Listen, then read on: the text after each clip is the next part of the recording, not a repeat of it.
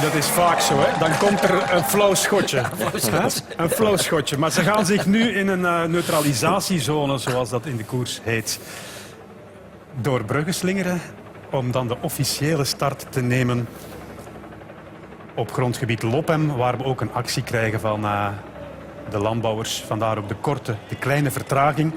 Maar nu dus door die binnenstad via de Wollestraat, de Dijver, de Gruuthuizenstraat, de Mariastraat, de Katelijnenstraat, de Bargeweg, naar de ring van Brugge om uiteindelijk naar Lopem te gaan.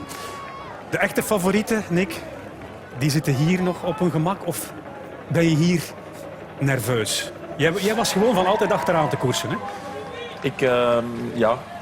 Ik startte daar meestal in de laatste 5. Bij mij, ik was uiteraard gestrest en nerveus voor de start. Maar vanaf het schot viel die stress bij mij weg. Focus op de wedstrijd. En bij mij was het eigenlijk de eerste 100 kilometer zo zuinig mogelijk. En mijn manier was dan achteraan, omdat het mentaal minder belastend is. En je ziet dat hier ook wel bij een heel aantal mannen. Ja. Van Marke en Paolini. Hè? Paolini, winnaar van Gent-Wevelgem. Vandaag in de dienende rol, zegt hij, Alexander Christophe. Maar misschien verandert dat in de loop van de wedstrijd. Ja, maar Paolini, als je gezien hebt hoe hij rijdt, Christophe moet er nog bij zijn. En Christophe gaan ze proberen sowieso kapot te maken. Als ze met Christophe naar de meet komen, zijn ze geklopt. Maar dat gaan ze toch wel proberen te verijdelen. Maar Paolini, vergeet nooit, een oude Vosman, hoe dat hij reed in Gent-Wevelgem. Pas maar op van die kerel vandaag, hè, als de situatie een beetje in zijn voordeel komt. En Peter Sagan, daar vraag ik mij grote vraagtekens van. Is boos. De eerste wedstrijd, mag ik toch zeggen, dat van Peter Sagan niet gesproken wordt als favoriet. Hij is boos.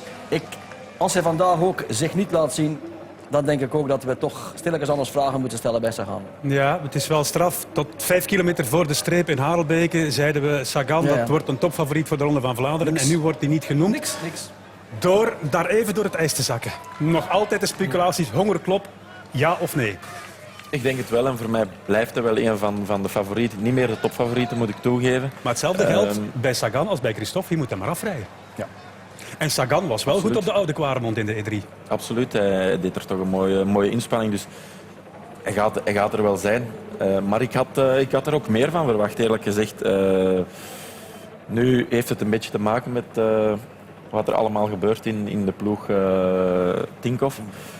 Dat kan ook een rol spelen, dat straalt ook af op de renners. Dus dat is een beetje afwachten. Ik ben heel benieuwd, maar ik verwacht hem toch nog heel kort. Het is de eerste keer dat hij er niet bij heeft gehoord. Hè? Hij hoort er niet bij, niemand spreekt van Sagan of het is op een heel lage basis. En ik denk dat hem vandaag, als dat hem vandaag niet motiveert, wat motiveert hem straks nog? Dus ik verwacht hem en is hij er vandaag niet. Dan heb ik een vraagteken. Ja, maar wat gebeurt er allemaal binnen die ploeg? Je hebt bij Ries gereden, je hebt die Ronde van Vlaanderen gewonnen onder Ries. Wat is daar gebeurd in die tweestrijd tussen Tinkoff en Ries?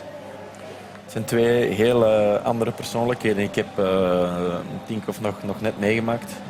2012, net voor de Tour kwam hij erbij. En dan merk je dat gewoon Ries is eigenlijk een beetje teruggetrokken op zichzelf. Tinkoff is gewoon tegenovergestelde. Heel uitbundig, heel luidruchtig. En dat is niet de perfecte match, zo blijkt. Wil hij niet te veel publiciteit voor zijn eigen? Zou hij niet beter in het peloton gezeten hebben als kleur Tinkoff? Dat is zo mijn vraag als leek. En dat hij gewoon zegt, ik wil de publiciteit naar mezelf halen. En... Ik denk dat trouwens dat hij vroeger gekoerst heeft. Ja, bij de amateurs heeft hij wat gekoerst. Maar al die mannen die bij de amateurs gereden hebben. Je hebt dat natuurlijk met die oligarchen. Plankaart, die denken allemaal dat ze het beter weten. Nee, maar ik wou zeggen, je hebt dat met die oligarchen. Die hebben dan heel veel geld en die denken ook dat ze zich alles, maar dan ook alles kunnen permitteren. Het is een probleem vaak. Ja. Het is zonder twijfel een grote zakenman. Het heeft iets enorm uit de grond gestampt. Maar dat wil niet per definitie zeggen dat het ook een perfecte ploegleider is of iemand of een teammanager. Dus de juiste man op de juiste plaats. Is het niet verkeerd dat zo'n man daar ook alles te zeggen heeft in die ploeg? Volgens mij de manager Ries die moet baas zijn over die ploeg. En niet de sponsor of niet de man met het grote kapitaal. Als hij morgen kwaad is op 2 renners van de ploeg. Ik kan ze ook zomaar op straat gooien. Ik bedoel maar, ik vind dat Ries gewoon alles in handen moet krijgen. Een man met ervaring. Het is ook een man zoals Ries, als die iets zegt, die heeft inderdaad die ervaring, die uitstraling. Daar gaan mannen zoals Sagan, zoals Contador ook naar luisteren. Maar misschien had Ries al heel lang uit dat peloton moeten weg zijn als we met dat wielrennen een andere weg willen inslaan en vooral dat imago opkrikken. Het oude wielrennen, dat werd vaak aangehaald. Als je wil mag je daar straks nog op reageren, Nick, maar ik krijg op mijn oor te horen dat de regionaal de l'Etape even wil tussenkomen. De man uit Brugge, Renaat Schotten.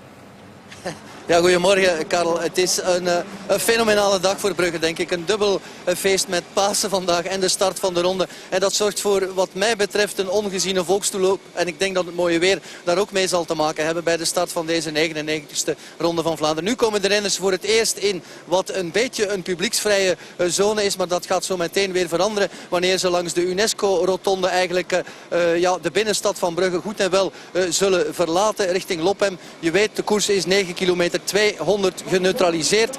De wind hier die voelt eigenlijk heel beperkt aan. Dat is de eerste vaststelling die je kan doen en dat kan heel bepalend zijn. Maar ze zouden wel rugwind hebben op de eerste strook richting Zuidwest-Vlaanderen. Zou de wind in het voordeel staan en dat zal zeer interessant zijn. We moeten wel eerst nog langs die boerenkrijg in Lopem en Ruddervoorde. Lopem, daar is de officiële start. Zometeen, als ik even kijk naar de eerste rij van het peloton, dan zag ik daarnet Stibar op die eerste rij zitten. Maar het is een gezaper, heel rustig tempo. Het is genieten van een lentezonnetje bij frisse temperaturen. Het is ook kippenvel door de massa die hier vandaag op de been is in Brugge. Er wordt altijd gezegd 15.000 toeschouwers. Wel, ik denk dat dat record vandaag gebroken wordt, Karel. Ja, dankjewel Renaat. Brugge straalt in al zijn pracht. En jij doet dat ook samen met je motaar Marnik van Zevenand. Een behouden rit. Straks kom je ongetwijfeld nog wel een paar keer tussen als we die officiële start in zicht gaan krijgen. Nick, jij wou nog reageren op Ries. Want je keek fel naar mij toen ik zei het oude wielrennen moet er misschien maar eens uit. Ik begrijp waar je naartoe wilt, maar ik vind wel dat we dat los moeten koppelen van elkaar. Hij heeft fouten gemaakt als renner. Is er ook voor gestraft. Maar als ploegleider, als teammanager, heeft hij wel uitzonderlijke kwaliteiten. Heeft hij jullie ook altijd gewaarschuwd of behoed voor wat verboden was? Of sprak hij daar niet over? Want ik heb een docu gezien over hem en het was een hele stille, ingetogen man die eigenlijk constant op het randje van de depressie zat. Hij heeft er tegen mij nooit over gesproken. Hij kwam meer naar mij en zoals je zegt, een man van weinig woorden. Het kon gebeuren dat hij plots naast mij kwam zitten en de eerste minuut gewoon geen woord zei. En dan zit je daar een beetje te kijken van, moet ik nu zelf het gesprek in gang steken? En dan zei hij iets, recht erop, Dat erop. terug een minuut zwijgen.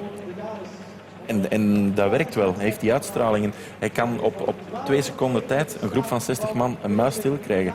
En dat is niet iets dat je echt kunt leren. Je hebt dat of je hebt dat niet. En dat is iets dat Bjarne wel heeft. Ja, we moeten hier niet de persoonlijkheid van Bjarne Ries helemaal gaan ontleden. Het gaat over de Ronde van Vlaanderen. Het is niet onbelangrijk natuurlijk. Hè. We zitten ook met Peter Sagan in die ploeg. En die verhoudingen, misschien dat dat ook invloed heeft op zijn manier van koersen.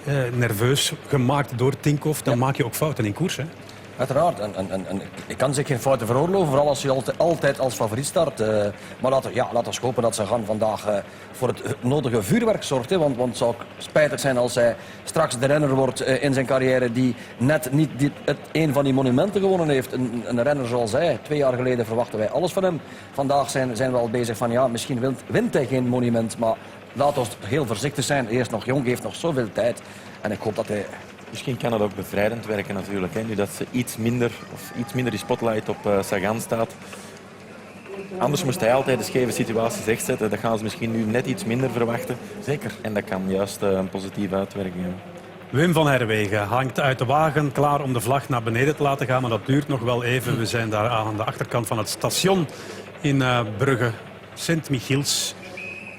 En op de eerste rijen de mannen die... heel graag in een vroege vlucht zouden zitten, maar ook al een aantal topfavorieten. Ik zag Stibar vlak achter de wagen. Dat is natuurlijk een ideaal plekje om die 9 kilometer meegezogen te worden zonder een trap te hebben moeten geven. Hij houdt er rekening mee, denk ik. Wat wil jij zeggen? Nick startte graag achteraan. Ik startte graag zo in de voorste gelederen van het peloton. Het risico kan overal gebeuren in die Ronde van Vlaanderen. En Stibar, waar hij nu zit, natuurlijk, dat zegt niks. Het is een neutrale start. Maar het is toch een teken van, ik ben attent. Ik wil hier niet voor de verrassing staan, een valpartij of om het even wat. Ik vind het tof dat hij gewoon vooraan zit en gewoon op een zeer sobere manier die eerste kilometer volgt.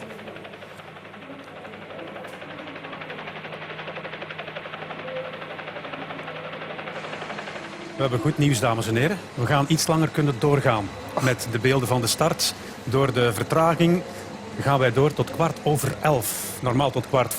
We gaan door tot 11:15. Dat is nog 3 kwartier. We gaan de hele koers kunnen ontleed hebben nog voor hij is gereden. Alles dat is goed. geheimen gaan ontleed worden nu. Dat is goed, dan kunnen we de hele deelnemerslijst straks gewoon even afgaan. Greg van Avermaat hebben we gezien.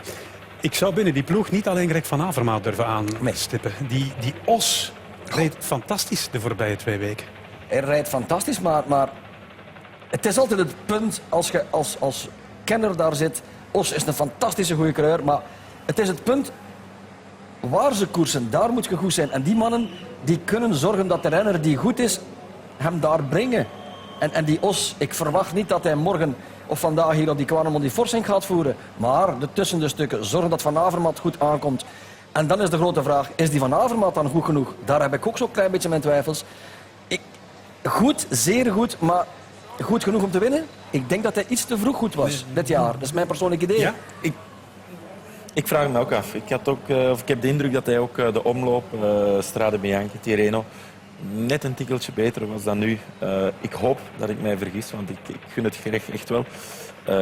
Maar in mijn had je ogen... hetzelfde gevoel bij Sepp van Marken? Want die vloog in de omloop het nieuwsblad over de kasseien. Ik niet. Ik had hetzelfde gevoel niet. Maar toen zei jij, Eddie, ik heb nooit iemand in mijn hele leven zo snel over kasseien zien Dat gaan we rijden. vandaag terugzien. Daar ben ik van overtuigd. Hij is gemotiveerd. Gent-Wevelgem gaat me niet op vastpinnen, want het is een groot verschil zoals hij koerste in Gent-Wevelgem. Valpartijen vermijden, constant in die wind. Dat is iets anders hoor. Als we die beelden van de Moeren zagen, hij was de man die vooraan in de baaier zat rondrijden en na 2 plaatsen al opnieuw inschoof uit schrik om op dat kantje te geraken. Als hij en in te vallen. Harelbeke niet uit zijn pedaal schiet op de Patersberg, dan zien we ook een andere wedstrijd. Voor mij is het nu de man die het snelst op stenen kan rijden. Gaat hij daarom winnen? Andere vraag natuurlijk. Sepp is natuurlijk, en hij geeft dat zelf ook aan, iemand die heel vaak initiatief neemt, heel vaak heel veel hooi op zijn vork neemt. En dat laat zich soms een beetje merken dan in de finale dat er een tikkeltje tekort komt. Echt maar een tikkeltje. Hij heeft wel gezegd, ik ga smeerlap geworden vandaag. Heeft hij wel zelf gezegd. Inderdaad. Laat ons hopen en dan gaat hij heel ver kunnen komen. Nu, zoals je zegt, Karel, ik heb ook een beetje het gevoel van, is hij niet een klein beetje over die top heen? Ik weet het niet. Hij gaat er alleszins zijn, maar ik had ook wel het gevoel dat hij, zoals hij in het Volk reed of in het Nieuwsblad, net iets sneller was. Hè. Maar hij heeft toch nog niet veel gekoerst. Hij is zo bezig met deze week die nu komt. Hoeveel wedstrijden heeft hij gereden?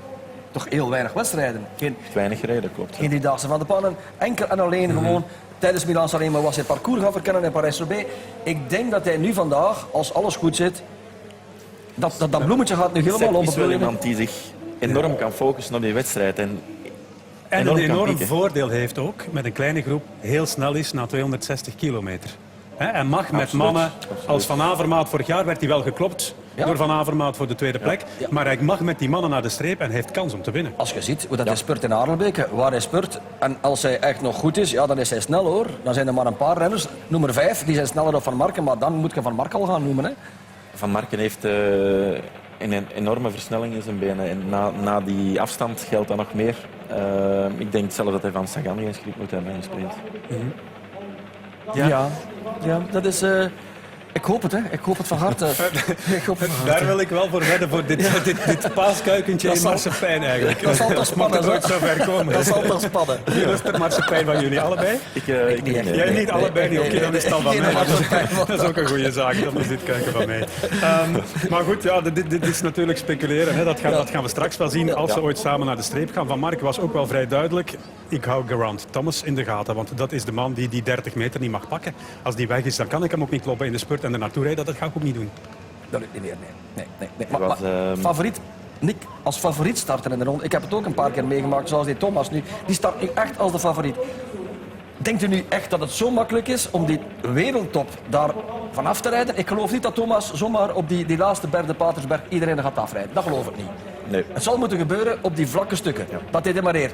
Maar nu eerlijk, is dat nu zo makkelijk, de wereldtop dan maar afrijden? Voor de Ronde van Vlaanderen? Nee, ik moet zie dat ook, nog zien. ik zie ook niet echt iemand die er bovenuit steekt om iedereen gewoon los te rijden op de heuvels. Hè. Ja. Dit is een vertrouwd beeld in de voorbije wedstrijden, hè, dames en heren. Heel veel tractoren langs de kant van het parcours. Protest van de landbouwers. Het voortbestaan van heel veel landbouwersbedrijven is bedreigd en daarvoor komen ze op. Uiteraard komen ze daarvoor op. Ze hebben het punt nu gemaakt de voorbije weken. Ik hoop dat alle actoren die zich daarmee moeten bemoeien tot een consensus kunnen komen in dat er heel veel bedrijven kunnen gevrijwaard worden. En dat dat ook in harmonie met de natuur gebeurt. Maar dat iedereen zijn bestaan kan voortzetten zoals dat hoort te gebeuren. Maar ze hebben dat heel mooi gedaan de voorbije weken, dat protest gevoerd. Met heel veel respect ook voor de koers. Zonder belemmerend te zijn, integendeel. Ik zag de beelden van Jurgen Roelands vorige week na de afdaling van de Camel, die tussen een erehaag van tractoren vooruit werd gestuurd. Charmeer eigenlijk, mooi beeld. Ja, prachtig. Het was een schitterend beeld. Mooi. Renaat roept nog eens. Renaat? Ja, ik zie het begin van de boerenkrijg. Karel, hier net eigenlijk bij het buitenrijden van Brugge. De eerste tractoren opgesteld langs de expressweg, zoals die hier in de volksmond genoemd werd. Op weg naar het officiële startpunt met dat peloton in Lophem. En ja, het is ongelooflijk eigenlijk wat dat allemaal doet met een mens hier. Die boeren, ik begrijp helemaal hun standpunt. Zij maken gebruik van het platform van deze ronde van Vlaanderen. Je suis gecharreld is daar een opvallend spandoek. Dus ja, ik denk dat het duidelijk is wat zij hier vandaag komen illustreren. No boer, no glory. En groene boycott maakt de boeren kapot. En zo meer van die kleurrijke dingen. De boeren laten zich zien. Ik denk dat dit zal duren tot aan Ruddervoort, heb ik me laten vertellen. Want er waren heel veel berichten over verkeersopstoppingen en mensen die niet tot op de plek van de start van de Ronde van Vlaanderen geraakten. Maar hier is het in elk geval, ze maken er ook een feestje van, de boeren. En geeft ze ongelijk, Karel. Het is tenslotte ook een feestdag. Ja, absoluut. Mijn buurman Stijn moet daar ook ergens tussen staan. Renaat, mocht je hem zien, doe hem de groeten. Hij was er in elk geval bij tijdens Gent-Wevelgem. Wij gaan verder praten over de koers. Die uitspraak van Bradley Wiggins wil ik toch nog eens aan jullie voorleggen. Ook Ethics Quickstep, die jongens die koersen als konijnen die in de koplampen van een auto staren. Ja, maar het is een mooi vergelijk. Hè. Want als je ziet, soms vraag je je af, als je dan als ex-prof zit te kijken, wat is er aan de hand met die mannen? Als je dat ziet, we gaan de wedstrijden niet allemaal terug overlopen die gebeurd zijn. Maar er is geen lijn getrokken.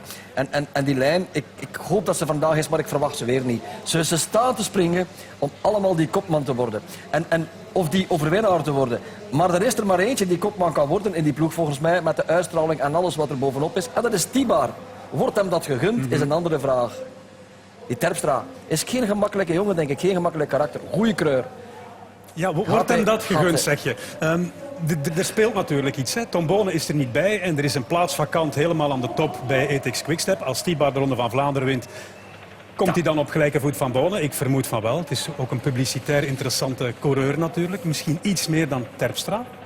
Is veel meer dan Terpstra volgens mij. Dat denk ik meer die uitstraling. Dat denk ik inderdaad ook wel nu. Gelijke voet als Bonen vind ik nog net een stap te ver. De erenlijst van Bonen.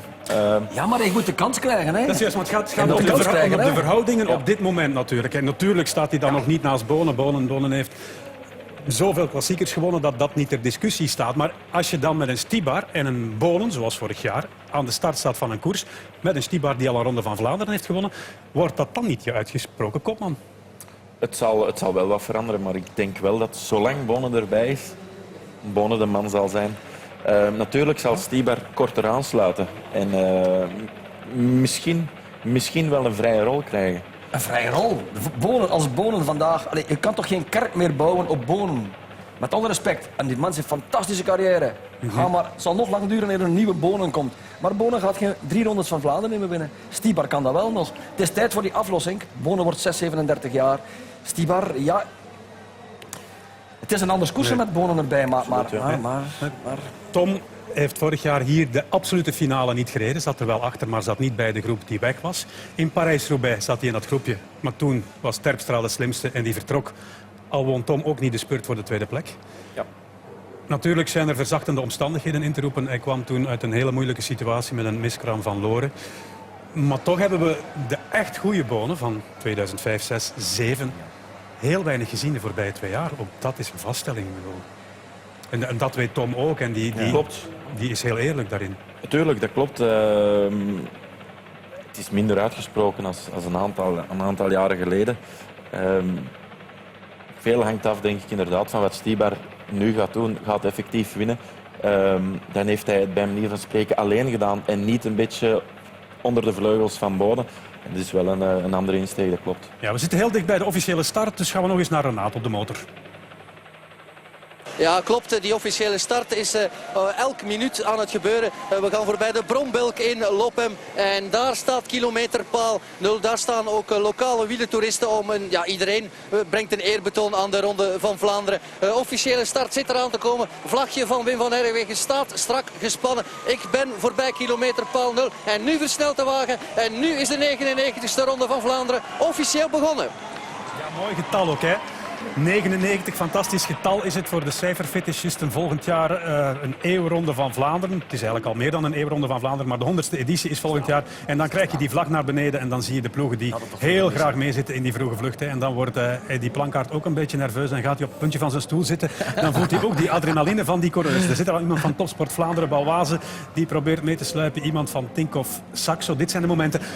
Durf je nu niet als ploeg Ethics Quickstep iemand meesturen in die vroege vlucht? Of is dat zinloos? Het is vroeg. Ja, het is, 4 man, 5 man, dat is vroeg. Vaak is het zo dat de ploegen met de topfavorieten zeggen van als eentje mee is, in het geval van het is dan van iemand van Sky, van BMC, van Lotto.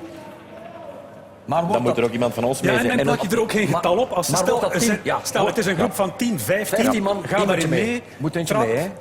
eet en drink en wacht tot de kopmannen komen in de finale. Ik ben zo groot gebracht bij Peter Post. 10, 15 man. Overal- Hallo, 1 of overal 2 man iemand bij mee. En posteren, dan, ja. wat de woorden, dat zijn de woorden van Peter Post. Goed eten, goed drinken, jongens. Goed meerijden, maar laat u meedrijven. Maar toch, als het nodig is, dan het spel lam leggen van 15 man. Pas op, ik heb ooit de Ronde van Vlaanderen verloren tegen René Martens, hè, met de vroege ontsnapping. Dus het kan het tot het einde behalen. Als het even kan, 1 mannetje per 10 is ideaal. Per 10. Ja. Hè? Exacte wetenschap, wielrennen, dames en heren. En Renaat Schot op de motor daartussen, die waarschijnlijk ook al een aantal van die koplopers gaat identificeren. Ja, Pavel Broet is mee. Dat is de renner van Tinkoff Saxo. De man van Europcar daar aan de leiding. Dat is, even kijken, Tony Urel. Dan de man van Bora Argon. Ja, die heb ik nog niet kunnen identificeren. Maar hier nu een stuk waar ze wat meer voorsprong kunnen nemen. Ja, dan zien we de man met de rugnummer 18. Dat is 181, moet ik zeggen. Dat is Shane Archbold, ja, snelle man. Dan hebben we hier ook... voor Age de Zer, La Mondiale, Alexis Gouchard, de dubbele winnaar van de Klassiek Loire-Atlantique. En de man van Topsport Vlaanderen, ja, die kennen we, dat is de winnaar van de bergprijs in de driedaagse de Pannen, Jarl Salomijn. Juist. Salomijn mee in de vlucht. Of het ook al mag gebeuren is maar zeer de vraag. Er zijn een paar mannetjes uit het peloton die de sprong proberen te maken. Dat peloton wordt nog altijd lang gerekt. En dan weet je dat het moeilijk is om weg te blijven. Hè. Dan ligt de snelheid hier ontzettend hoog. Hoe snel en hoe lang moet je per uur kunnen rijden om in zo'n vlucht mee te zitten? Dat wordt vaak onderschat. Dat is een van de moeilijkste dingen. Mensen die onderschatten dat nu echt. Die renners, dat zijn beroepsrenners. En die rijden nu om weg te rijden. Dus dat is toch vrij simpel. Hoe snel kan een beroepsrenner rijden? 60 per uur. Nu rijden ze 55, 60 per uur. En het is zo niet zichtbaar, want ze twijfelen een beetje, maar toch. Maar dat peloton dat is nu aan het koersen, hoor. En dat is vanaf de eerste kilometer vol een bak daarin. Tot wanneer dat die ontsnapping gemaakt is. Je kunt zeggen dat die mannen die nu proberen weg te rijden eigenlijk hun finale al aan het rijden zijn. Dat wordt fel onderschat natuurlijk, maar het zou mij gek lijken als nu de eerste ontsnapping zou Daar weg zijn. herstel je toch nog van dit. Je herstelt natuurlijk, maar je draagt voelt het wel naar het mee. einde toe wel. Absoluut, tuurlijk. Ja. Maar ze zijn nog niet weg, hoor. Het gaat nog een tijdje duren, want de Ronde van Vlaanderen, de vroege ontsnapping, is zo belangrijk geworden. Vroeger was dat eigenlijk minder belangrijk, maar nu, die vroege ontsnapping met die integrale uitzending, zeer belangrijk. Dus we gaan nog wat koers zien vooraleer dat de eerste groep gevormd wordt, denk ik. Nee. Toen ik vroeger op de motor zat, hè, toen vond ik dit een van de fantastische Mooi, momenten mooi, hè? in de wedstrijd. Dat eerste uur. Mooi. Om te kijken hoe lang dat duurt en hoeveel geluk je soms ook moet hebben dat ze het daarachter laten stilvallen en dat die samenstelling van dat groepje klopt. Maar de samenstelling, nu zijn we er, de samenstelling. Want denk maar niet dat die sportdirecteurs, het is goed weer, een andere situatie van koers. Als er straks 15, 20 man wegrijdt, of 15 man, dan gaan er mensen tussen zitten dat je zegt, oelala, is die al mee? Pas op, hè. Ja. Dit was een heel mooi beeld om te vergelijken. Achteraan het peloton onder meer Sagan en dit is vooraan geven, ellebogen wijd open. En achteraan word je meegezogen in de slipstream van dat peloton en voel je nauwelijks dat je aan het fietsen bent. Het is een beetje zoals als je achter een tractor of een vrachtwagen rijdt, wordt meegezogen inderdaad. En eigenlijk, als de wind natuurlijk een beetje goed staat, dan kun je vrij relaxed meerijden achteraan nu. Ja. Alexis Gouchard wil in een vroege vlucht zitten. Goeie coureur nogthans, hoor. Is dat niet een man die zich iets langer zou moeten sparen? Situaties, dat peloton dat leeft hè, en dat komt en dat gaat. En dat is soms, ja, ik zit nu toevallig mee vooraan, er wordt gedemareerd. Wat moet je dan doen? Moet je dan afwachten op die renner waar het mee afgesproken is op de vergadering de avond voordien van jij moet meespringen? Nee, als jij daar nu toevallig zit en je bent geen uitgesproken kopman, dan ga je maar meegaan. Dan ga je die ploegman niet teleurstellen, die ploeg niet teleurstellen. Ja, dat is een bewegend gebeuren. En ja. Toevallig mee zijn. Ik vroeg mij vroeger af, hoe kan dat? Toevallig mee zijn, maar dat is effectief mogelijk. Dat je toevallig eens een keertje meeschuift en dat het peloton stilvangt en je bent weg. Maar het is een heel boeiend spel. En ik herinner me ook nog het begin van mijn carrière dat ik bij Quickstep de taak kreeg om bepaalde ploegen niet te laten rijden. Daar reed er een grote groep weg. Elke keer wil je dan terug mee zijn, want die renners zijn mee. En op een gegeven moment zit er geen één van die 5 ploegen mee. Ja. Paf, peloton valt stil en de vlucht is vertrokken. Soms duurt het 10 kilometer, soms duurt het 100 kilometer. Daar zit Sebastian Langeveld, de Nederlandse kampioen, nergens genoemd deze week. Ja, dat is zo een van de mannen die staat bij mijn overlevers. Niet bij de outsiders, bij de overlevers. Maar ja, hij zal waarschijnlijk ver komen. Een parcours die hem past. Maar nee, ik verwacht toch niet dat hij vandaag daar een glansrijke rol gaat spelen. Ja. Sowieso iemand die enorm bezig is met deze periode. Maar vorige week toch ook vrij zware gevallen, afgevoerd naar het ziekenhuis. Het is altijd de vraag hoe dat ze daarvan herstellen. Ja, zo zijn er wel een paar. Ik ga straks nog een paar namen noemen, maar toch eerst even naar buiten kijken. Want de klokken die op weg zijn naar Rome passeren hier op dit moment in Oudenaarde. Heel mooi beeld. Ze zijn al bijna weer weg, hoor, dames en heren. Dus, Pipo Pozzato, ziek geweest voor de E3, niet gestart. Gent-Wevelgem wel gestart, vroeg uit de koers verdwenen. Een man die hier een finale heeft gereden, die ook gespurt heeft voor de overwinning, maar verloren heeft van Bonen. Waar ik persoonlijk geen rekening mee houd, maar dat mogen jullie wel doen. Ik ook niet. En ook met Alfredo, dat is een beetje hetzelfde type. Pozzato is een andere kleur of Alfredo, maar dat zijn 2 types die vandaag heel mooi op de fiets zitten. Mooi gestroomlijnd, mooi voor het oog, maar ik verwacht ze echt niet. Alhoewel dat wij Pozzato hebben we nu al gezien, Alfredo gaan we straks ook zien, maar op het moment, volgens mij, dat er niet moet gekoerst worden. Dan gaan we Pozzato wel nog in. Wie zeg jij, Alfredo? Alfredo? Of Alfredo. Ik zeg gewoon alles verkeerd. Alfredo. Ik was aan een Italiaanse film aan het denken. Alfredo. Maar dat zal de man zijn die we terug gaan zien op het moment dat er niet moet gekoerst worden. Ja, mooie stijlvolle coureur. Mooie stijl. Stijlvol tot en met. Alfredo. Reclame voor de koers. Renaat nog eens, want daar wordt weer gebatterd. Ja, 3 man die probeert weg te rijden. 2 ervan heb ik al herkend. Dat zijn Dylan Groenewegen en dan ook nog een mannetje van Age de Zer opnieuw. En dat is de debutant Quentin Jorigui. We zijn in Ruddervoorde, bekend van de Sint-Eloysprijs die hier dit jaar in juni voor de 60ste keer doorgaat. Een van die typische kermiskoersen, Karel. Ja, inderdaad. Ruddervoorde, een kermiskoers waar altijd heel veel renners aan de start staan. En ook altijd heel veel volk naartoe komt.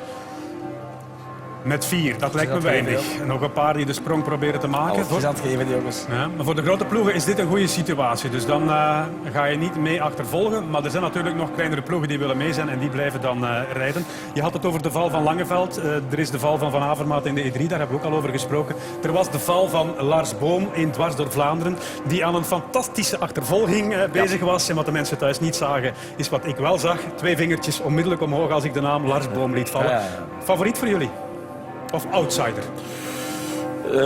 Laten we zeggen, een beetje ertussen. Ik denk wel dat hij heel goed is. Maar door omstandigheden heeft hij niet echt kunnen laten zien waartoe hij helemaal in staat is. Dus daartussen. Maar Lars wil dat absoluut kopmanschap. Hij heeft dat nu. En hij was aan een sterke nummer bezig in Waregem. Dus we gaan hem in de finale zeker terugzien. Ja. Als je zo goed bent in Waregem, je valt dan uit door een val, je kan dan nergens meer koersen, dan mis je de kilometers niet? Ja, uiteraard is het beter dat je die wedstrijden rijdt, maar ik denk dat ze allemaal zo professioneel genoeg zijn. Trainingen bijmaken, extra dan simuleer je nog eens. Ja, natuurlijk jongens, ga maar achter de brommer trainen, ga maar zorgen dat je die koerssituatie krijgt. Het is tenslotte toch in die 2-3 weken dat zij het moeten doen, dit soort renners. Dus dan kan je niet zeggen, ja, ik heb gevallen of ik heb de kilometers niet. Ja, sorry, de fiets op en koerssituaties simuleren. Hè. Soms is het beter om ook eens te durven passen en een dag meer herstel in te lassen.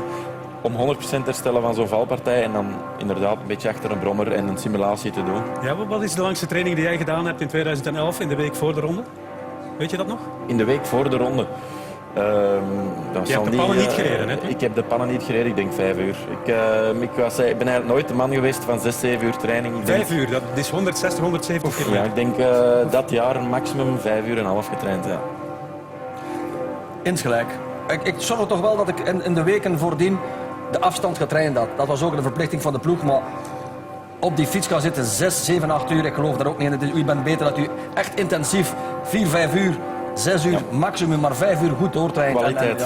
Als de fantastische kampioen Roger de Vlaming nu zit mee te kijken met ons, dan hoor ik hem nu zeggen, Movent toch. Maar dan hadden ze een plan gehoord, jongen, vent, je terug op dekjes afgereden ook, hadden ze zeggen. Nee, maar dan gaat hij nu denken, jullie hebben niet het maximum met jullie carrière gehaald. Nee, geloof ik niet. Geloof ik niet. Rosé was een ander type kruier, had een ander talent of wij. Had ik meer moeten trainen. Mijn broer Walter is een beter voorbeeld. Die moest trainen tegen de sterren op. Als ik zou meegetraind hebben met mijn broer Walter, dan kwam het niet aan de bak. De ene moet veel trainen, de andere moet weinig trainen. Daar heb ik zo mijn vragen over. Een aantal jaren geleden kwam ik Sven Nys tegen op training en hij was aan het losrijden. Ik was ook aan het losrijden. 60 per uur. 60 per uur, hè? Wat jullie al aangaven. 60 per uur. Maar vertel rust verder niet, het is zeer interessant. Ja, en we waren aan het losrijden, was de dag voor het BK op de weg.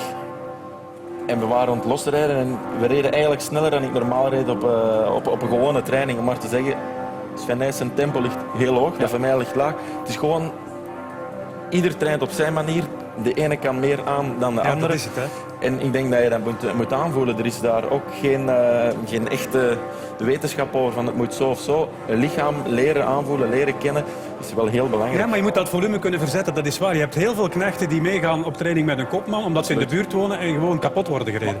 Ja, zijn, zoals ze zeggen, de koning van de trainingen. Ja. En de tijden van 8 uur en 300 kilometer trainen, Karel, die zijn een stukje voorbij. Hoor. Het zijn andere tijden geworden. En als ze 300 kilometer moesten trainen, die renners allemaal, dan weet ik wel waarvoor. Hoor. En Het is ook zo. Zeg, kom. Ja, wacht even mannen, want de helikopters moeten zo dadelijk naar de grond. En Renaat wil nog 1 keer tussenkomen, dat gaan we hem absoluut gunnen. Doe maar, Renaat.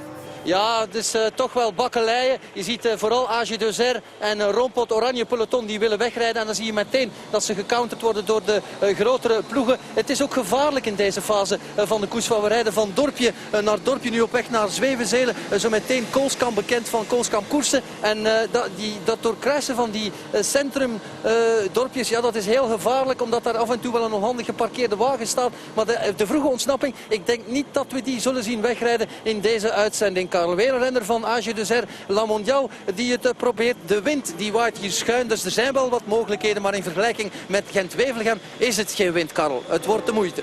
Ja, dat is goed. En als die ontsnapping ontstaat buiten het zicht van de camera's, dan proberen we dat mee te geven vanaf 12 uur. En misschien is daar dan wel een camera bij met een opnamerecorder, waarbij we die beelden dan uiteindelijk gaan kunnen geven iets voorbij 12 uur. Maar we gaan hier gewoon nog een minuut of 22 door, hoor, dames en heren. Zometeen is er hier ook nog een start van de vrouwenkoers, de ronde. It is the 99th edition of the Tour of Flanders. Ronde van Vlaanderen. Riders making their way from Bruges to Oudenaarde across a total of 265 kilometers. And the riders are out on the course, as you can see. Live pictures of the breakaway group that has established itself. Frenetic first half hour of racing, as you might expect. And eventually Jesse Sargent, Damien Gaudin, Matt Bramier from MTN Quebec back at the top level of racing. Very much enjoying a return to Ronde van Vlaanderen. Matchka's there, Dylan van Groenewegen of Rompot. Lars back for Lotto Soudal, and Marco Frapporti of Androni Giocattoli has managed to winch himself across to this group. Initial group of 6. One rider dropped. A couple of riders managed to jog over to it, and they now have 6.5 minutes. The peloton behind currently being bossed by the Team Sky riders, who are the preeminent force in classics racing, it would appear, these days. And Ronde van Vlaanderen very much underway, and riders are out there. Our commentary team are in position at the finish line. Carlton Kirby has fluffed up the cushions. Sean Kelly has gone out and got the coffees, and they're ready for another 181 kilometers of bike racing this afternoon. It's set fair to be an absolutely thrilling day of action. So let's hear from Carlton and Sean. Thank you, Declan. A very warm welcome to you. This is the most spiteful, beautiful, brutal, heavenly, glorious, nightmarish race on planet Earth. Whether it's a nightmare or indeed a dream come true depends on where you are by the end of this one. I've got to tell you, the weather is spectacularly beautiful. We had an extraordinarily cold night, so they've still got some arm warmers on, as you can see. It's warming up though. We've got a gap of 6 minutes and 38 at the moment. 7 brave souls have gone up the road. There's an awful lot to contend with, and the first piece of Hellingen is only 3 kilometers away. The Tyenberg beckons, but there's an awful lot more to come as well. The famed Koppenberg is here, the Oude Kwermont, the Paterberg, and indeed some of those tests have to be taken a lot more than just once. So settle yourselves in, it's going to be a long one. Already it's been extremely busy. As you've heard, there are 7 riders in the breakaway. This was never designed to be easy, Sean. No, never an easy race in Belgium. Certainly the Tour of Flanders is not an easy one. The weather conditions, of course, that helps a lot. We have really nice conditions today, so I think a lot of riders will be happy with that, because the wet conditions, as we have seen in some of the earlier seasons, the semi-classics here in Belgium, it's just a terrible race and so dangerous. Today, really nice condition race, and so. But still, it's always going to be an exciting race with so much cobble section, so much of these hills. It's always a spectacular race. Riders just getting themselves back in after what was a mass comfort break, which to save your blushes, I think you're probably lucky that we missed that one. We have a series of tweets which are being dropped in throughout today's programme, and Declan will guide you through those. Don't forget, if you wish to join the conversation today, then you certainly can. It's at Carlton Kirby, or indeed at Declan.Quigley. Well, there is the menu this afternoon. Trek Factory Racing, we'll be keeping an eye on their Twitter feed, because Fabian Cancellara is set to join the tweeting craze with 60 kilometres remaining. There's the menu for them today. 19 climbs in total, ending with the Paterberg, and including a couple of ascents of the Paterberg, 3 ascents of the Oude Kwermont. Absolutely fearsome prospect. I can't imagine that riders are actually going to be able to read any of those, but it's just it's a nice comfort for them to have it on their top tube and just be vaguely aware of it.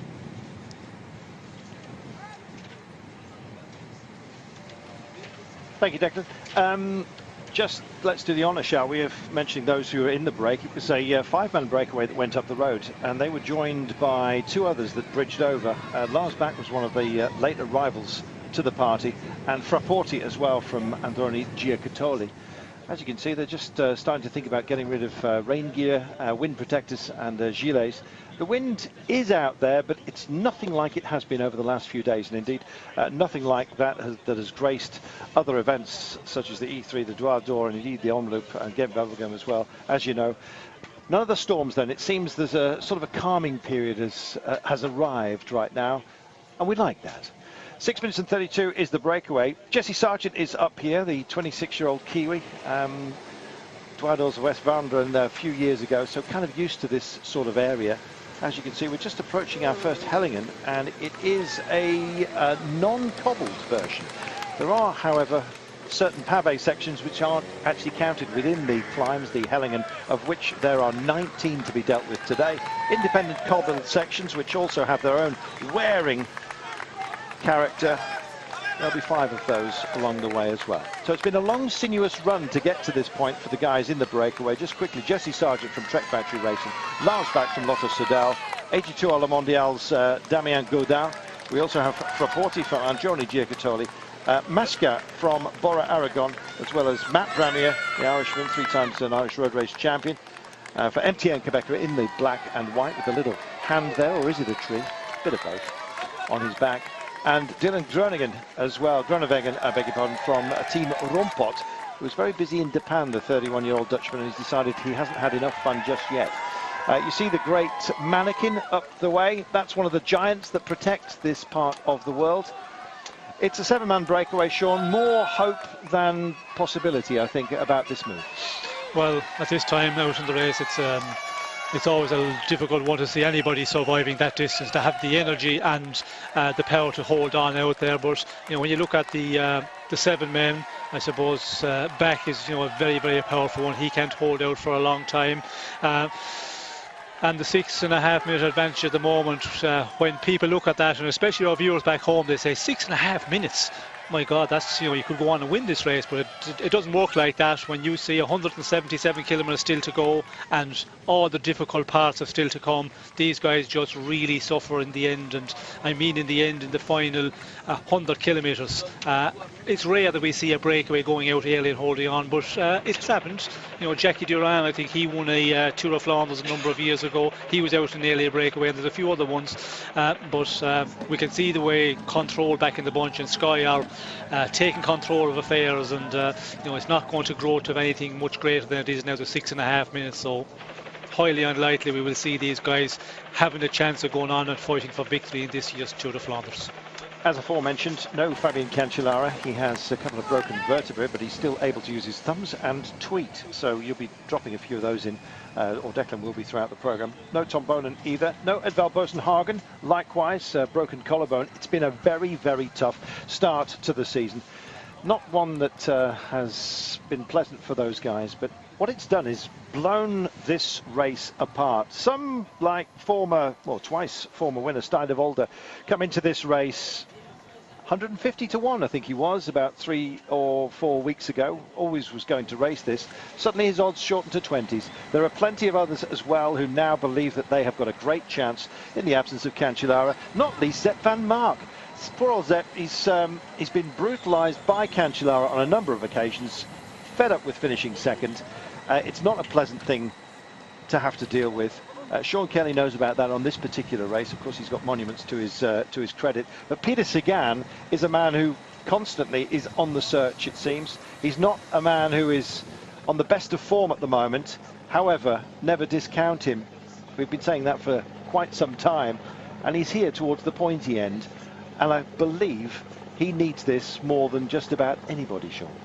Well, change of team, of course, to Tinkoff Saxo. A lot of expectations of him, especially from the team owner and all his supporters as well, because when you look back at the last number of years, Sagan, he always had a very good beginning of season. It's been very lean this season. One victory in the Trino Adriatico. It's probably the poorest one he's had since he really burst onto the scene. And when you go to a new team, you're hoping yourself as well. It gives that morale boost to perform well, and performing well leading up to the classics, the major ones like today. That's what Sagan should have been doing, but it doesn't look like he is in the best of shape. Will he surprise us all and really put in a real strong performance today? We'll have to see about that, but it doesn't look good for Sagan. He seemed to be in difficulty in the semi-classics, which are 30-40 kilometres shorter than we've got to do today. Check this bike out. Bradley Wiggins has got a rather special machine. It makes a huge difference, apparently, having rear suspension. I don't know whether you caught the back of it, but his Dogma 01, I believe is its code nomic, has got 10 millimetres of travel at the back. It's got a little shock absorber. Apparently it makes all the difference when you come to the cobbles. I believe 3 of the Sky Riders have got this bike. Not everybody then is going to share the love, but Bradley Wiggins has got one of them. Ian Stannard, I believe, is the other, and Geraint Thomas another. Apparently it makes life an awful lot more comfortable when you come to the cobbled sections. We'll have more on how it feels to ride over those at pace, and indeed just how long it takes your backside to recover after we take ourselves a short break. 174.3 kilometres they have dealt with the first piece of Hellingen. The next one comes up in about 12 kilometres time. So we look forward to your company for that. In fact, it's Oudenaarde and your first view of the area that contains the finish.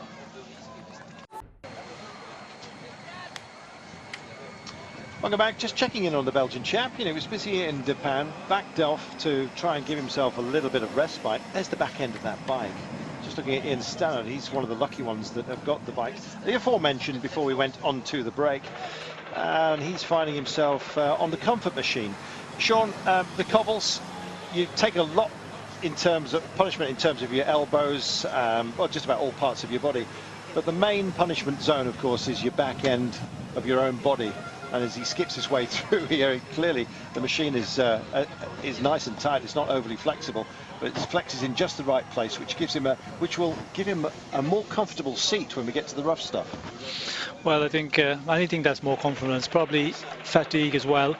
If you have a bike that is comfortable, more comfortable on the cobblestones, well then the less vibration comes up through the bikes into your body, and for your fatigue, I think it's a big help, and that's what they're trying to do within the Sky team to try and overcome that.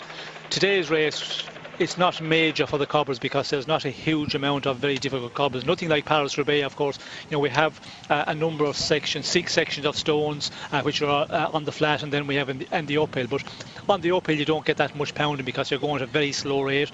The climbs are very, very steep. But it's a new bike. It's a test run. It's probably more just to see how it performs today with Paris-Roubaix in mind. Well, it's one of those things, I guess. Sean, last year you used the P word, as in, I think you said, if I'm quoting you directly, it took an awful long time for you. Your prostate took one hell of a beating. I think we're allowed to say that because it's absolutely true. Physically, it's a zone that takes a lot of hammering in cycling anyway. And I guess when you come to these. When you come to the pavé sections here, it really does hurt, and it can take you a long recovery time apart from anything else at the end of an event such as this to actually just find your comfort zone once again on a bike. Well, it certainly does when you ride a Paris-Roubaix, especially. But Tour of Flanders is also, you know, a very demanding race, first of all. But you also take quite a lot of pounding, not only in the cobblestones, but the Belgian roads. Anybody that comes over here, and you know, there were so many people came over from England, Ireland yesterday to do the Sport Eve event. If you ride in Belgium, the roads are very, very hard roads normally because there are a lot of concrete sections, and that is very hard. But then you have all the cobblestones thrown in, the flat sections, the hilly ones, and you know, it is very sore. Depending on how you're riding as well. When you're riding real well, you know, you just go across the cobblestones and you ride across a bit more comfortable. When you're suffering, that's the time.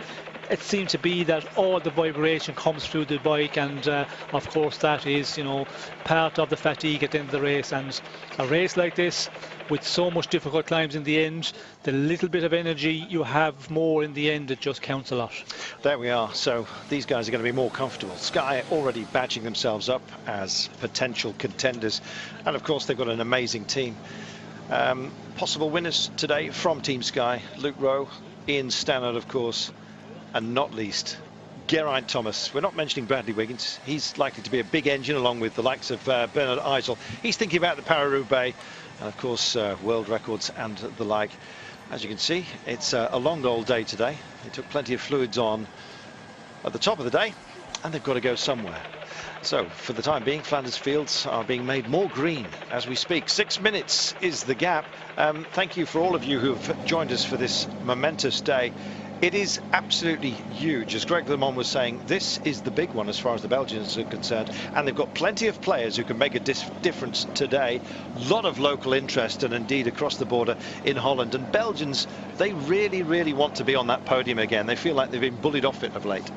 Yes, well, of course the Belgians, you know, they are natural in this sort of terrain. They ride it like from the moment they start riding their bike to school, wherever they're going, they just you know, have that practice from a very early age. But that doesn't mean that, you know, foreigners coming over here, and there's a lot of foreigners that have come and won this race and rode very well.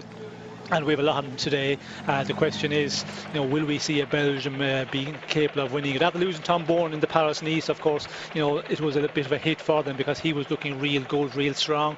But they haven't, you know, a lot of riders there in the weight at the moment. When you look down to the list, with the race being so open, I think there's other Belgians and other outsiders as well who are saying, well, I can do something in this race. And, you know, Stijn van den Berg, of course, you know, we've seen him in the past. I think within Ethics Quick Step, tactically and the way they've been riding, I don't think things are at their best, let's say, because they have been very, very strong in the race, very dominant, but not able to finish it off. And today there's going to be a lot of pressure on them to do something, and they have got the manpower there today. It'll be interesting to see what sort of race they will ride in the end. Will they start, you know, putting men into breakaways, attacking?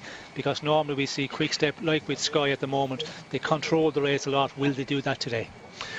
Control is one thing, having your opportunity, and indeed a whole load of luck. You're going to need a rag bag of all different elements if you're going to get to the end. It's not just about strength, it's not just about your teammates. It's a goodly portion of it.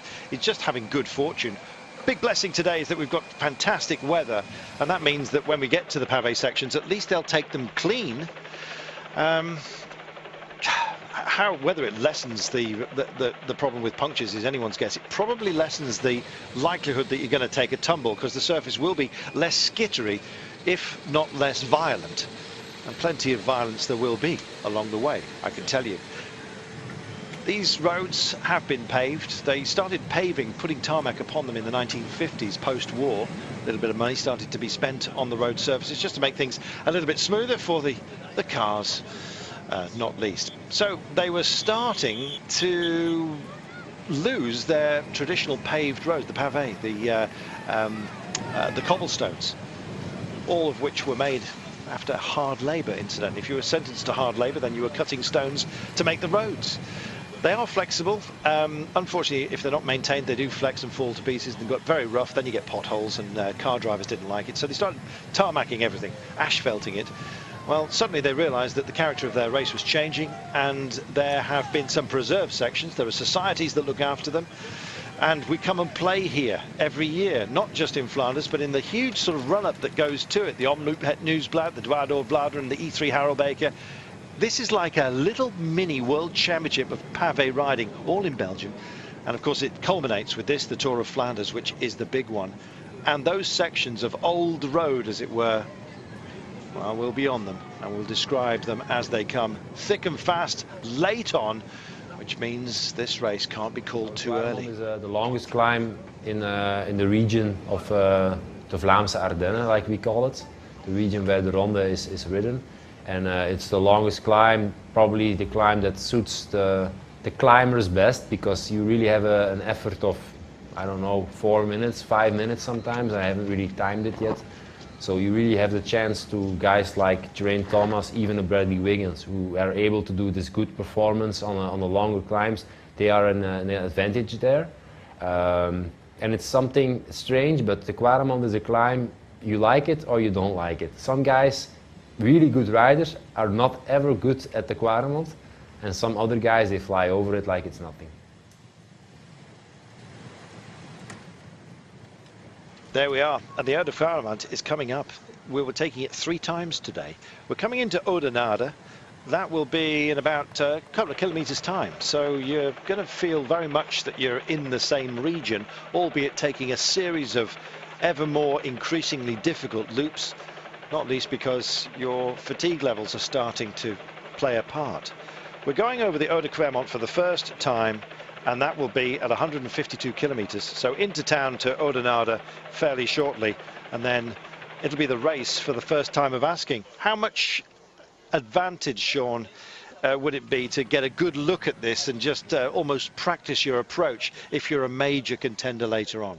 Well, you have to know when it's coming up. You have to know the lead into it, and you know, the riders here, they have got a lot of practice in the semi-classics. They've also been out on the route. I've seen them out on Wednesday or Thursday, sorry, last a number of the teams. So you know, there's no excuse for that. But the problem is to stay in front, and sometimes you can be in the top 15, 20 riders. Suddenly there's a big flush of riders left and right, and they come by you, and you find yourself back in 30th, 40th position, and then you have to make up that ground again. And you know, that can happen to anybody. The most experienced riders can, you know, have that problem, and that's where you can pay to have to make a bigger effort to make your way into the front end again. Dangerous, and we can see here the terrain. You can see the riders, there's some of them going onto the bike path just behind the bollards there, and in the wet conditions that is so dangerous. And you know, the roads here, if you haven't raced on them a lot, well then you can get cut out very quickly, and especially in the wet conditions it's so much more dangerous. But that also brings problems for the big favourites, because you cannot eliminate a lot of riders early. They just, you know, keep on hanging in there, and you go a long way into the race with a very, very big peloton of riders, where if you have wet conditions, you eliminate them out the rear door, you know, very, very quickly, and it makes the race a bit easier for the bigger favourites, the guys who have the experience, who can ride quite well. But with that brings also the danger. There are more crashes. You can, you know, be unlucky behind some riders that crash, and down you go. And as we've seen this year, and in the Yellow part, losing big names, you can't crash out so easily in the wet conditions. So when it's dry, it's a bit safer for everybody, but I think we will see a lot of riders hanging in for a long time in this race today. We just saw Seth Van Mark talking about some of the favourites, Team Lotto NL Jumbo, or Jumbo, depending on how you want to pronounce it. Extremely explosive rider. Terrific track heritage as well that he's got. We thought when he entered the velodrome in the Paris-Roubaix with Fabien Cancellara that he was going to get his win. Well, Fabien mugged him on that day. I'm afraid Sepp has finished runner-up to him a couple of times now. Fabien's not here, and it means that Sepp Van Mark is one of the favourites, along with Geraint Thomas and the likes of Greg Van Avermaet. There's plenty here too that have an option. Nicky Terpstra, Zdenek Zdibar. And you're talking about riders who fall off and get back on. Stein de Volder, I got very upset last year when he hit the deck, or indeed got blocked a number of 5 times. I think he finished about 17 minutes behind everybody else. Phenomenal performance, very gutsy rider. He's won it twice before. In fact, both times solo in 2008 and 2009. Would it be a solo win today in the dry, Sean? I guess that means it's less likely. Well, that is always a difficult question, because it depends on how they race, with 100 kilometers to go. What way the teams, the big favourites, go about the race. If they really race aggressively, well then, you know, it could be a solo victory, because everybody is going to be pretty much on the limit. The Oude Quaremont and the Patersberg, you know, the final time, and that is the real test. And we see it last year, you know, Cancellara, he hit it on the old Quaremont, and that's where he, you know, blew all the other big favourites out except for Van Mark, and then he came across to Van Avermaet and Stein van den Berg, and that meant there was 4 in the final. But if they race negatively, and sometimes that can happen, if you have a lot of, you know, riders in the favourites, especially in the final, they start looking at each other, well then we could see quite a bigger group coming to the finish today with the drier conditions. If that's the case, then you're going to start looking for strong men who can take on a distance. John Degenkolb has proven to be extraordinarily gutsy. He opened his account in this season in Dubai, where the climbing day, which was up the side of a dam wall, and it was an enormous reservoir wall, I think it peaked at 28%. Yeah, I'm not kidding. And John Degenkolb won that day. So he proves he's got his mountain legs on. He's very much turned himself into a classics rider, and he's here with Giant Alpecin team backing him up. Peter Sagan, he's a little bit down at the sides of his mouth, and has been for some time. Likewise, the boss of Tinkoff Saxo is not happy with results. Bjarne Riis has paid the price. He, incidentally, is around here. He's got his agent knocking around as well. I think he's trying to tempt some teams maybe to take him on with his wide breadth of experience. Well, we'll see whether he managed to find himself a new job. Job for Peter Sagan today is to win it. For goodness sake, get on, Peter, and get yourself a monument. Greg Van Avermaet's here as well. He took a crash in the E3. It was a hard one as well. Second in 2014, don't forget. Runner-up, as we've already mentioned in this one. Stein de Volder, incidentally, had a huge crash in the Dwars d'Or. He damaged his left-hand side. He actually swelled up hugely. He also got concussed. When he got to the end of the race, they said to him, "You had a crash." He said, "No." Straight to hospital, all the scans, the rest of it. Anyway, Stein is here. He's one of the toughest guys, and I'd love to see him do something. But you know what? It's such a lottery. That's what I love about this race, Sean. There's so much to be taken into consideration. We'll come back to that in a little while. I believe we've got more thoughts on today's race and what it opens up, which is an awful lot. So many people, so many riders here with an option. We can't call it for a long time. I think there's just an advantage being from Belgium or Holland, and the ability to be able to race in the wind and be protected and know where to be positioned for the roads. Even I lived in Belgium for 12 years. Those were all my training roads.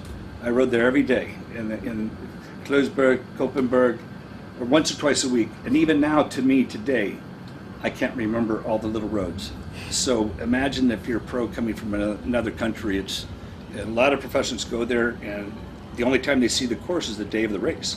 So the advantage of being on a team that lives and breathes the Tour of Flanders and knows the courses and knows the roads is a huge advantage. I knew some riders when I was living there. They knew every single turn of the Tour of Flanders, and from Belgium. But I lived in Belgium too. I didn't know all the roads. There we are. It's a difficult thing to map. And in fact, we were thinking of trying to describe the shape of the loops here, but basically I think the course was designed after somebody just looked at a plate of dropped spaghetti. We're constantly ebbing and flowing, coming back towards Oudenaarde. The Eau de Clermont, we've already taken it.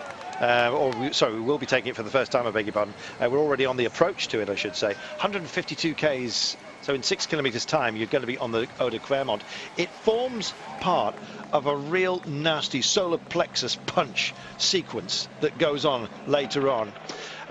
Rope-a-dope, I think, is what these guys are going to feel like they've experienced. If you know your Muhammad Ali fights of old. Maybe I'm just proving I'm too old these days. Eau de Clermont then will come in just a few kilometres time, in fact 6. Then it comes again with 54 kilometres to go from the line. Then you have to do the Paterberg, the Koppenberg, other Hellingen as well before we do it again. The Clermont coming 16.7 kilometres from the line, and then the Paterberg with only 13.2 to go. Sean, it's a nasty, nasty way to end, but it means that this race can't be decided early. There are these great attack points, but boy, oh boy, it's going to still be intense right at the very end of this race. Well, the parcours makes it very intense because it's so difficult. As you mentioned, you know, the Eau de Clermont and then the Patersburg in the very end. And before that, you know, you have a few more ones thrown in as well. So a very difficult final 30 kilometres and a race of, you know, 264 kilometres. It is best of times, it's a sapping long distance, but when you throw in those difficult climbs, a difficult section of cobbles, and the way they race in the end, because the small roads here in Belgium, the narrow ones, the narrow climbs, it makes it for very aggressive racing to be in the front, and a combination of all of that is just, you know, energy burning, tiring all the time, and so only the strongest men who survive. And we always talk as well about the distance, 264 kilometres. There's a lot of riders who can do the 200, 220 kilometres, but that last 30, 40 kilometres extra or longer, that's where it's very, very difficult. And, you know, it limits the amount of winners. And when you look now at the favourites of today, you know, there's still a lot of them in there, but still you can pick it out. 12 or 14 guys, I think, if we name them guys, we should definitely have the winner. If not, we better give up. We've been naming so many. The point is that you can actually, if you start thinking too deeply about this race, there are so many riders who have an option that anyway, we'll have time to go through them.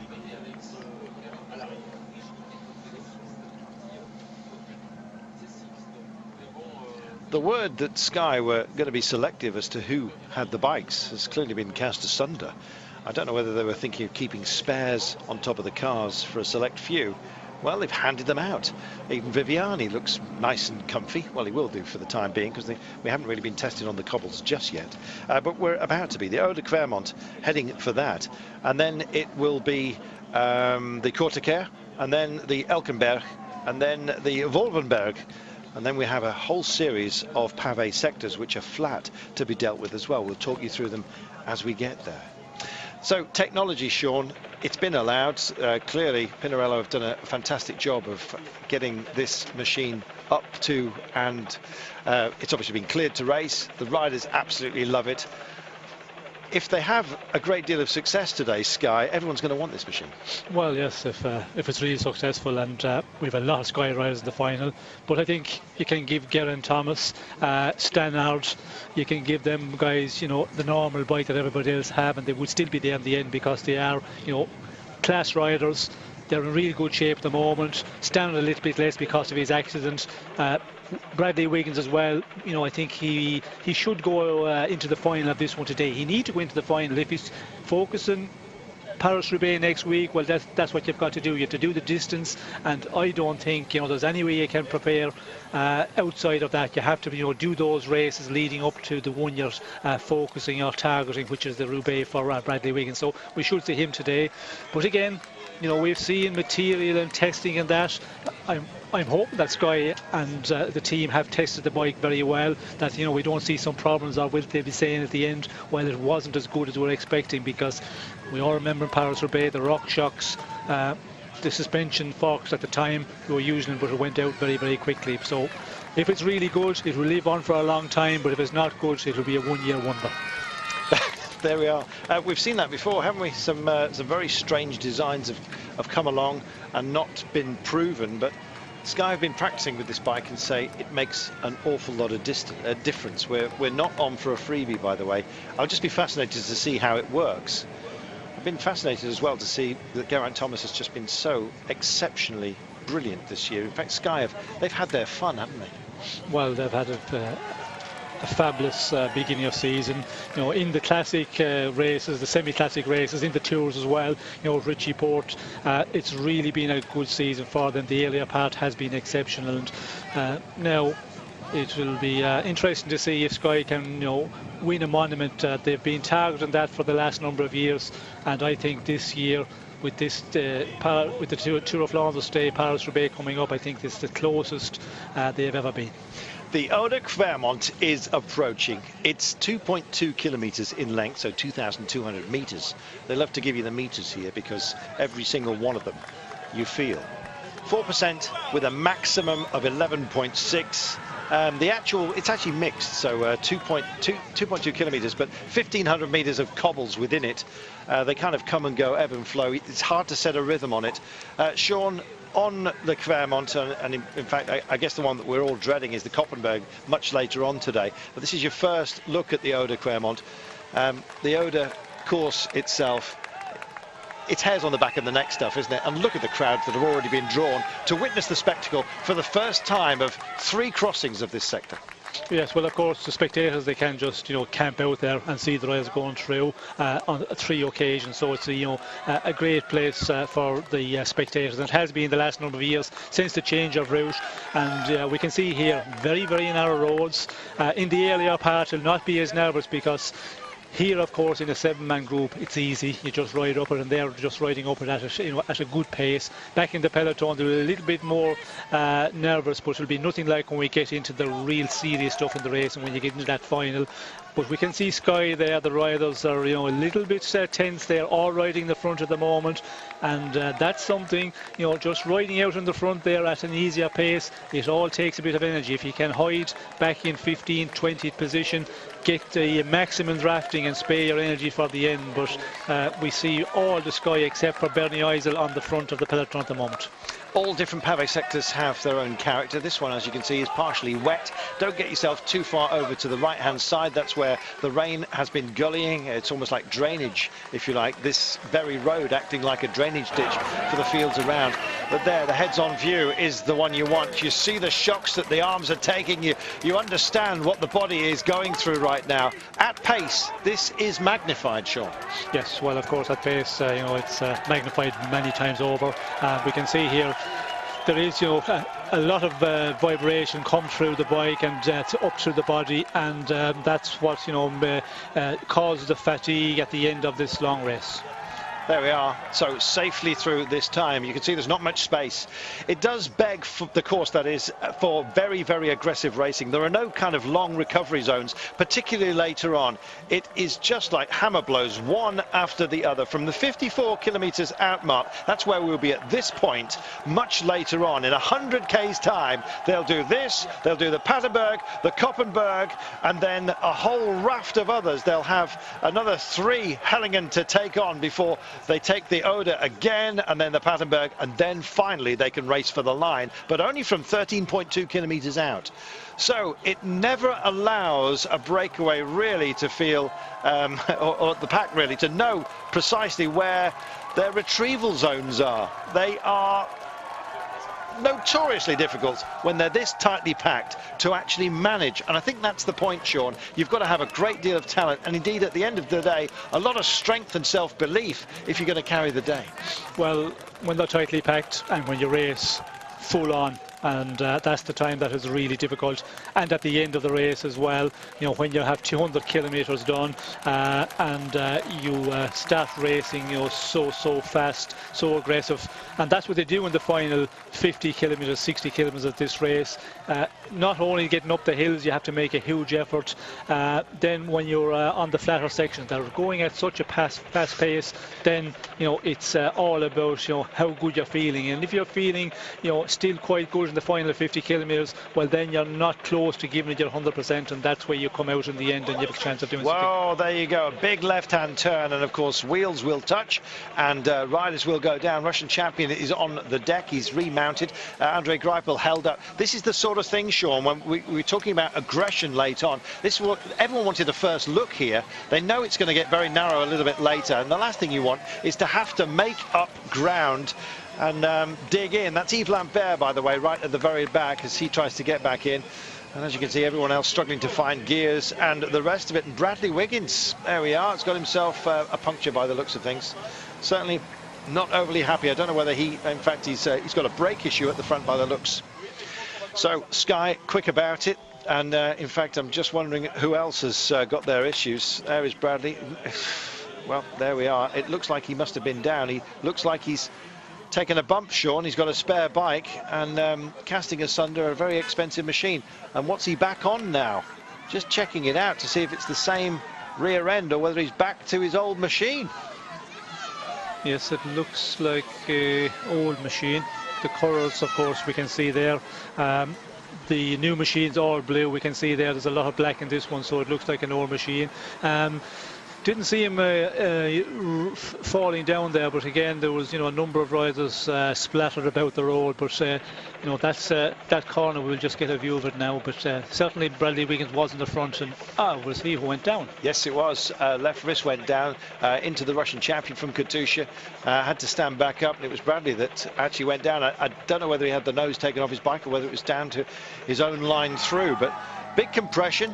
There you are, and there's a bit of a chat going on as well as to who and how. Viviani looks like he's trying to wipe a smile. He's saying, how did he go down there, going at such a slow rate? But we did see, it looked like it slided, front end slided out a bit. He touched off of the Katusha rider and took him down also.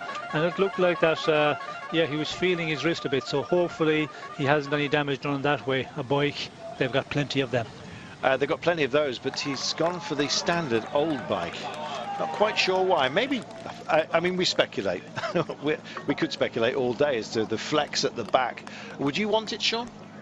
Well, if you have done a lot of testing on it in the last number of weeks, and especially in the races that they've been doing here, then, you know, if it works well, why not? But yeah, you would have to, you know, I would be a rider, and I was a rider back in the time who, you know, the new development, I needed to test it and run it for quite a while before I would use it in competition. There we are. Well, they've been talking the bike up, but clearly Bradley, I don't know whether they didn't have a spare. I can't imagine that was the case, but he's opted to go back to his standard bike. So I don't know whether he's blaming the machine.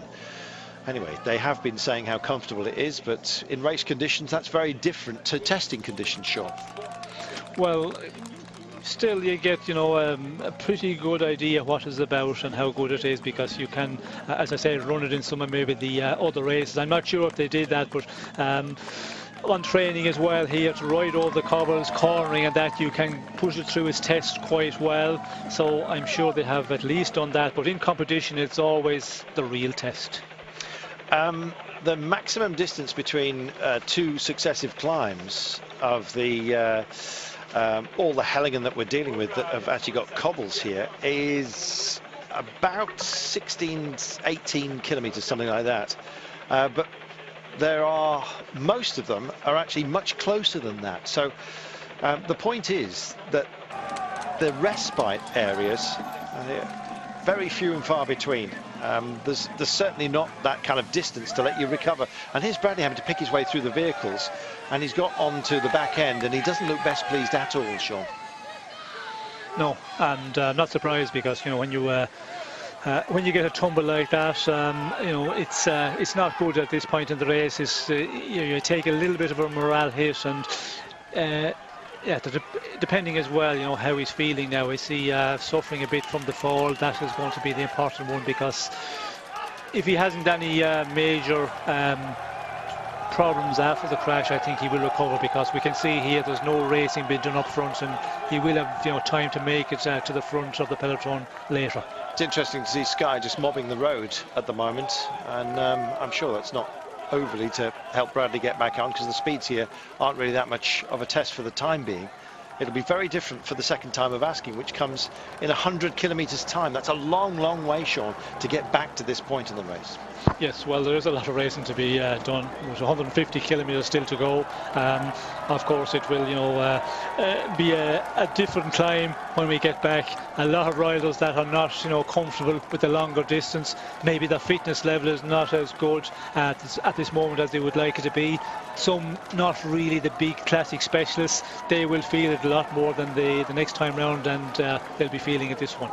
Sagan sails through. The French champion has already been by. Demar is there. Devonshire, the Belgian champion, coming through likewise. Here come Orica Greenedge showing their hand as well. Jens Kerkeler is going to be their man. Sagan and Mali Breschel for Tinkoff Saxo. Sagan, of course, the Slovak champion, already shown himself in his national colours, but can he go better than he has before? There's some veterans here who just want to turn the clock back. We've got Oscar Gatto from Androni Giocattoli, Greg van Avermaet, Burgott, Diller, Drucker and Oss. What a team BMC have brought. Possibly the strongest if you also factor in Sky and Ethics Quick Step. And but we said what you've got to factor in as well is luck, and Bradley doesn't appear to have had much. He's back on his old bike, and you can see the shake that he's taking at the back end. It would have been nice actually to get a focus as to go by the VIP area, buy your tickets and get a free beer. Obviously it's included in the price, which I imagine is significant, but look who's prepared to spend. Nobody spent just yet as far as the peloton is concerned. We will have plenty of space, I believe, to have a chat with you. If you'd like to drop us your thoughts on Twitter, as the wind seems to be picking up, at least on the top of the Helligan. Some of those flags were very square against their staffs. You can tweet Declan at DQ Sport, or indeed at Carlton Kirby, and we'll have some of your thoughts a little bit later. This is terrific, Sean. They are starting to mix it up at the front. Now Bradley's back on, I feel everyone feels that they can have a go. The fight for space, and I guess mapping it into your own mind, is important. This is not traditionally one of those where you'll be off and walking. The Koppenberg certainly is one of those. You've been off the bike and had to carry on a number of occasions, or indeed push and run. Are we going to be seeing any of that today? Definitely, and I have been off walking as recently as Thursday past when I was out there with some journalists and some invited guests. But going back to my days when I was competing, I walked the Koppenberg many a time, and today we're going to see it, because you know the first 15, 20 riders, you know, get up in the dry, but then there is somebody who will get into a bit of difficulty, you know, a gear change, maybe not making it right, and lose momentum, and very difficult to get moving again. And we always see on the Koppenberg that the guys, there's a lot of them will have to walk. The question is, how far down the peloton will it be? Yes, so where does it happen? It maxes at 22%, and when you see the way this falls away, somebody's going to get themselves into bother, and then you get a big compression, and it all stacks up behind them. So the race to get to the Koppenberg, even though it's 44 odd kilometres out, and you see all the guys with the spare wheels there, just in case anybody has a puncture. You'll see a lot of that. Anyone with a spare hand gets employed here. Look, just go and stand at the end of one of the nastier cobbled sections so that somebody can ride out of it, get the change, clear of the course, and then get back on with it. Bradley's already perhaps had his bad luck. We'll see who's going to stack up with a bit more, and they're all kind of getting together in team order, having a chat about what they've done, what's to come. Right now the gap stands at 5 minutes and 36 with 147.1 kilometres to go.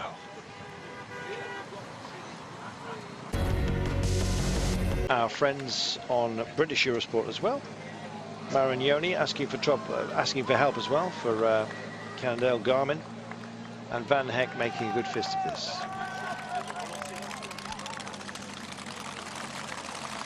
"32-year-old Belgium Preben Van Heck has decided that he's had enough of everyone messing around behind. Bradley Wiggins caught up with the back of the pack. Bernie Eisel dropped back just to help out, relay him into where he needs to be. Not a word passed between them, and Bradley just sailed by, and he looks like he is scowling. Now, sometimes he uses that to great advantage. Other times his mood can get the better of him. Let's hope it's the former today. Bradley, of course, he's redesigned his season. If he does go on to win the Paris-Roubaix, he'll be, of course, stepping off the bike, as you know. But if he does go on to win the Paris-Roubaix, he's establishing his own team and going for the Olympics. That will happen no matter what. But should he be successful there on the velodrome in Roubaix, then I think he'll probably be badged up as one of the most complete riders within the modern peloton. Quite an achievement it will be, Sean, if he does manage to get his goal. Well, it would be a big achievement, you know, to win the Tour of France. When you look at, you know, Bradley Wiggins, he came from the track. Then we started riding the road professionally. You know, wasn't major successful. He always was good in time trials, of course. You know, Pro Rocks, time trials and that. But then developed into a Tour winner. And the classics we see last year, the Paris-Roubaix, the great performance he put up. And I think that, you know, gave him the courage to say, well, I'm going to focus on the Paris-Roubaix now before I finish my career. And that's what he's been talking about the last 6 months. And you know, looking of more recent, the 3 days of the Pan, he was riding quite well, finished third overall, won the time trial, of course. And to finish third in the 3 days of the Pan, you have to be riding real well. And stages quite long there, you know, well over 200 kilometres, some of them. So things are going well. Fingers crossed that he, you know, he's not carrying a little bit of an injury here. It looked like he wasn't comfortable, but sometimes, like when you fall down, you just get a smack off the road, and it takes, you know, a bit of time for the pain to go down and to ease off. And hopefully that's all it is. Yeah, let's just hope that that's the case. He's certainly not wanting to talk to anybody for the time being, and he is on his standard bike, by the way, so he's given up on the suspended machine. It has a brief a piece of suspension travel at the back, the Dogma bike that the rest of his team are using. Geraint Thomas, who I suspect is very pleased that he's got that bike, but we'll see whether it's how it functions in a racing scenario. As you can see, you can't actually account for other riders around you, or indeed any mistakes you might make yourself. This is our breakaway. We have Preben van Heck, who's trying to bridge over to it. And for the time being, Sean, it almost seems like the calm before the storm. I know we've had a first look at the Eau de Clermont. Plenty more still to come, but there's almost like a false sense of this being rather a pleasant day. It's not going to be, is it? Well, they have the opportunity to do that. You know, 5 minutes 52 at the moment, so it was around 6.5 minutes with the distance to the finish of this race. The peloton, there's no panic whatsoever, and we can see it's very relaxed on the front end of the peloton. Although the Preben van Heck, I think he's trying to, you know, store things up. He probably is hoping that there will be some other rails come across them and then form another group. And you know, the teams without, you know, a big leader, that can be the tactic now. Try and get away in a break earlier on, and for top sport maybe that is the tactic, to try and work something and get another group formed behind and get a chase group moving. But for the peloton, for the big favourites, with that 5 minutes 51 at the moment, there's no panic whatsoever to start riding and start upping the pace back in the peloton. Thanks to those of you who've written in on Twitter. We'll be coming to you in a short while. Sean, all the Hellingen aren't necessarily cobbled. You do get some of the smoother surfaces. It doesn't make them any less difficult. Well, depending on the percentage, of course. You know, some of them here, the percentage is quite steep, and though, you know, in the end, the cobbled ones are, you know, very difficult, because to ride up a cobbled climb, and with the gradient, which are, you know, quite steep, all of them, it takes a lot of energy, and you need to be in good shape. And if you're with riders, you know, who are better than you, well, then you start suffering a lot, as it is on the tarred section, as the one we're on here. You know, in the end, a one like this would be very demanding as well. But at this time in the race, you know, the riders, you know, most of them are not suffering majorly in this early part. There we are. We're on the Côte Coeur as we speak. Not one of the most difficult ones, as you can see, but nonetheless it draws the crowds, and you've got those nasty exposed feet. The farmers have been complaining today, by the way. I was going to say something, but being from an agricultural part of the world, or living there for most of the time. I never really heard a happy farmer, I must admit, even when times were good. Never really want to let you know that. In the eastern counties of Great Britain, where I spent 15 years. Yes, I guess kind of similar to this. High Norfolk does indeed have some rolling hills. Maybe they could have their own little classic.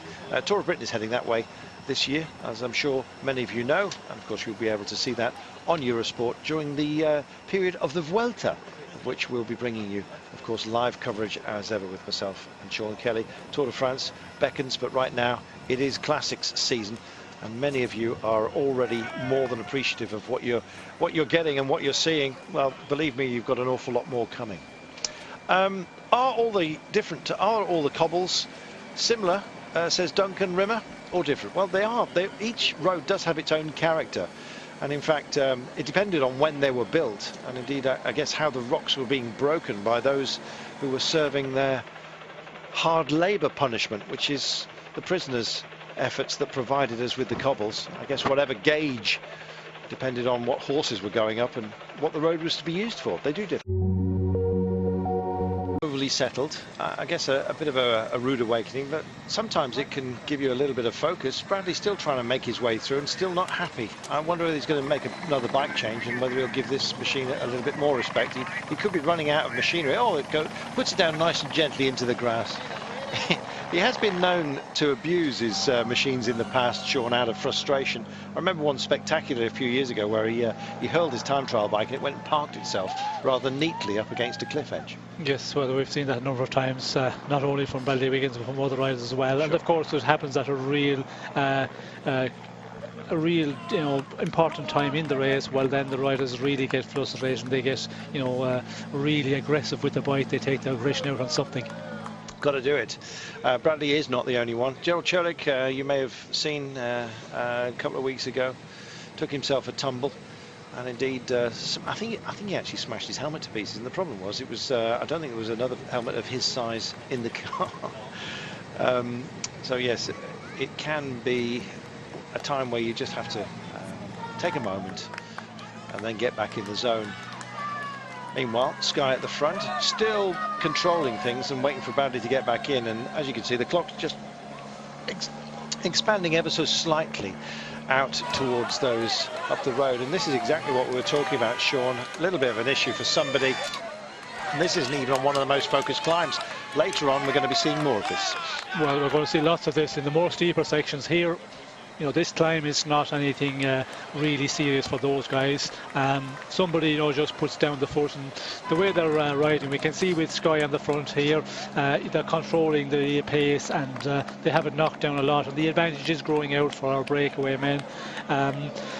And that's the reason, tightly packed, just groups up together behind, and somebody just puts down their foot, and that's all that happened really. There's no problem here at the moment. At this point in the race, it doesn't cause any problems for anybody. Even the guys who are a long ways back in the peloton, there is lots of time to make it up to the front of the peloton. And we can see Wiggins very, very cool here, changing the bike and making his way back into the end of peloton. And it looks like he's back to his the suspension machine, just trying to look at the back end and see whether it's a standard bike or it is indeed. He's back on one of the Dogma bikes. So he had to go on a standard on some of the cobbles and then asked for to be put back with the suspended machine. There we are. Very difficult to get through and past the cars, and the cars themselves can become an obstacle at moments such as this. Likewise the camera bikes, which have to be there so that we can see the pictures. Bradley sails through, nonplussed.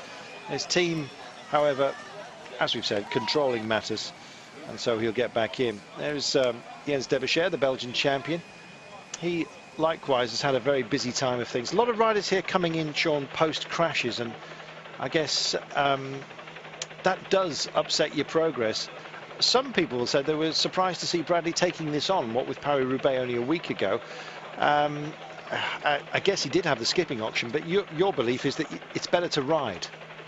Yes, I definitely think it's a race you've got to ride. Final preparations for a Roubaix, you have to ride the Tour of Flanders, and when the weather is good, that makes it, as we mentioned in the earlier part of the programme, it takes the danger element out of it quite a bit, and that's why we see all the guys who are going to be targeting Roubaix are here in this one today. One man is not here. Well, there's a few. Edvald Boasson-Hagen not here. Collarbone. Cancellara broken back. Let's hear from Tom Bonen, also absent. In my opinion, was one of the strongest guys on Sunday, together with Stijn van den Berg.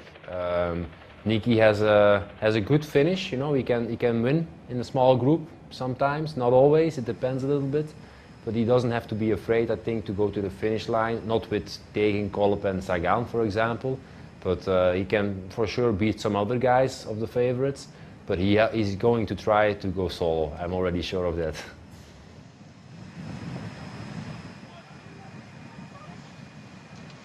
There we are.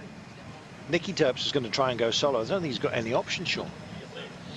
Well, it depends on who you're with in the final. True. You know, if you've got guys who are faster in the sprint, well, then you have to, you know, try and go it alone.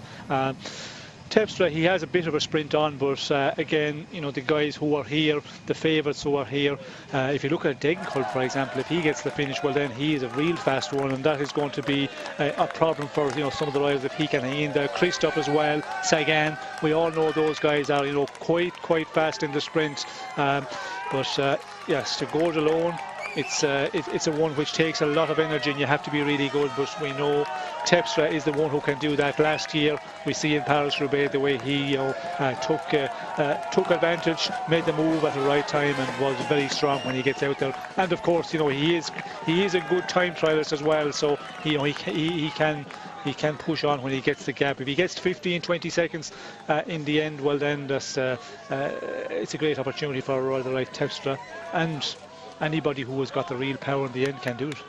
Nasty little spiteful part of the race that our breakaway are on right now. 7 riders who are up the road and taking this on. At least there's plenty of room for them to manoeuvre and even ring the changes on a surface such as this. One of the better surfaces, the Eichenberg, 1200 metres, 5.2% but a 10% average.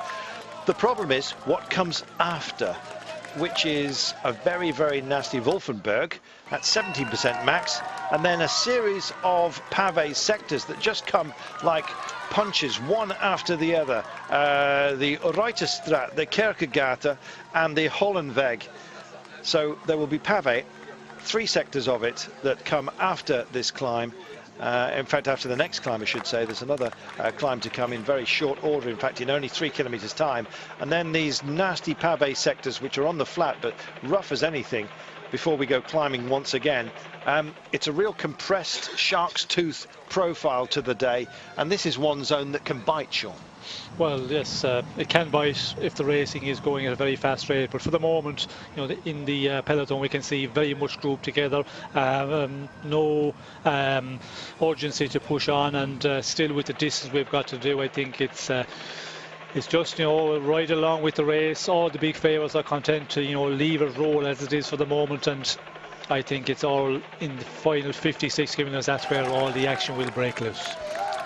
Interesting that they've stopped the windmill in the form of a crucifix on Easter Sunday. Happy Easter to you. Hope you got what the Easter Bunny had promised you. 134.2 kilometres, and they're fairly skipping along at the moment. 6:22 is the gap. Sean, there's a whole sequence of these nasty little pavé sectors. We really are deep into pavé country right now. Thank heaven they preserved us. They're very well looked after, a lot of them as well. In fact, we'll come to Sean in just a few moments' time. We have, I believe, another comment from Mr. Bonen. He was talking about the favourites within his own team. Maybe he'll talk about the wider favourites in a few moments' time.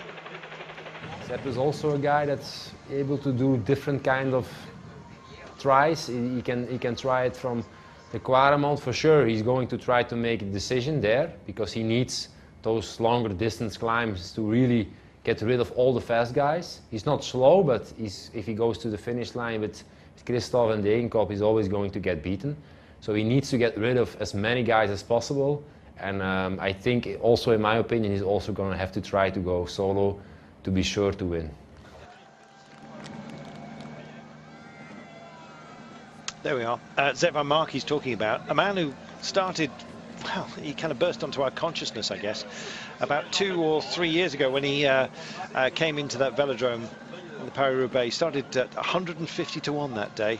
The odds are very different these days for Zet van Mark. Everyone expecting a lot from him. I guess the weight of expectation, Sean, can have its own problems if it just fills your mind. Zepp van Mark's just got to get on with it, hasn't he? Well, you know, he is there in the big classics last year and you know, the previous year in the Paris-Roubaix, in the Tour of Flanders. So he's knocking on the door. He's just on that final step at the door, but you know, haven't made it in the door as yet, and that's very frustrating. But you know, he's shown again he's on an excellent form.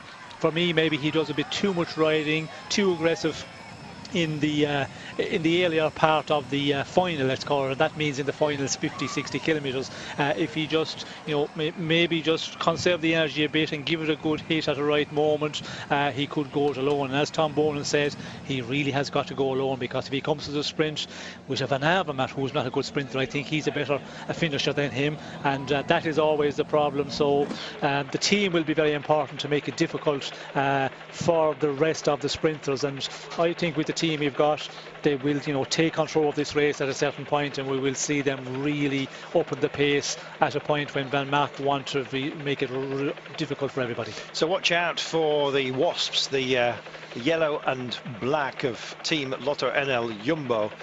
They've got some pretty handy domestiques there, super domestiques really, the likes of Bram Tankink and Martin Vinance, who will work very, very hard to rough everybody up and try and sap the legs of some of the quick men so that they aren't a mega feature later on. John Degenkolb, of course, the aforementioned. Peter Sagan, we know that he's got sprinting legs when he gets into the right position. There are others that can go very, very quickly, and one man that we haven't really spoken about just yet, Alexander Kristoff, who's on an amazing run of rich form. He had a Super de Pan as well, and he just keeps on going. Second in the Milan San Remo, didn't quite work out for him this time by, but yeah, Alexander Kristoff for many people also going to be a big feature, although I think perhaps he's been too busy, who knows. See how he carries his form. He believes, and Luca Paolini, of course, who took the Gent-Wevelgem to magnificent applause, not least just for his luxurious beard, I think. Yes, he's going to be his super domestique today, he says, but if Kristoff gets into trouble, Paolini might have a go himself yet again. They're on this pavé section. Our man who decided to try and bridge to the breakaway has found life just a bit too tough on his own, and Sky take this on as Preben van Heck is about to be caught, and Bradley Wiggins looks a lot more comfortable. Up they go, Sean, and it's yet again one of the longer sections that we've got. A long, nasty drag, this one. Yes, another one. The Eichenberg, it's a long one. Not really bad sections of cobbles here. And when you're riding at this rate, well then, you know, they're going to get up at comfort enough. You know, there's not a big up in pace at the moment.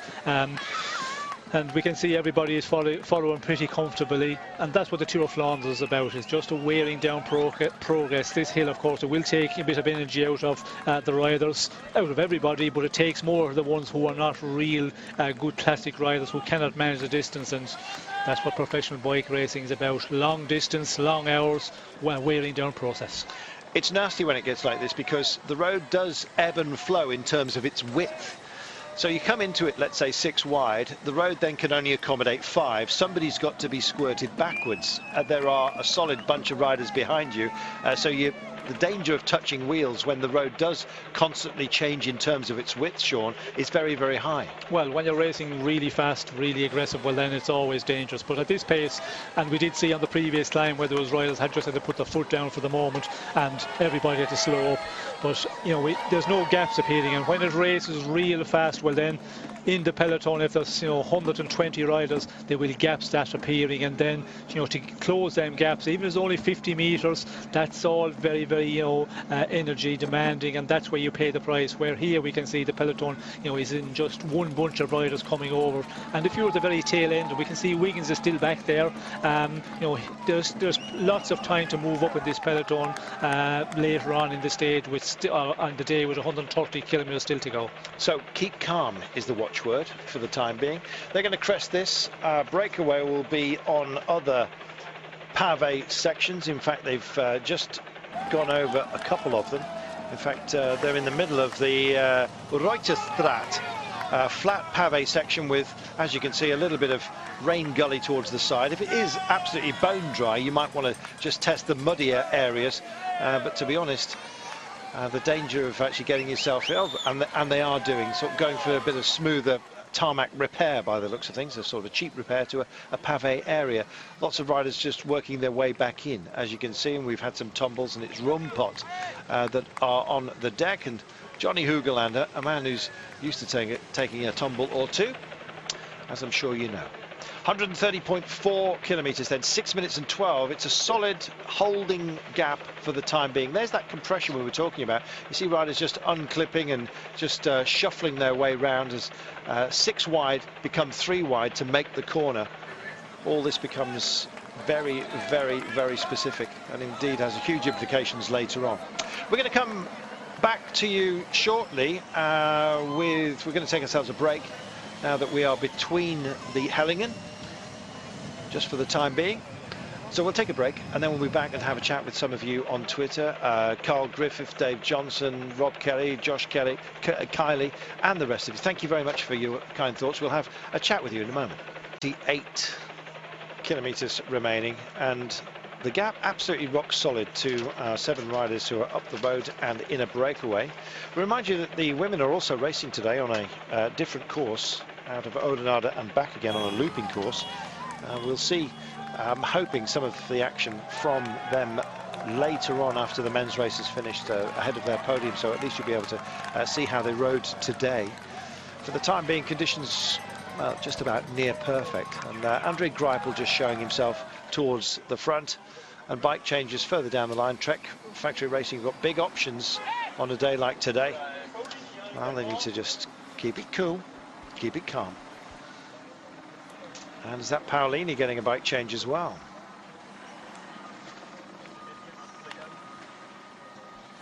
Paolini, just the latest. I was very, very lucky he didn't just come from behind the car there as the Lotto Jumbo machine was going by.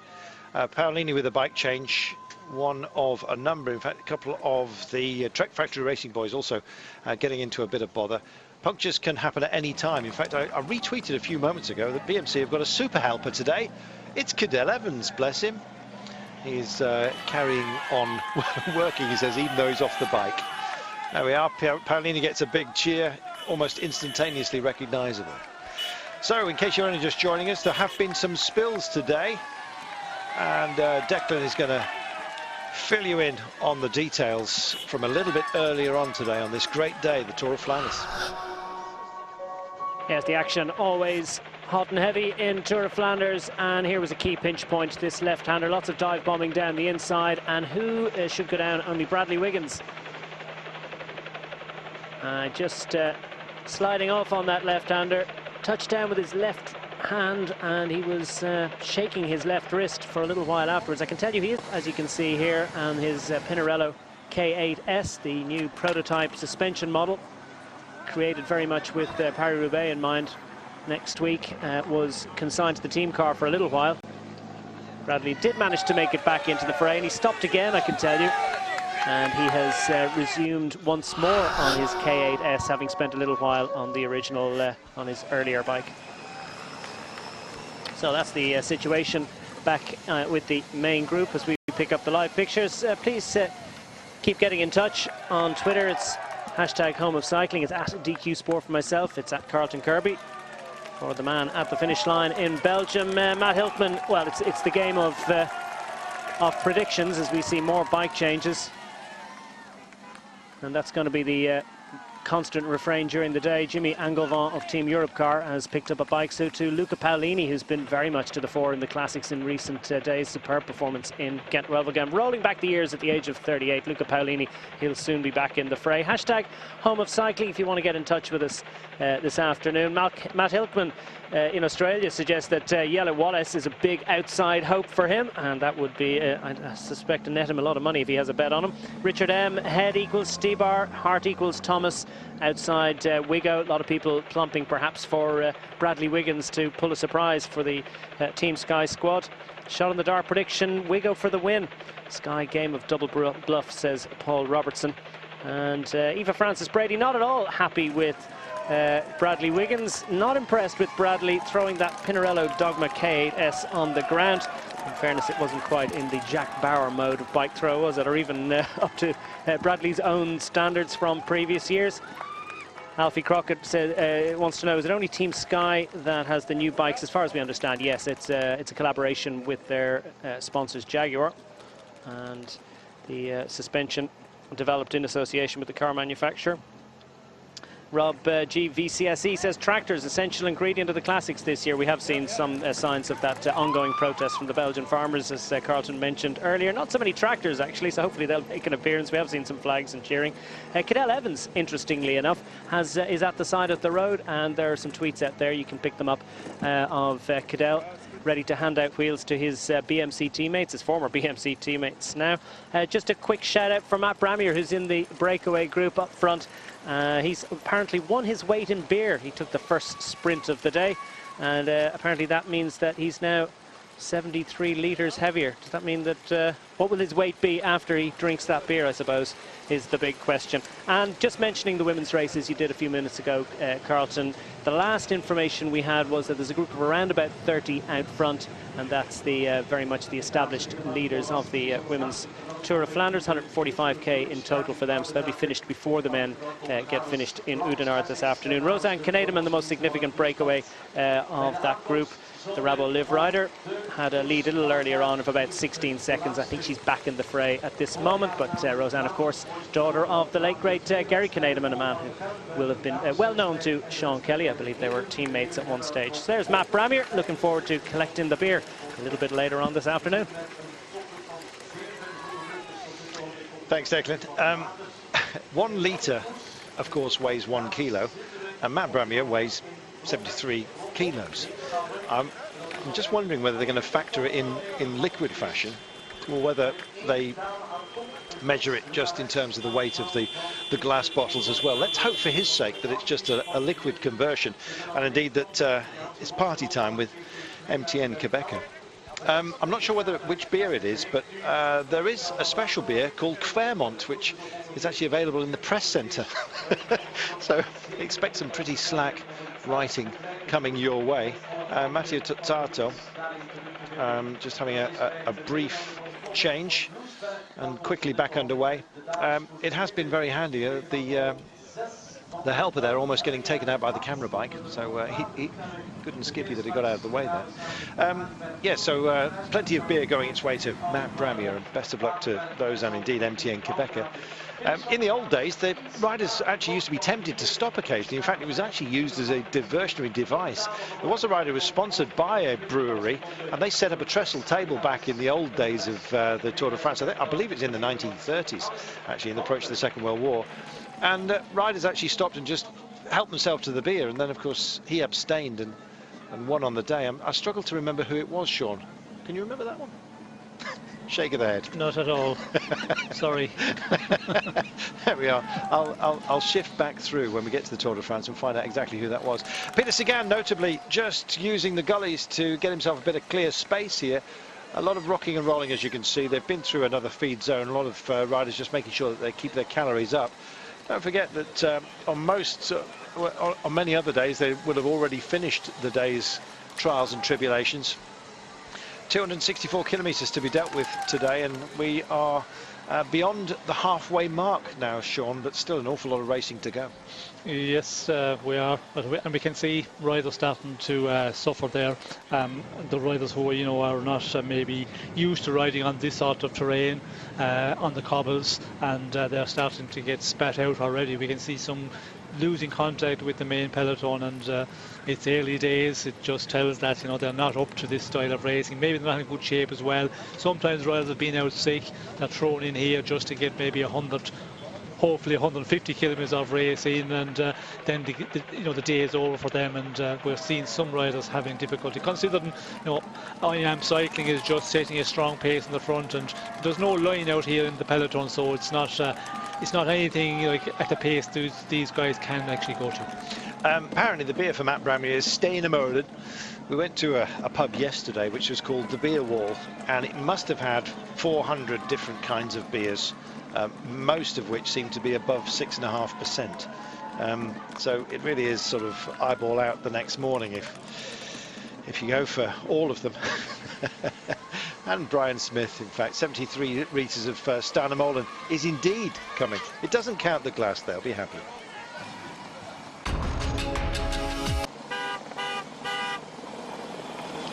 Welcome back. Sebastian Chavanel, just the latest to suffer himself a puncture. It hasn't been as bad as we had thought it might be today.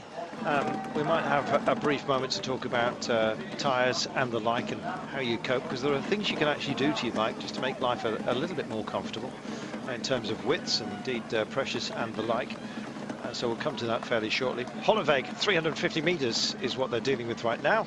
More cobbles, of course. Interesting to see Peter Sagan just going for the puncture zone and taking that risk rather than riding the cobbles. Paolini getting himself back in, highly motivated, super terrier, I think he is, as I'm sure you well know. We're just going to welcome back our wider family, so if you've already been with us, just bear with me a moment.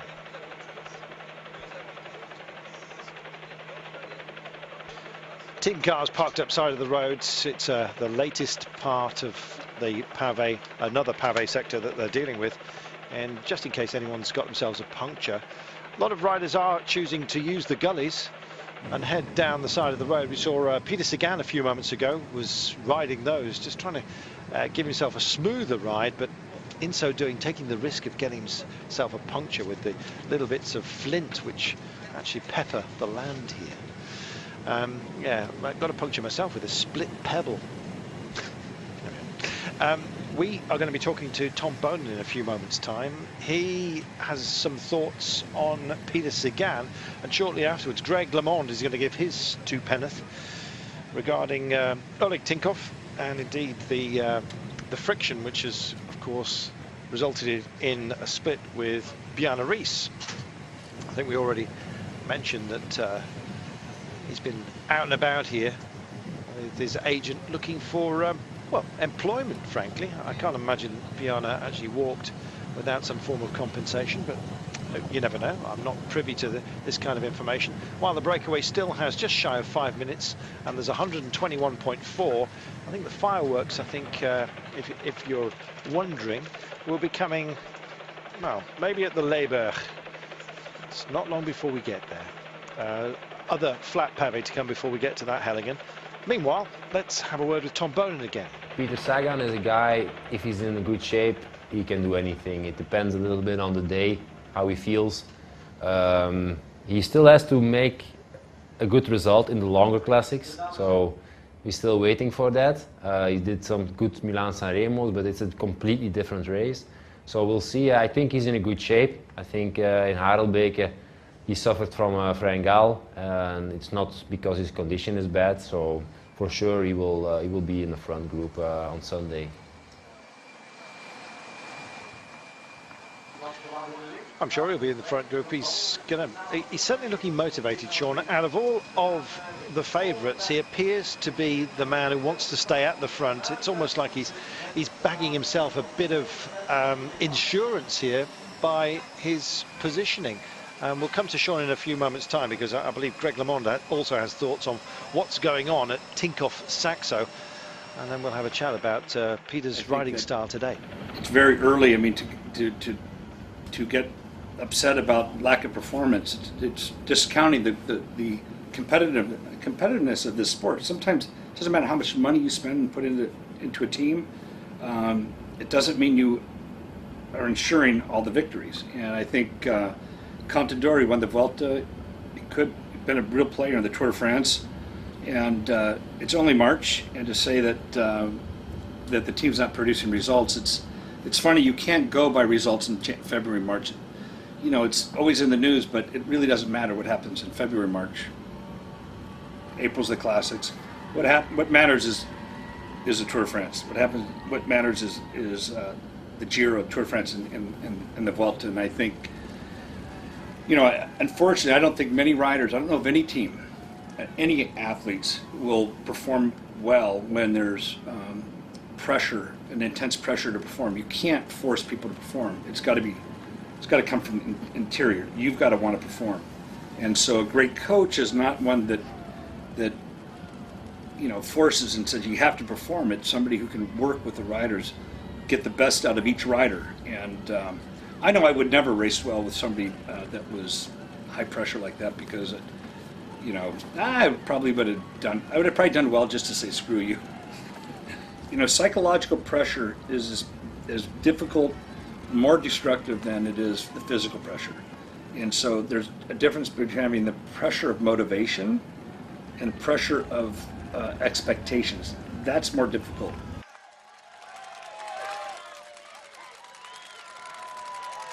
Welcome back. He squirreled off the front, Lars back, unseen by the cameras, but he's back with this group of breakaway riders right now. Interesting, Greg LeMond's choice of words as far as the pressure that's being imposed.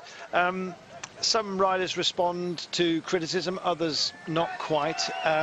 Do you engage a hammer or a feather, a whip or a feather, perhaps fairer to say, when you're dealing with riders?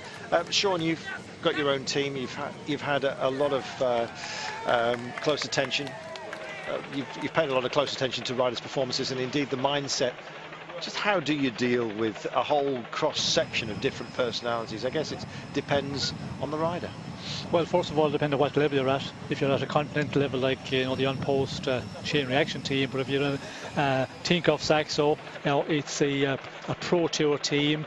The salaries the riders are getting, it's enormous, so you've got to get results. That's what you're being paid for. You have to produce results, and it depends on when the results were asked for. If it's suddenly they want results in 2 or 3 weeks, that doesn't happen in cycling. But if it's a long-term plan, when Sagan signed to the new team, that the classics were going to be the big objective for him, Tour of Flanders and the other ones, well then, that's what you've got to do, and with the personnel of the team you've got to work with that. But that we don't really know what exactly was the plan. I would expect that Sagan was taken into the team to perform at the beginning of season, win stages in Trino, Adriatico, and then go on and be very, very competitive, winning semi-classics and hopefully the monuments like a Tour of Flanders. Marcel Sberg with a question, and I believe it's probably a puncture. He's just riding on, just trying to keep rolling before his car gets to him, so he stays as close to the front as he possibly can. Can't see whether it's front or back at the moment. Looks like a back one, which will take a little bit more time to change, so he's just keeping rolling, which is a good idea. Yes, I guess when you're paying that kind of money, then you expect results, and maybe just a little bit too quickly as far as Sagan is concerned. He seems to be a fragile kind of character, and I never thought I'd actually say that. Perhaps just mentally. He blew on the Strade Bianche, as you remember. The E3 and Ghent-Wevelgem.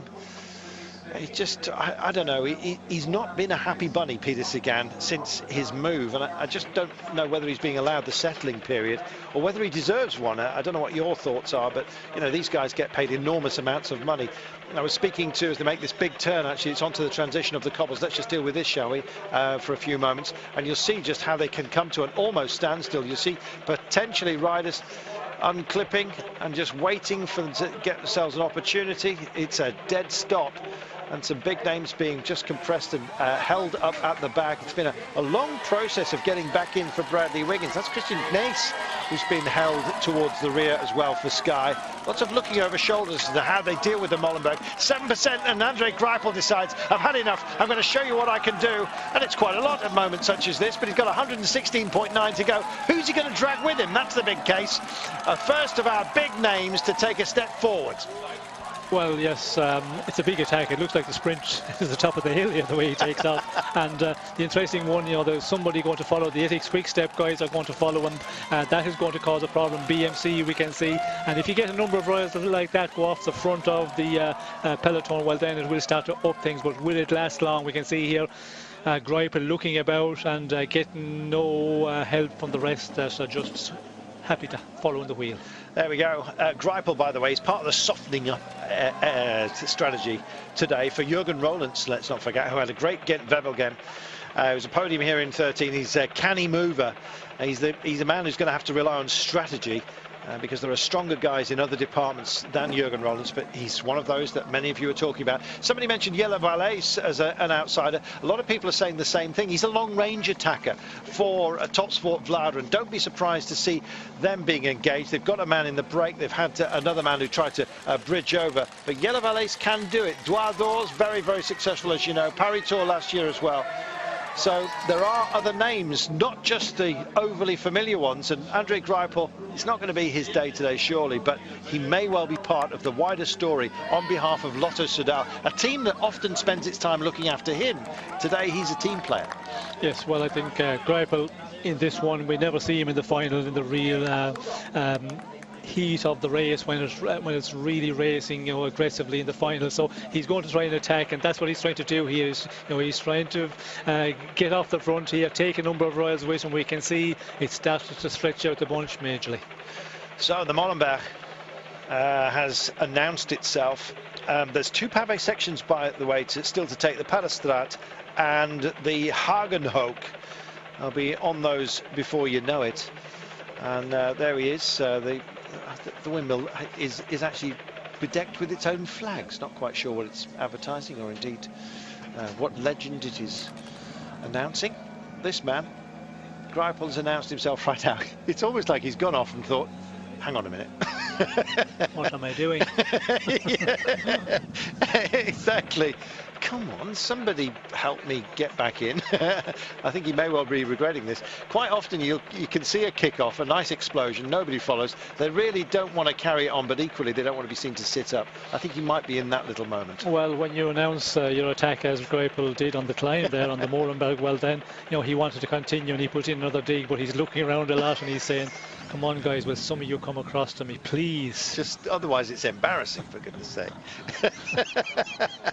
There we are. It's like running for a bus and missing it, and then just carrying on running a bit because you don't want to admit you've missed it. There we are. What thoughts are contained in that thought bubble? We'll ponder.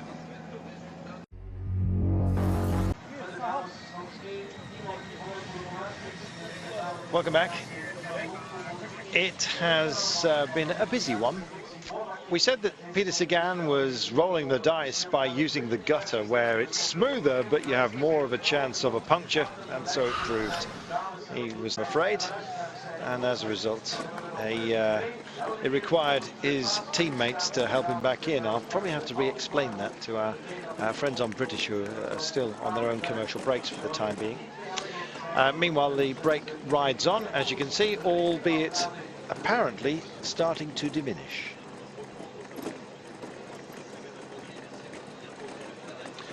Welcome back. We're all together on the Eurosport family. You're very, very welcome. We were speculating as to the wisdom of Peter Sagan using the gullies. You can see that there are gullies here. Any debris that is free on the road surface generally tends to pick up and sit there for a wee while, and you have a chance of getting punctures, especially when the little flat paved section that is not the cobbles suddenly disappears and you get a fractured edge to the road. And Peter Sagan duly picks up a puncture. He's been helped out by Pavel Brut because the team car was too far away in line. That's a bit of a lottery in itself. They will mix up a little bit later on, but anyway, Sagan got his change and he's back. Likewise, Andrei Greipel has decided that it wasn't really a wise thing to do. We were speculating as to why he went up the road, and some of you were suggesting that he was in a shoving match at the front of the pack. You're absolutely right. He's not a man who likes to be in a confused situation. It's like in a sprint he loves. Oh, that was nasty. You can get tramlined as well if you get into that rain gully. More on that in a moment. Yeah, he just got fed up, frankly, and just sped off a little bit, had some power in his legs and decided to stretch it. Sometimes, Sean, if you're not happy with the pace or the cadence and it doesn't really suit you, just get yourself clear your mind and get back in. Well, I think there was a bit of a tactic there from Greipel and Lotto Soudal. They wanted to try, you know, maybe form another group, get out of the front of the peloton, but nobody joining up with Greipel. We could see that he got the gap and he was looking around. He was hoping there would be a number of riders come across him, but nobody was wanting to go to get into a break at this point, and then he just knocked off his effort and went back into the peloton. And as we can see here, I think they're all just playing wait, and you know, 111 kilometers still to go. We can see there where the breakaway at the Paderstraat is a long section, also pretty bad cobble section, and it's about 2 kilometers 300 actually. It's a long one, so back in peloton here I think we will see a little bit of action here, because they will be getting a little bit nervous to get through this one and stay, the big favourites, stay close to the front end of race. So Peter Sagan Andre Greipel, known as the Gorilla. He beat his chest, and then he did actually sit up and peel a banana and get back in to the pack. So maybe we'll see him when he's re-energized for another attack a little bit later on. It's a beautiful day to be on a bike, and the sort of day that, frankly, you might be minded to have a go, but not in this kind of elevated company. You just wouldn't keep up. Just passing some of the longères, some of the longer buildings here. You see the very tall roofs, but single story.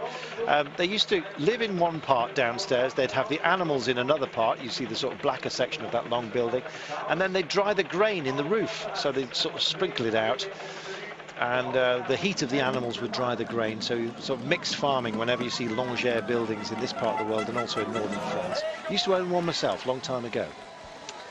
110 kilometres still to go, 3 minutes and 48, and still these chops and turns. It's relentless, Sean. There's no settling point, is there, on a day like this? Well, for some there's no settling point at the moment because they are, in difficulty already. We can see here on the tail end of the peloton there's a lot of riders just trying to cling on to the last places in the bunch, and not easy for those guys at this point in the race. But up front, the big favourites we can see here, it is Quick Step, Sky on the front, and all the big favourites are there in that top 30, just waiting. Stay in the drafting as much as possible and conserve everything you can for this final. Sean, we've still got 110 kilometres to go. We've had a goodly day's stage already. Francesco Chicchi, who's a strong and whippy rider when he needs to be, but I think he's going to get shelled out here today. It probably proved me very, very wrong in the end. It's a hard one to kind of quantify for people at home, but it's not just the distance, it's the surface we're dealing with, which kind of doubles up the distance to many people's minds. It's incredibly arduous, and it's proving tough on the machinery as well. Well, it's tough on man and machine, and we can see here now a problem here. Some of the riders that they're slowing up. Is there a fall? And everybody just has off their bike, scramble to the side and just get by it. And this section, it's always a danger one. The paddle strat, it's important one because it's a long one. Well, one down and staying down. It's one of the MTN boys, and this does not look good, I'm afraid.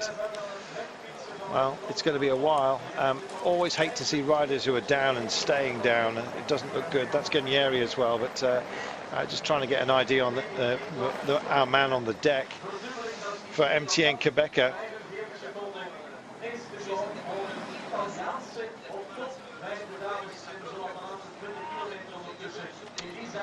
Long time leaving him alone, I'm afraid, here, Sean. He's hands up and ready for help, and it's not, unfortunately, it's Rignoni, but Ragugi, I beg your pardon, and stayed down for a long time. Let's have a quick look here and see if we can see it. I think it's just lost within the fog of everything. Sean, riders moving all over the place, trying to find a bit of clear road space, and quite often what you do taste is the road itself, I'm afraid, and that's the case here. Well, we just hope he can get back on, but Ragugi doesn't look in a happy place. I think that might be his day, actually.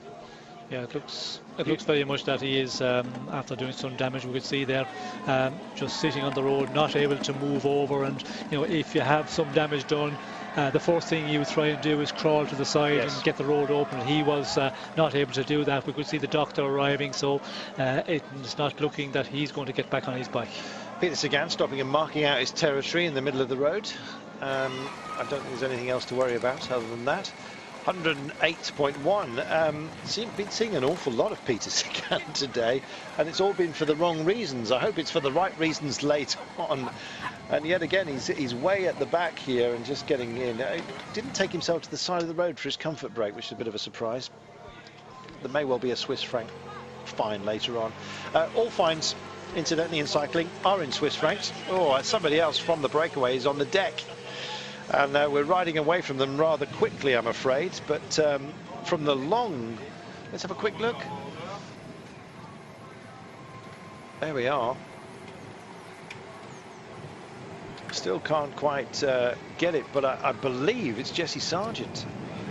Yes, and it looked like the Mavic car was involved in that, because we could see the riders as they went by, they were all, not happy with the neutral service car. So maybe there was something, maybe the car chopped him a bit and actually knocked him off his bike.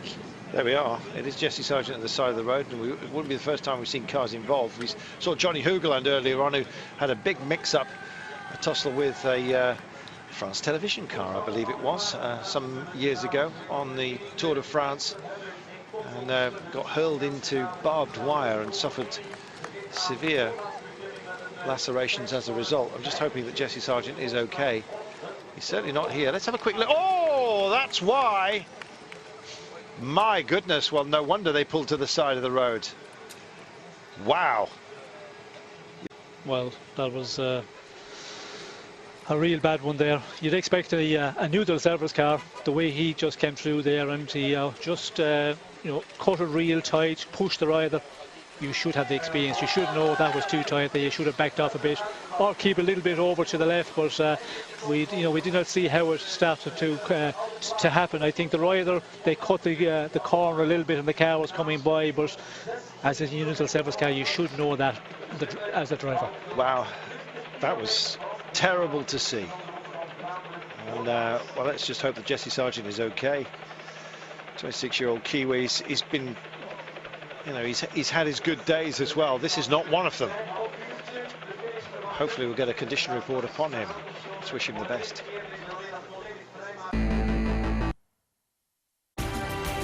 Hanguk Tar, official partner of the UEFA Europa League. Welcome back. The man sitting at the side of the road is Jesse Sargent, and he has withdrawn from the race and he's being tended to right now. Now, whenever I see a rider holding the forearm like this, it suggests collarbone, and I'm hoping that that's not the case. But he's not happy with the shoulder. He's got all kinds of lacerations here, and that doesn't look good, Sean. That looks like it is collarbone. Yes, we can see Jesse, when the doctor touched his shoulder there, his collarbone, immediately he's pushing him off. And riders, they know, a lot of them have experienced it unfortunately already, and when you do it again, you know the feeling, and it looks like that it's the collarbone or a shoulder for him. And what an unlucky crash, or I suppose you can call it a stupid crash by the driver, because he shouldn't have engaged in that corner there. There was a very high curb. He wasn't able to push over to his left more. He shouldn't have just pushed in there, and we've seen in the past, as in the Tour of France, again, drivers' fault, and you would expect drivers to be more experienced at this level in those sort of races. Yes, on both counts. Well, it's a shame. Jesse Sargent, and that's going to hamper the rest of his year, and in fact a useful man as well for the rest of his team.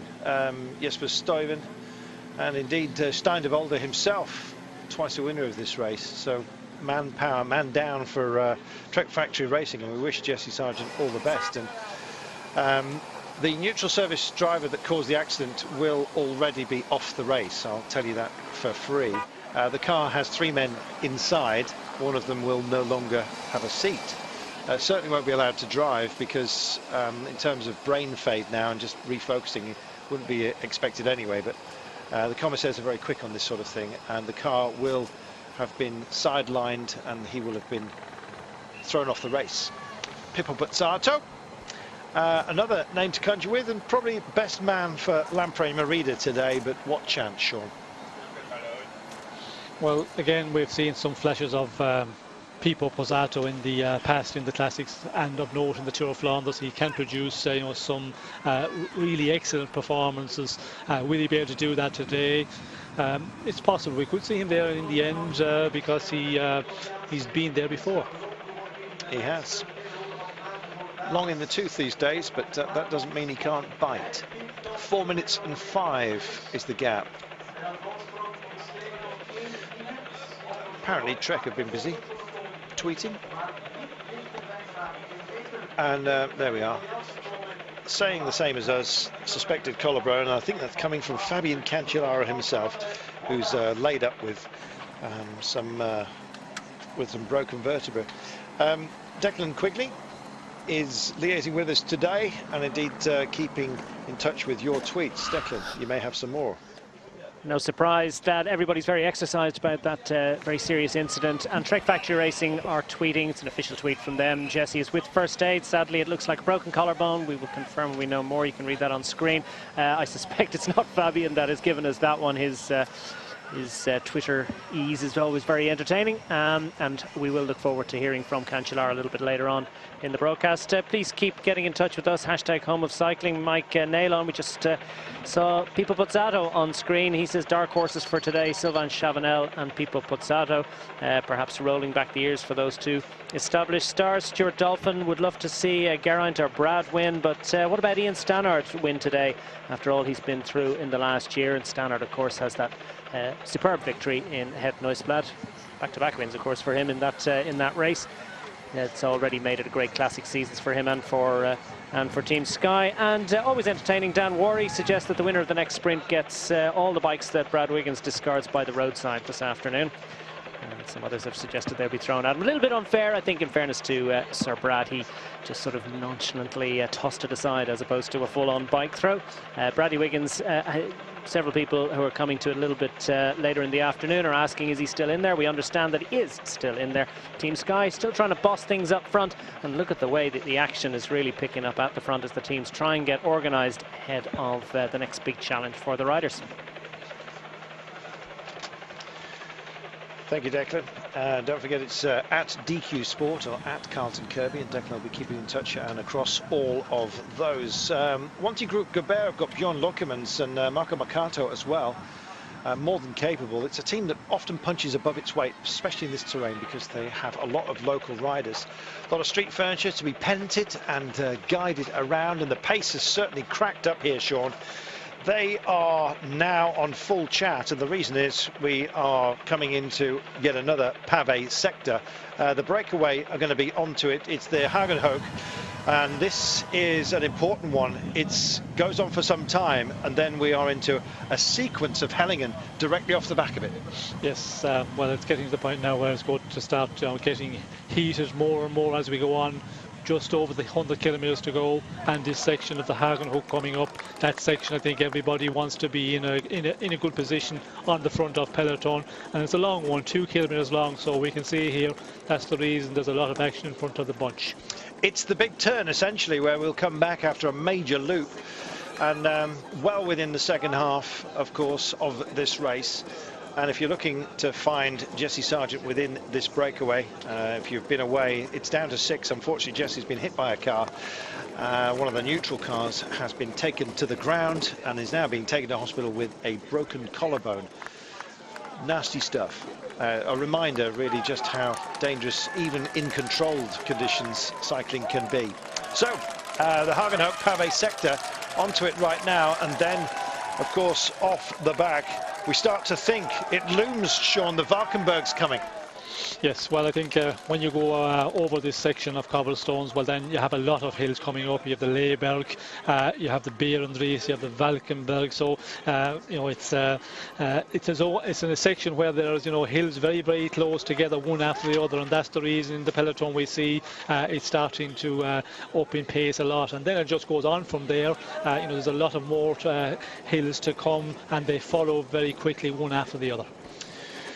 So, there is a little bit of respite after this section, by the way. Nothing too dramatic, but the Hagenhoek really does punish you, especially this deep into a race.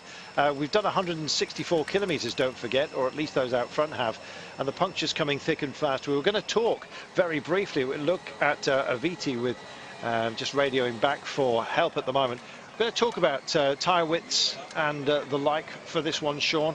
What's special about today's bikes? Well, I think I have the bigger tyres, but that's something they're using in a lot of the races in the past 3+ years, where they're using these 24, 25 mil tyres, and I think some of the guys are even using more than that, maybe 27s. 27s normally 15, 20 years ago. You know, 25s would be what you'd be using in Paris-Roubaix, but they seem to have got, you know, a bigger tyre now, and they say for aerodynamic, it's better, it rolls better.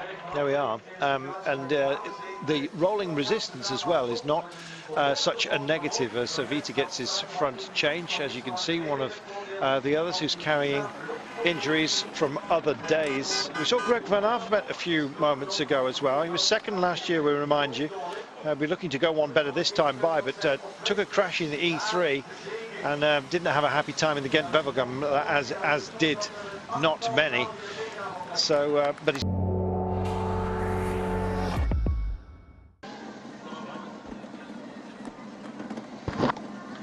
Welcome back. Just under 100 kilometers to go. Actually, just waiting for the ladies' race to finish. I believe that Longo Borghini has got a great chance of actually taking it today, although there is an 8-rider chase group who are trying to get back at the moment. Hopefully we're going to see some action from the ladies' finish a little bit later on. And Viti has got himself back in, which is good news for him. We're also incidentally going to just welcome back our friends from British Eurosport, so bear with us while we all come together. Meanwhile, Greipel looks like he's mustering for yet more action. We'll welcome everybody back and then we'll deal with it.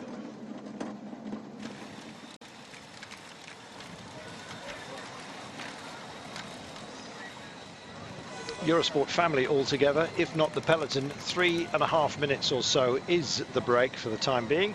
It's being well controlled, to be honest. Teams are just imposing themselves when they have to, and as you can see, the cross-country style continues. There are a number, incidentally, of cyclocrossers who do very well when it comes to the Tour of Flanders. In fact, a couple of them in the break. Venturini was one of those early on from Cofidis who just dropped back because basically he was just, frankly. It's Cyril Lemoine, incidentally, for the men in red for Cofidis that we'll be thinking of. All the helpers offering wheels, as you can see. Should anyone pick up a puncture, we've seen so many of them today, and Van Kiersebroek is also getting back in. This is a solid performer, but they've got so much talent with Stijn van der Berg, Matteo Trentin, Zdenek Zdibar and Nicky Terpstra himself, with other helpers like Iljo Kaiser. Ethics Quick Step could do the job. Well, the ladies just about to finish. We'll keep you in touch with the result, incidentally. I won't be spoiling anything because I understand it's only going to be shown as highlights later on, which I'm slightly disappointed at, but I did ask today if we could do a split screen with our friends from Belgian television. They said they couldn't take the risk of something going on in the men's race as the women's race finished. So unfortunately, I'll just have to tell you what the result is, and then we'll have some action for you a little bit later on when we get to the podiums, and you'll be able to see highlights on Eurosport later in the week. So apologies that is not a fuller account, but Eurosport can only deliver what we're provided with, and unfortunately it's just a little less than we would have liked as far as the ladies are concerned. Women's racing, fantastic, and it's very much part of our sport these days, and frankly I think it deserves a bit more recognition in terms of its coverage, and hopefully we'll get more and more of it for you on Eurosport. It is starting now to be a feature in highlights, and live racing, why not? It would be terrific. 95.8 kilometers to go, 3 minutes and 40, and Sean, this looks like a hiatus. It certainly is. We've seen moments where, you know, there's a little bit of action back in the peloton, and then it's knocked off again. At the moment, you know, they're working away at a good pace now, we must say, but still 3:38 for our leading riders, 6 riders at the moment. Of course, unfortunately, Jesse Sargent we could see there, and another slow up here with Paulini looking here at the rear. He's been hanging around there, and we will see Paulini when it comes to the important moment. You know, he will arrive on the front of the bunch when it's needed. Well, this is not good. Was that Alexander Kristoff with Paulini waiting with him? It was head bowed at the moment. I couldn't quite get a handle on him, and he was crouched as well, busy trying to amend his machine. And suddenly the pace changes as a result. They're strung out yet again, Sean, and well, we were just talking about a hiatus, and then suddenly, snap, it all changes. Well, I think it's stretched out because of that problem they had in the peloton just a moment ago. We could see a rider, as we can see here, falling over, and that's what really stretched out the peloton. Other than that, as we see just before the crash, very much grouped together, but there's a long stretch of riders now because of that crash. Nobody attacking just for the time being, but there has been a little bit of change of pace, I guess, just to make it safer and string everybody out just a little bit. Here we are then, the Berendries 7% with a 12.3% maximum. At least it's smooth. I guess they'll take that as a small blessing. Please furl your flags when the riders are coming by. Yeah, glad to see that flags have replaced the air sausages, which are so annoying. But there you go. I've seen a few spills, incidentally, because of those air clappers, or whatever it is they call them. They can get where they shouldn't. Let's have a look. Well, that looks like a proper bike issue. Still didn't quite get a handle on who it was. Just too covered up and too busy trying to amend the bike. 94 or so kilometres to go. You're looking at the head of the race. We have our breakaway. They've been doing a great job of it. Jesse Sargent, unfortunately, has been tagged and taken down by a neutral car. And he's picked up a broken collarbone as a result. It's the worst part of the race so far, I'm afraid. Lars Bach is up here for Lotto Soudal. On the front is AG Tour Le Mondial's 28-year-old Frenchman, Damien Gaudin. We also have Frapporti from Androni Giocattoli, the 30-year-old Italian.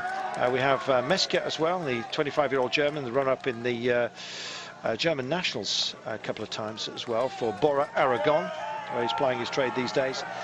We have the 29-year-old Matt Bramier, who's also up here, 3 times Irish road racing champion, who's just won 73 litres of beer. He had actually marked, he put a little sticker on his handlebars saying 34 kilometres. That was the intermediate sprint to win the beer. So, job done for him, and indeed for MTN Quebecer. It's party time for them a little bit later on. They crest, plenty of bottles being offered, and on a warm day like today, Sean, you're going to have to keep your fluids up. Definitely, it's a warm one, more than normal we have in the Tour of Flanders, so you have to keep on drinking plenty. And we can see some of the riders there. We can see Gaudin, actually, he's sweating a bit, and he's the one that's securing pace on the front. And with our 6-man breakaway, we can see they're starting to suffer a bit. I can see grimaces there on the face of some riders, but Gaudin, he's a real strong rider, a real powerhouse. When he gets out in front, as he goes further into the race, he seems to get stronger. I think last year in Paris-Roubaix he finished in the top 10, so he is a rider that can manage the distance. He took a stage as well a couple of years ago in 2013, I think it was, 5th in Paris-Roubaix that year. He's also got here a man we haven't mentioned or dwelt on too much, is Groenewegen. He's the Roompot in the orange in the breakaway. He's only 21 years of age, the Dutchman. He won the Espoirs Flanders last year here. Yes, well, of course, the Espoir Flanders, the distance there is going to, be a problem maybe for him. A much greater distance on today, but to be up there at this point, such a young rider, from coming from the Espoirs last year to be in the breakaway, and they're hanging out quite well. They are trying to keep together. We can see there, they're not pushing it too much on the climbs, gather them together, start to work and hold on to this advantage for as long as possible. Geraint Thomas, we haven't really dwelt, but it's been an amazing run of form he's had, and it's the guy that really is primary in the plans of Team Sky today. Well, when you look at his past performance, the way he's been riding, it's only normal that he would be the one, the one that would try and protect most. Stannard is the one with the question mark. He had a crash there. It seemed to knock him off his best form, but again we could see him very much in the end today. But with Sky, there's a lot of riders here to the fore, and they have, when you look at the big teams, they are certainly one of the teams with numbers that should go a long way into the final, with quite a few riders in the main part of the peloton. Paolini is known to be a bit of a meerkat. He sort of hangs at the back and watches how everything pans out in front of him. It's not really a strategy that I can imagine working on a day such as this, but he does like to hang around at the back. That said, he does amazingly find himself in the right place at the right time on a number of occasions. He sort of spots the way that breaks are forming themselves. Right now, though, it's a place where you're going to get held up as the Berendries announces itself to the main body. 940 metres, and there you can see the ascent that they're making here as well. It's quite a rude little climb, this, despite the fact that it's a smooth surface, Sean. It is one which start to hurt, and some riders are starting certainly to, you know, feel the pinch here. And when you're further back, as we can see here, Knies from Sky, we can see Paulini from Katusha. When you have to slow up at all a little bit on the climb, and then you'll start rolling on again and gather momentum, that takes a lot of energy, and you know, it is really difficult when you're further back there. And we did see a perfect example where it slows down a lot, and it's not the place to be, because you're going to have to make more of an effort than you would have to if you're in the top 25-30 riders. There you could just continue and follow the pace being set by the front riders. A lot of arms beginning to be exposed as arm warmers are rolled down and dispensed with. We've got bright sunshine here. It's a very, very pleasant spring day. The wind still has a proper chill about it, and we're still just waiting for the ladies' race to pass by in front of us. I understand that Longo Borghini is out alone with 8 chasers trying to narrow the gap just before the line. I'll get a result when we can for you. 90.7 kilometres, 3 minutes and 38. And Sean, I interrupted you. No, I'm just looking at the front of the peloton here. We can see Bernie Eisel starting to appear. You know, he hasn't been on the front end of affairs at all. It was the other riders in Sky. So, you know, starting to get a bit more important as we go further on with 90 kilometres to go. Now you have to be careful. You have to stay, you know, very much to the front, because if there's some team, some of the favourites go in the attack, if you're too far off, well then to get back into the front of the bunch, you can, you know, burn a lot of energy. So it's getting into the point where you have to, you know, tactically you have to be really clever here and know your position where you have to be in the peloton. From this high up, you can see what sort of pace they're dealing with at the moment, and it's a quick one. And if you do get disengaged from the back, it takes an awful lot to get back on, and it's not a happy place to be, as I think Mr. Vries is starting to find out right now. Get yourself back in, get ready for more hurt, and there's plenty more to come. Back in a moment.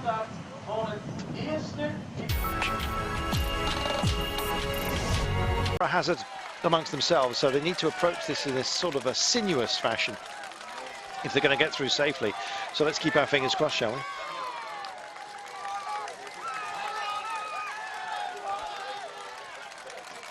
Well, the race is going to seem very familiar to you after the Valkenburg, but you've got to get to it first. The break is just about to crest it. It is smooth. That's Jiregi just being helped out with a swift change.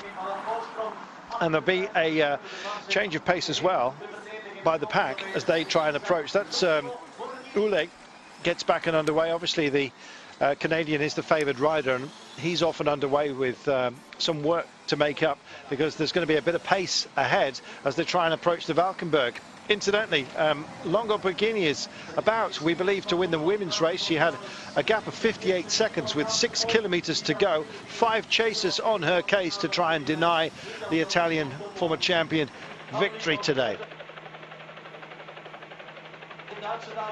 So Longo Borghini looks like she's going to win. Meanwhile, Nederbreckel, they come in, they take this right-hand turn, and it's Sky in big policing duty today. They don't want any more problems. They've had a few earlier on. Bradley Wiggins got bitten. Get up front, give yourself a decent view and some options on the entree into the Valkenburg. And Andre Greipel is one of those on policing duties, and Giant also just starting to show their hand today, thinking about Degenkolb, of course. Wow, lot to play for, Sean, and the road's about to kick up for these guys.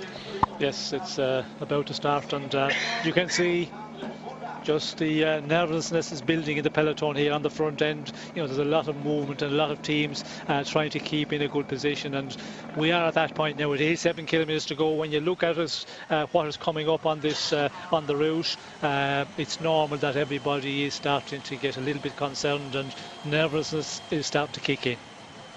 Certainly is. The crowds are expectantly awaiting the women's race to finish at the finish line. Sorry that we're not going to be able to bring you any of those pictures until later on. It's not being provided to us, I'm afraid. So a bit of magic spanner time, a bit of real spanner time, I think, for Orica Green Edge. Just having to adjust themselves as they start to think about the end of the day. Or was it MTN Quebec? I didn't quite catch it, to be honest. And I'm busy looking down the road to bring you the ladies' race as they are on the Valkenburg, and they're taking it gently, Sean. Yes, again, sometimes that is the case, and I think with the breakaway out front at just over 3.5 minutes, nobody wants to commit at this point, and we often see that where they just wait and wait, and if that is the case, well then we could see a lot of riders getting to the final. Again, we're seeing this slow down where the riders are, you know, just having to put the foot down and wait until they move on again. There we are, a quick change, couple of punctures, as you've seen, been announced. What about Orica Greenedge today? They've got Jens Kirkelaar, we were talking about last year, a year older, a year wiser perhaps? Well, I think they have riders there who are capable of doing something, but they need to get out a bit further out in the race. If they wait for the very final, the Oude Quaremont and the Patersberg, well then, you know, the big hitters are going to go so fast. I don't think they've got riders capable of that, but the way the race is at the moment, there is going to be teams now who will say, yes, if we get to the 60 kilometres to go, Matt, well then we're going to try and go in the attack and send riders up the road, and the way it's rolling at the moment, I think we will see a lot of that. They're going to go up the Keparai as well, which is 9%, 5.5, 9% maximum, 5.5% average, but it looks nice and relaxed for the time being. I think everyone's quite happy with the way this day is panning out. The longer it stays like this, Sean, without punishment being meted out to some of the quick guys, it plays into their hands, does it not? Well, I think it plays into the hands of the riders who have maybe difficulty in the final, the big sprinters. Christoph, maybe, we must remember he was in the 3 days of the Pan, so I would be concerned that he might pay a little bit dear for that in the final 30 kilometres. But if the race is not as aggressive and not as fast as it normally would be, well then he's going to be that bit better in the final. Sagan as well, maybe not at his best form. So the sprinters, the faster ones, will be happy with this pace, and they will want to follow and try and get to the end, because if they get to the end with a group of 8 or 10 riders, they're always in a great chance. A Sagan, a Christoph, a Degenkolb.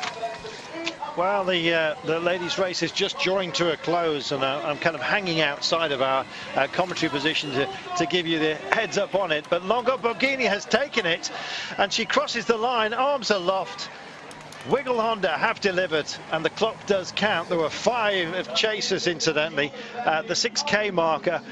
Congratulations to her, and I'm just sorry you can't see the pictures. I think it's an amazing performance, and she's a great rider, and good delivery as well for Wiggle Honda. They are a fantastic team, and just waiting for the rest of them to come across the line, but the gap is significant, and I think cat and mouse for second place quite clearly. I don't think they tried as hard as perhaps we thought to catch her in the last 6K, certainly, but it's a wearing race of its own in its own right. Don't forget, 144 kilometres with plenty of pavé along the way as well, and it's Wiggle Honda 1-2 today. Oh, they're going to be absolutely delighted. Jolien D'Or has just come across the line. Great team, great result for them, the 1-2, Sean, for the ladies' race, which has just finished. Well, to get a 1-2 in a major classic for the team, what a performance, and yeah, they will certainly be over the moon with that performance. Wiggle Honda, they have been there knocking at the door. They haven't been winning the big ones. They've been winning a lot of races, but to win a Tour of Flanders, that is one of the best races of the season that you can win. Rocky Gilmore will be absolutely delighted. It's a great team. In fact, last year Sean was invited on board the team bus to give him some tips about how to race, and they've clearly kept those gems, those pearls of wisdom, where they need to be. To the forefront of their minds. They've delivered a 1-2. Congratulations to them. Longo Borghini first, ahead of Jolien D'Or for Wiggle Honda, winning the Women's Tour of Flanders today. Congratulations to them. Back to the men's race then, 84.9 kilometres, 3 minutes and 17, and a little bit of conversation going on at the moment. There's been a bit of shooting the breeze. It's not been the most dramatic just yet. Mind you, I'm sure that Jesse Sargent and Trek Factory Racing will probably disagree with that. He got bumped, he's got a collarbone problem, I'm afraid. It's sure to kick off soon. We'll take a break.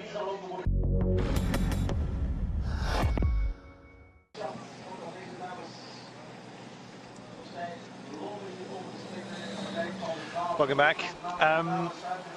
John Degenkolb has just got himself a change. Compact character that he is. He's tasted success, of course, and Milan San Remo, what a phenomenal result for John. Well, he's in the monument hunt then, which is great. And I suspect certainly one of our favourites for today, especially if the pace stays as it is right now. He likes a high cadence, does our John. Takes on a moderately sticky bottle, slingshots himself on the collect. We'll just welcome everybody back. John Degenkolb just getting himself back in.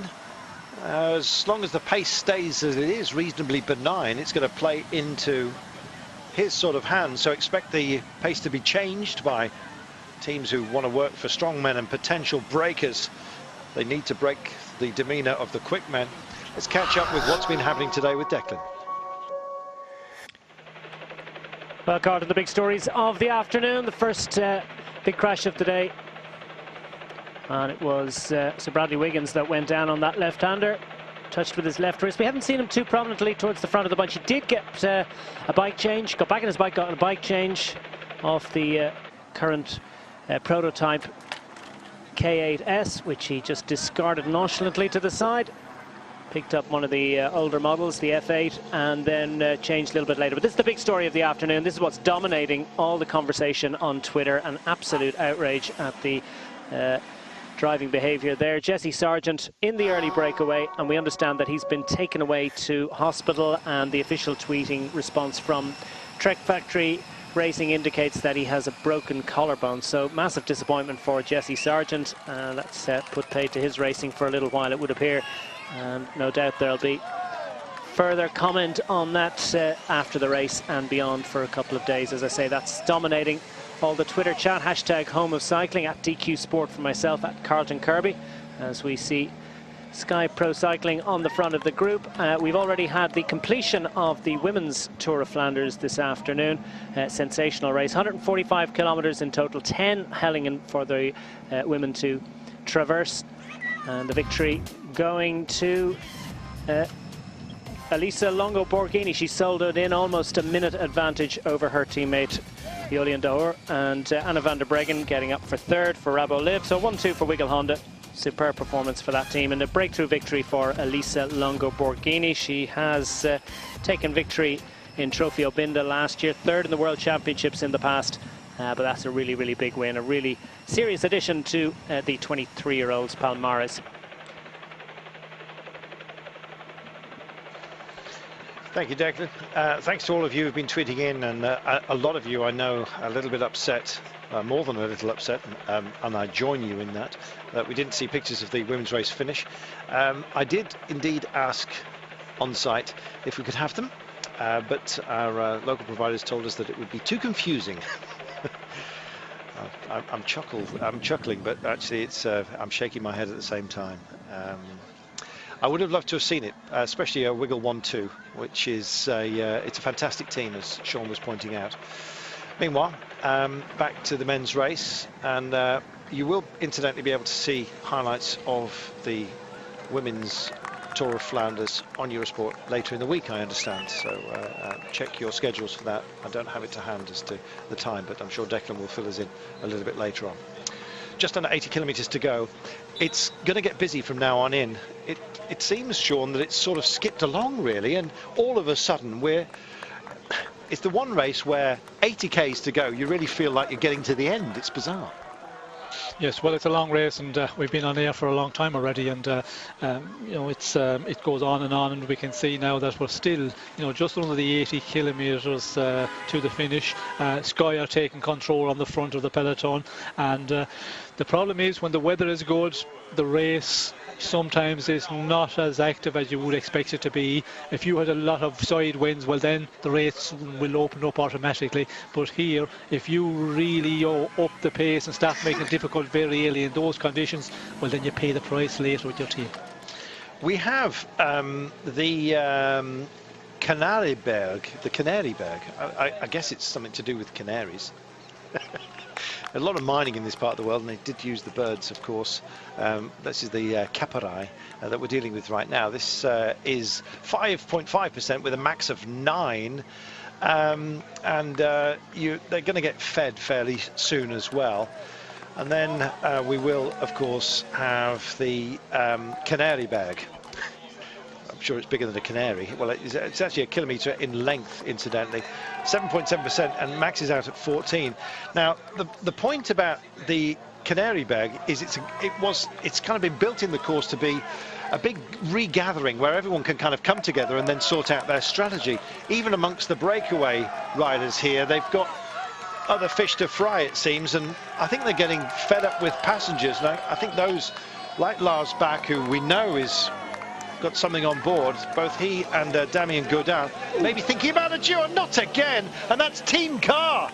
That is the Francis Lejeur's own team car, and there's a big valance off the back of the car which has actually been disengaged on the impact. I can't believe it, Sean. What on earth is going on today?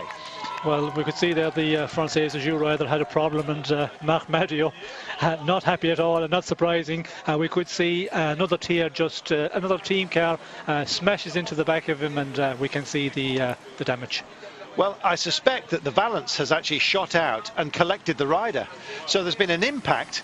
The rear bumper has actually come disengaged and collected their own rider. Maybe even worse than that. But right now, I'm in a state of complete shock, Sean. Well, that is the Tour of Flanders. It's just hectic out there. As we can see it again, it was a team car. There it is. Shimano, a new car. It's the neutral car again. My God. Well, and the rider, it looked like that the mechanic was just about to get out.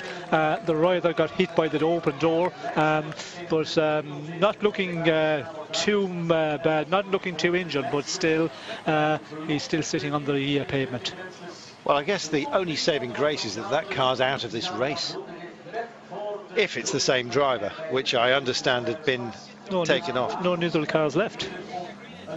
My goodness. Well, they've hardly been neutral today, have they? They've been rather active, unfortunately, in exactly the wrong manner. Sorry if we're sounding like we're shouting from a pulpit, but honestly, I really want to break something.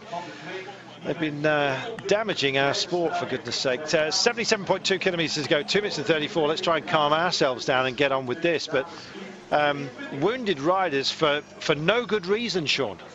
Well, yeah, you know, the riders themselves in the peloton there, they take so much risk when they're up front, and you know, when they're really in action and really racing aggressively. But yeah, the cars. But it's always a risk. I've seen it in the past, you know, where somebody is not concentrating fully, and certainly that was the case there.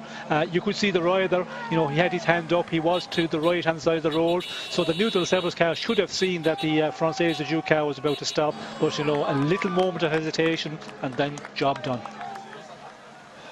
Wow. Well, let's just gather ourselves, shall we, and try and refocus on this. We're talking about the wrong things today, Sean. That's the problem.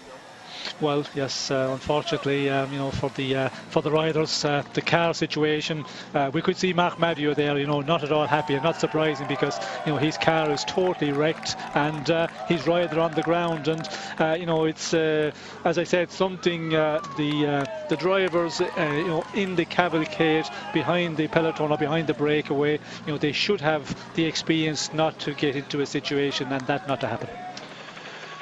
76.7 kilometres of, let's hope, just racing, shall we? That would be nice, wouldn't it? For goodness sake. 2 minutes 28 is what we've got. And we've also got a diminishing breakaway right now. This is now a chasing group. Oh, goodness me. I'm just trying to gather myself and just hope that we can get some news even on the car, for goodness sake. What about Marc Madio and his team car? How's he going to marshal his own troops, for goodness sake?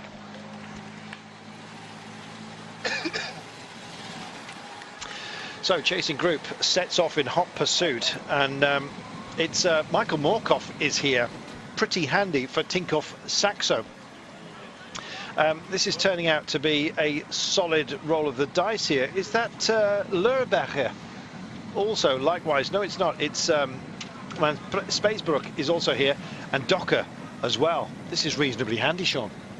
Yes, it's a group of riders that, you know, they've decided to try and get out of the peloton here, and But coming to that point now with the riders and the teams, they know that an opportunity, the way it's been set up back in the peloton, if you can get out, form another group and go at this point, you might be able to pull out a nice advantage and get into the more serious part, the most difficult part of the race with an advantage on the peloton, and then you're up there when the racing comes up from behind.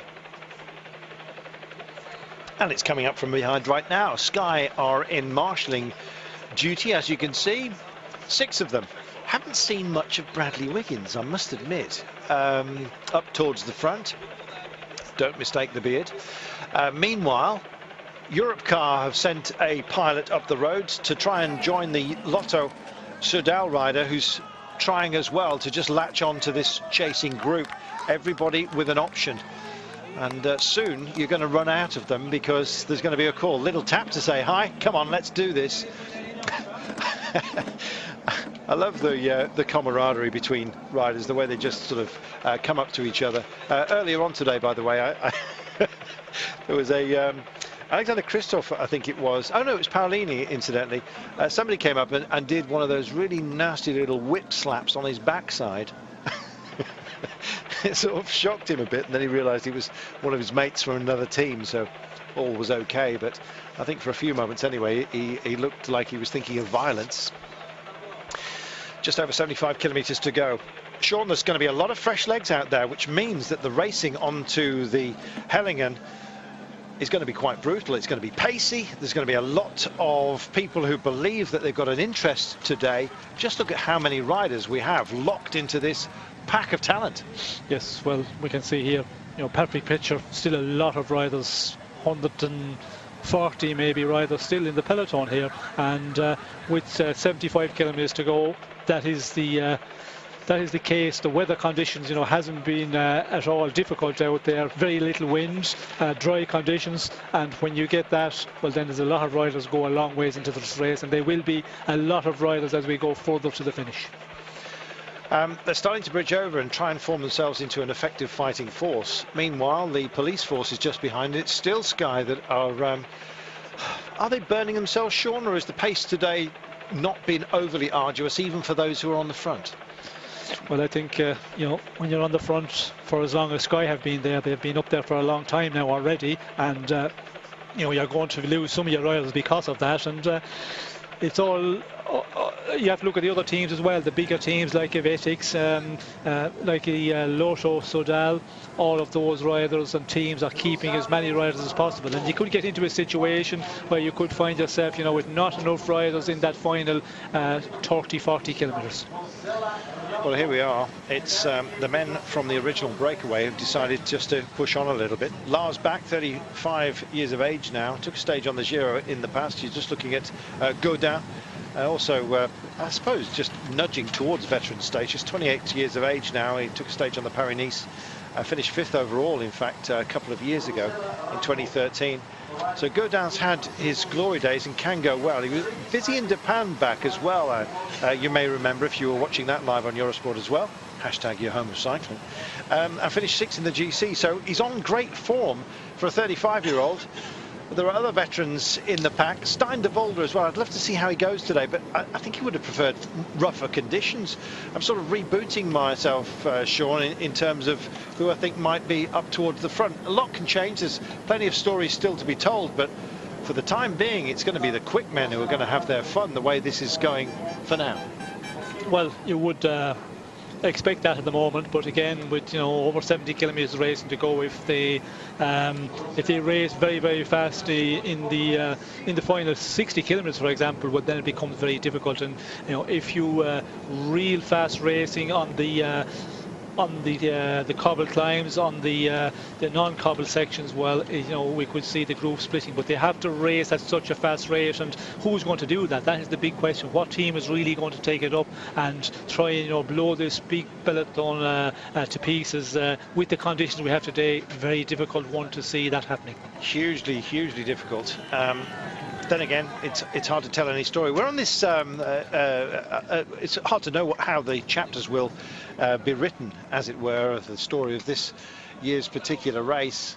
Well, here we are, and One man missing from this. Oh no, there he is. He's back in. Bradley's with us. Sir Brad is on board. Everyone be pleased.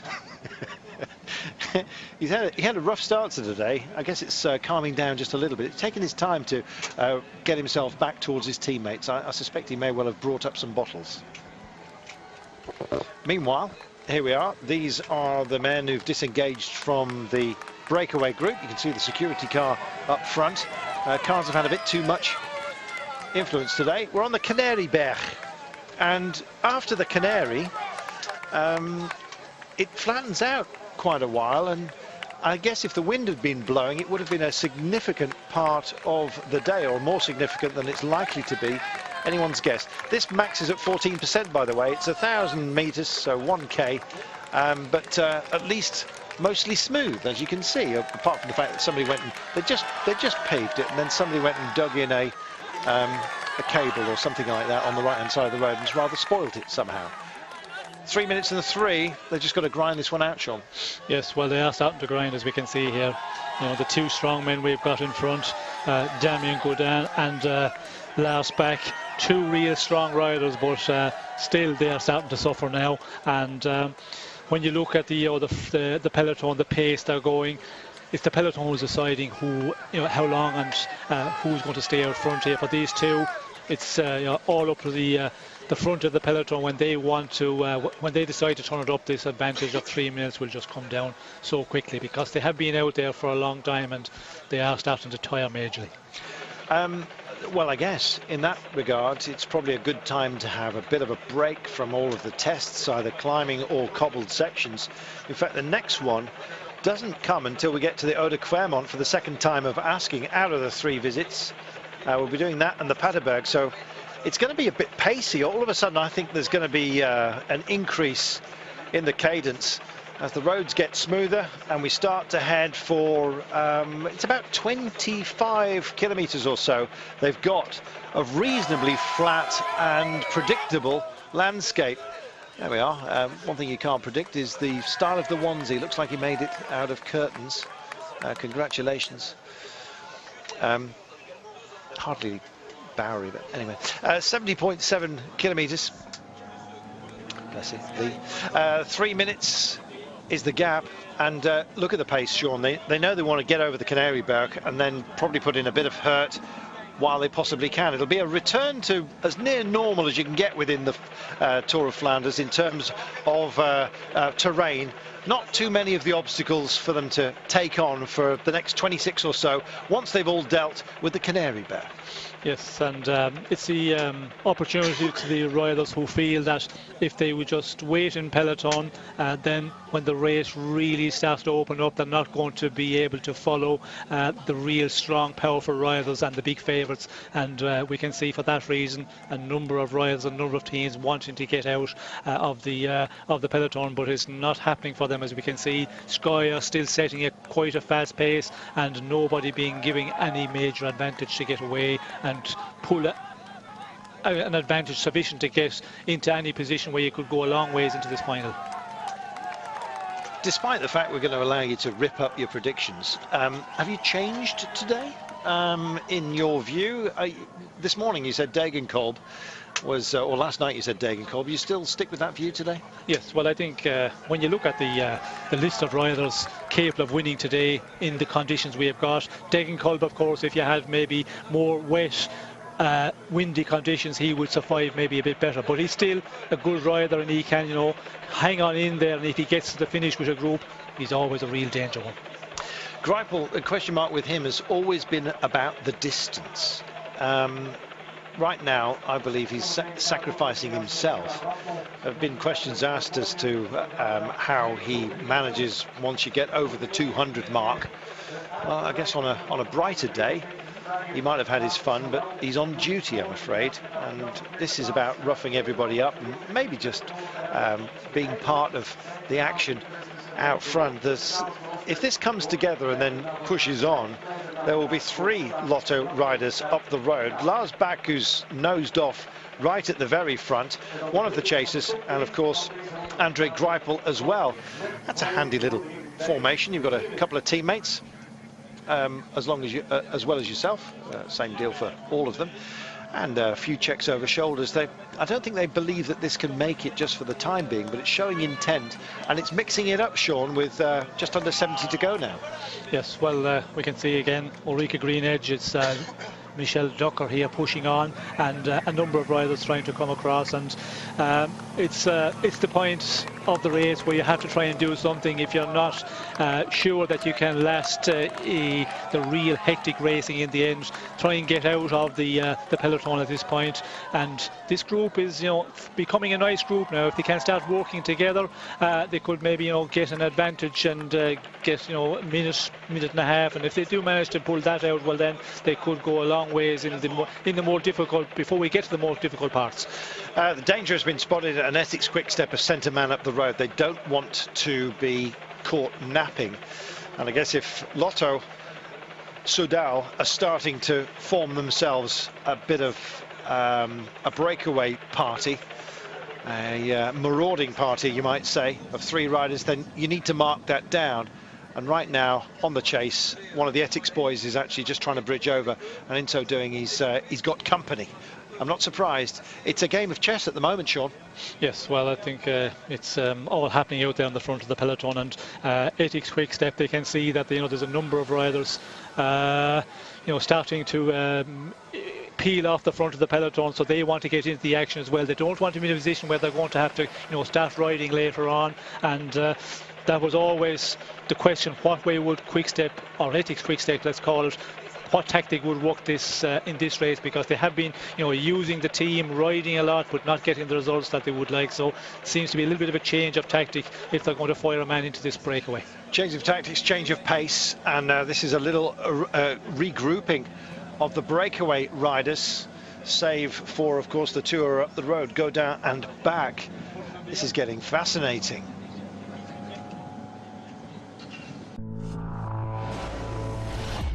They just don't want to lose out, and I'm not surprised. Likewise, Orica Greenedge are getting themselves into position. Good to see Astana as well showing some willing right now. They've got their quick men, they've also got their strong man. Bozic is one of those. Lars Bohm is also here. At the back, Adam Blythe, I believe just stopped for a puncture a few moments ago. He's got himself back in. This is the Orica team with Jens Kirkelaar. Now, he went well in the 3 days of West Flanders, of course. He's 22 years of age now, 9th in the E3. He beat Os there, and Bozic, incidentally, the aforementioned a few moments ago from Astana in the pale blue, Slovak. So, yes, Jens Kirkelaar, watch out for him. I wonder if he's got something today, but this is slowly but surely coming the way of the likes of Orica Greenedge. They've got other fish to fry right now. Turbo Durbo, would he be sent out on a fact-finding mission for these guys? He can time trial like a good, and he's also got some real strength, so Orica could feature, you know, it's not beyond the writ of man.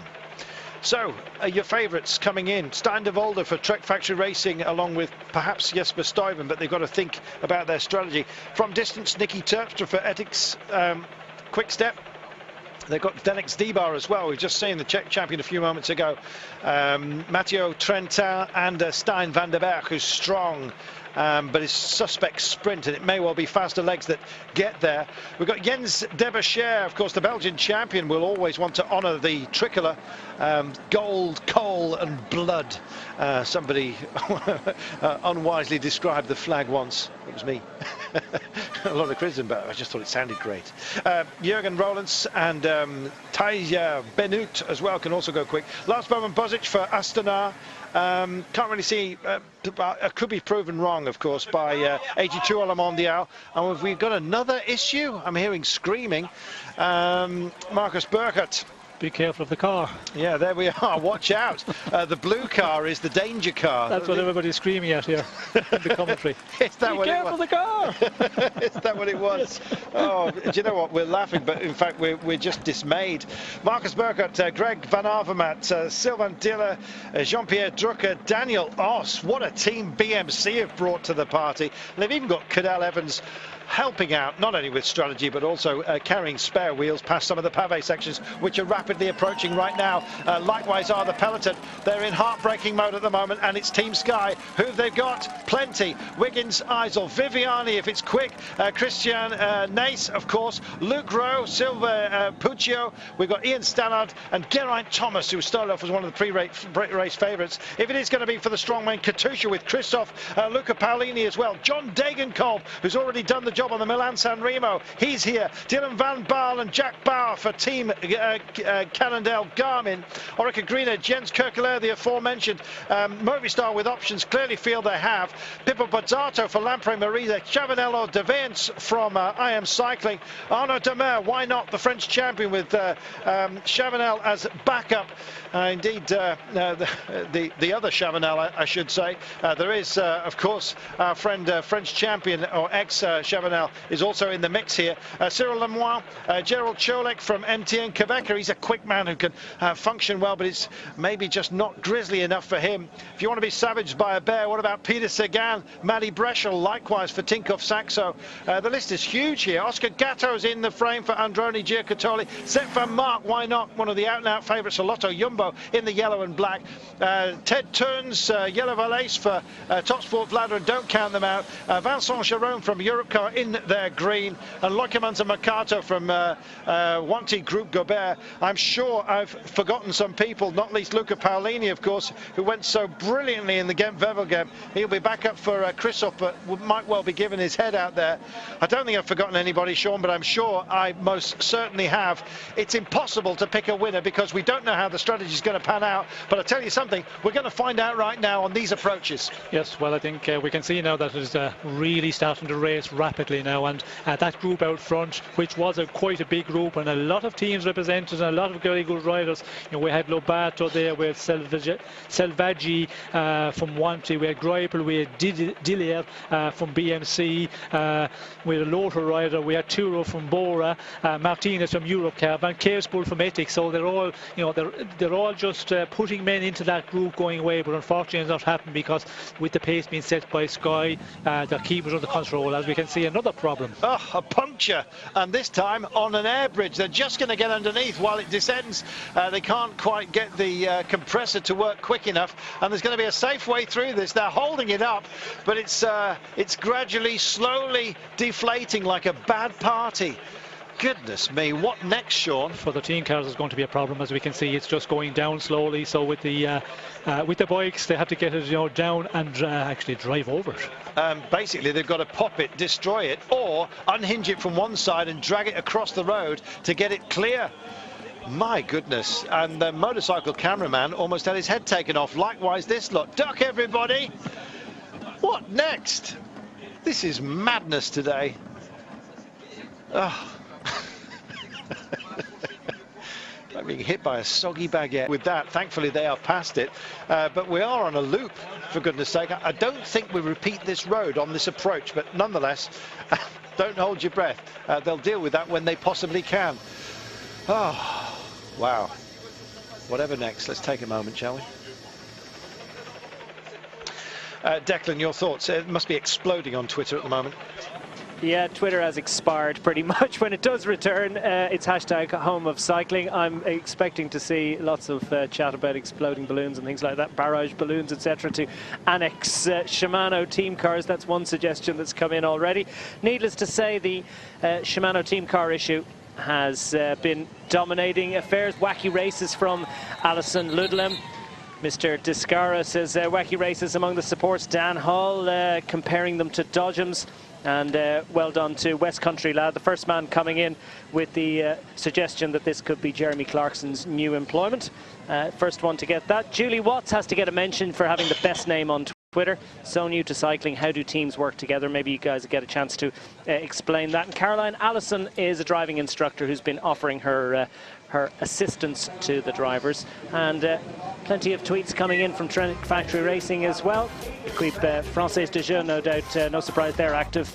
And Sebastian Chavanel has left the race, but is okay. Big fright in the car, but everyone's okay too. Some more info after the race, and that is the answer to that mystery. It was Sebastian Chavanel who was the rider who was caught up in that unfortunate accident. I think the two, you know, for what it's worth, we should, you know, it's Shimano cars involved in both of those incidents. The first one, well, you know, you really shouldn't be crashing into cyclists when you're behind the brake. When it's behind the when it's behind the cavalcade, which is behind the main bunch, and there's lots going on narrow roads, well, there's plenty of opportunity for those accidents, and it's probably worth mentioning that, you know, isn't it amazing that it doesn't happen more often than it does happen. So just under 60 kilometres to go, and it has certainly all kicked off. Mark Jeremy says, when is Roland's going to go? You know it's going to happen, and that early activity from Andre Greipel suggests that Lotto Soudal very eager and very keen to get going early today.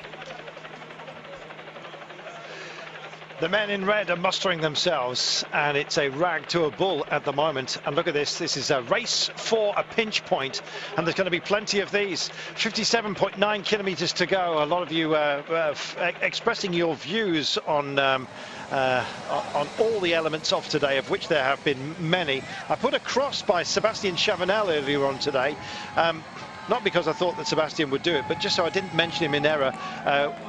Instead of Sylvain Chavanel for I Am Cycling, and it seems that the cross probably had an impact. He is cross, he's out of the race, although I think more depressed than anything else. We understand he doesn't have an injury, which is a blessing. Back and Godin up the road. It's all starting to kick off behind them because we're in to the hurt zone here. So, Eau de Clermont is beckoning. We'll be on it when the breakaway hit 54.6 kilometres, 4% maximum, 11.6%. Sorry, is the maximum, 4% is the average. 1,500 metres of cobbles, we remind you. Sky have their special bike with suspension at the back, but look how narrow it is on the approaches to this. We're taking the Clermont for the second time of asking, first time over the Paterberg, and that maxes at 20.3%, and you might see a lot of riders stepping off. Steve, our fans there showing the Czech flag. Will the Czech champion have his fun? It's not about fun, it's about coping this and maybe imposing yourself. It can be a nightmare. For somebody, it's going to be a fairy tale. For that person, the name at least, we do not know their identity for the time being. Good to see Derbyshire, the Belgian champion, up towards the front, right in the pointy end for Lotto. In fact, he's lead man for them right now, and BMC are on the blower. How do you want us to play it? They've knocked it back, they're taking it sensibly, Sean. Well, it's often the case, a race to the pinch point, as you mentioned, Carlton, and that's what happened there. We could see to get onto the Eau de Clermont, the lead into the narrow road, a big up in pace, and then suddenly it slows down, and that's what's happening on front. And we can see a lot of talk going on. We can see the BMC riders, you know, radioing back to car, what is the position, what do we do, and here we go on attack. And Alfredo from Française des Jeux is going to throw in one, because you have to do something here. If you're not going to be capable of doing something final, this is the moment now with just under 60 kilometres to go. Alfredo peels off and drags two others along with him. BMC send a satellite rider. Ethics Quickstep are thinking about doing exactly the same. Derbyshire is also here, and he's going to be a danger. You think danger from 56 kilometres out? Absolutely. It begs attacking mode, and that's what they're entering into right now. They'll form little alliances along the way, and then they'll rip them up if they happen to find themselves in a happy position late on. It's still not big enough, but this escape group, and we've still got this brace of riders up front. We remind you, that's Lars Bach and Damien Godin from the original breakaway, and they're already back on the Eau de Clermont. This hurts this time by, and these guys don't have the luxury of a suspension system on the back of their bike, unlike Team Sky, who've been happily coping today, being out front, and I suggest the bike design may well have helped them in that regard, Sean. Well, for the moment we have to wait off for a moment, wait off for a while, let's say, because it's early days yet. There's a lot of riders in the peloton, and yeah, it's all to race for, it's all to happen yet. We're on this little testy, nasty, spiteful loop. They'll be back right here, don't forget, in about, what, 30 or so kilometres time. At 38 kilometres time, they'll be back at this very point with, what, 16 Ks to go. And so we just checked back to see who else is joining the fun, and Lamprey wanted interest at the pointy end, and the pink and blue is getting engaged, and Orica never too far away from having a say. BMC want personnel up there, and in fact that's Degenkolb right towards the front as well. He's in a sensible place, but surely this is far too far. He wants to stay close to Derbyshire, that's my mind. I think he just is minded not to let this just go away from it. It's like having a wet lead just being pulled out of your hands, albeit on a dry day today. And Sky also with G thinking about it. There is G, there is Degenkolb. Some big names on the shake-up here, Sean. Yes, well, we're seeing a lot of the big favourites to start to appear on the front of the main peloton, and you know, a little bit of a gap here up to the Boucher and Alfredo and a number of other riders, but it seems to be all coming back together. It's Team Ulrika. Heyman is actually you know, coming across there, but all the big favourites, or most of the big favourites, to the front of these at this time. Starting to rock and roll, and Christoph is also just showing his demeanour today. And it's one for action, as you know, over the last. There is MTN Quebec a little bit too far down the order for the time being, with Cholek just coming through the picture. 43 seconds now. Devashere's a big roll of the dice for him early on. Who's being tempted to follow on? Well, John Degenkolb was minded to just engage a little bit of acceleration and leave his teammates behind. So it is the strong, quick men who are starting to come to the fore. And maybe this is going to nullify those who would have been perhaps hopeful of being in a breakaway. We'll see how it shells out. So, Sean, we've got the Clermont, we've got the Paterberg. We're going to see all this again. It's going to be déjà vu all over again. That joke phrase, it'll be no laughing matter later on, will it? This is the serious end of the day. Yes, it is getting to the serious part of the racing. With 55 kilometres to go, you know, everybody is concentration now on, you know, what's happening at this moment and what's coming up, and it all depends on how you're feeling. If you're feeling good here, it's still a long ways out for the big favourites to, you know, try and push on here, but if you're feeling good, well then, you know, that is a great for the morale. But if you're starting to struggle and you're you know, hanging to stay in there, well then you start asking yourself questions. Jens Debusschere with the Belgian tricolour. Not suggesting it's about him today, but it's certainly a great place to be up the road. Lars Bach and Godin are up here.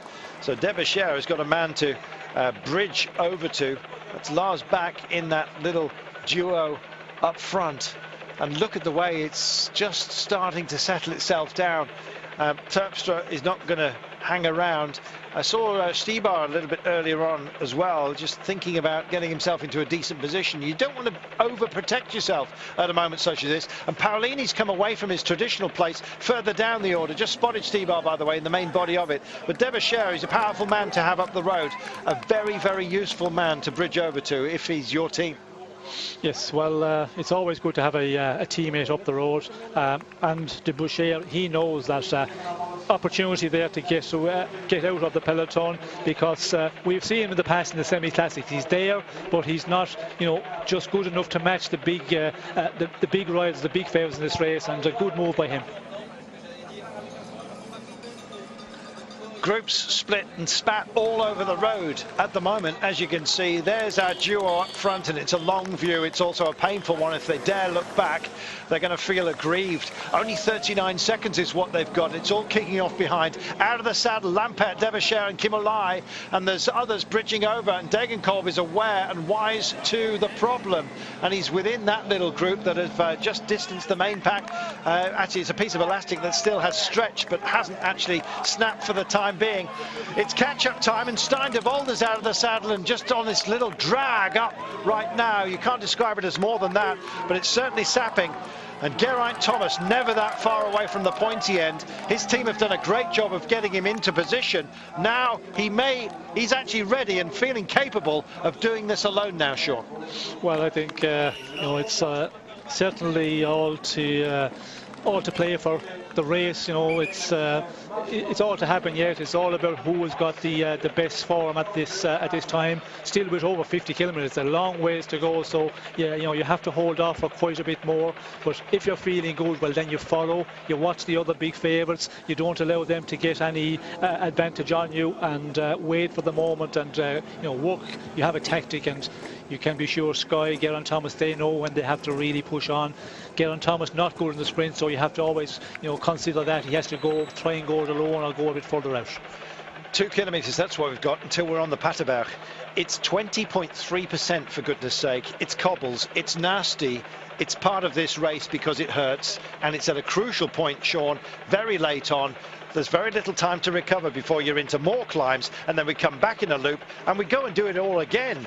Oude Clermont and Paterberg still to be done. The Paterberg, for the first time of asking, is coming up right now. They'll have to hit it once again at speed. It's the last of our Hellingen, incidentally, with 13.2 for the line, but they're going to do it for the first time.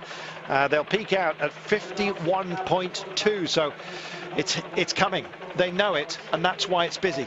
Yes, well, the Paterberg is a one which it's a real important part of the route today. The 52 kilometres to go.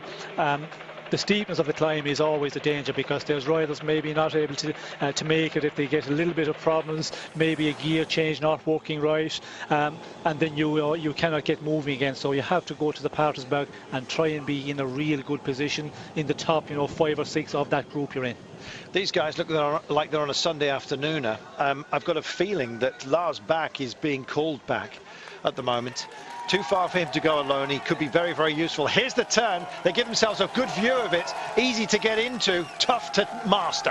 While for the two out front, we could see there they were just taking a little bit of recovery time before they got onto the Paterberg to be able to get up it, because these guys are really starting to suffer now. But back in the peloton, the front of the peloton, they will come around this right-hander at such a rate we could actually see problems. Well, easy for a duo to get into. It's going to be anything but for these guys, and that's why alarm bells are raging right now. I think it's Sylvain Chavanel that's hit the front. Parolini just goes by, shoots by. Christoph within the body of the pack here. Cholek's also involved here. This is fantastic. Stibar is also here.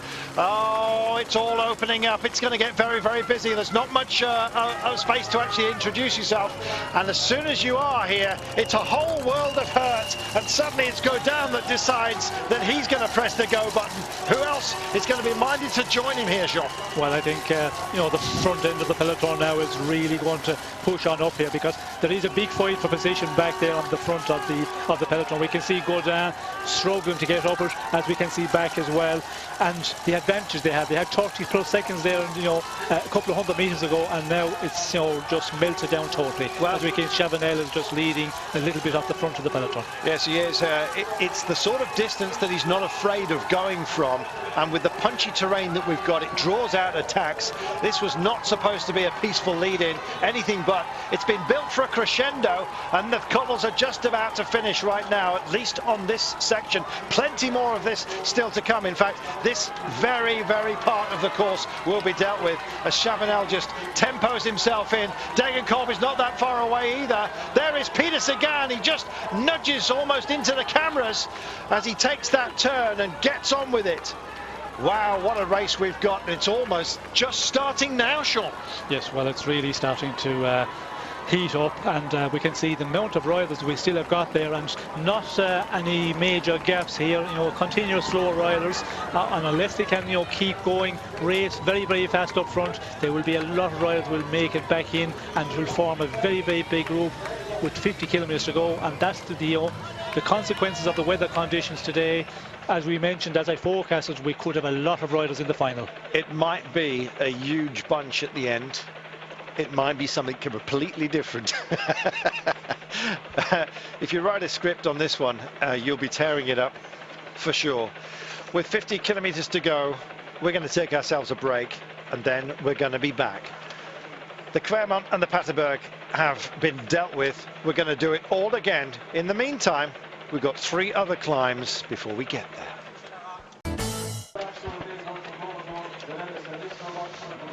I'll go back. 48.6 kilometers remaining, and we have plenty more climbs still to come.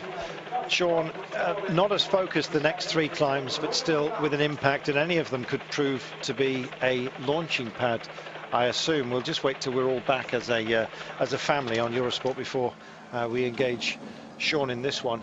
Right now, as you can see, though, Andre Greipel is up towards the fore. He is working for others today, but I guess the more he puts in right now, the bigger the advantage is going to be taken by other quick men such as him.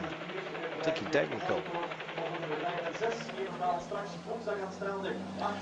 Sean, pace still here. It's absolutely relentless. There are 3 other climbs. Any one could be a springboard, couldn't they? Yes, well, the Koppenberg is the next one, which is a real serious one as well. A little bit, further on down the road here, but we can see, a lot of looking about, and who is going to continue pushing on, securing the pace. And we can see groups also. We can see Bradley Wiggins in a smaller group just off the rear of this one. So let's find out about the big test, which is coming up right now. It's a very hard climb because you get the Kwaremond, Paterberg. From the Paterberg, small narrow descent down, a little bit 1K, 200 meters, a little bit more bigger road, then left again, really narrow road again, and you're already almost 2 minutes from the bottom of the Koppenberg. So the hardest part about the Koppenberg is the fact that you have no recuperation in front of it. So you already arrive like this, and then the Koppenberg is just a beast. You arrive, I don't know, it's like 17% the steepest part, and it's long as well. So it's really a killer.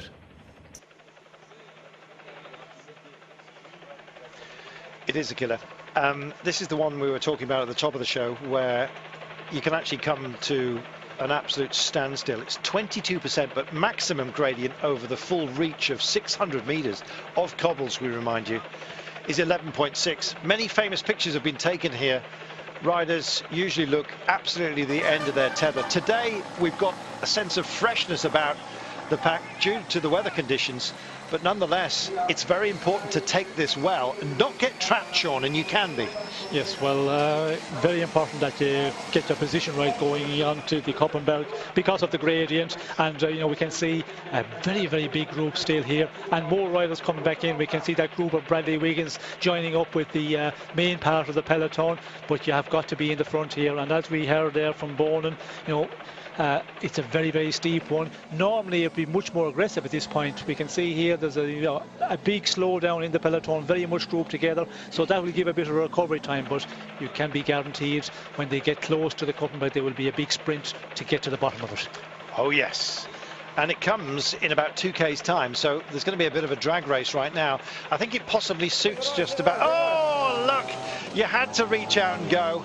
Well, if you're going to choose a man, why not this man? Andre Greipel. He's big in terms of explosivity. With 46.2 kilometers to go, he's already done well over 200 kilometers. Who said that he didn't have, his tank is usually empty beyond the 200?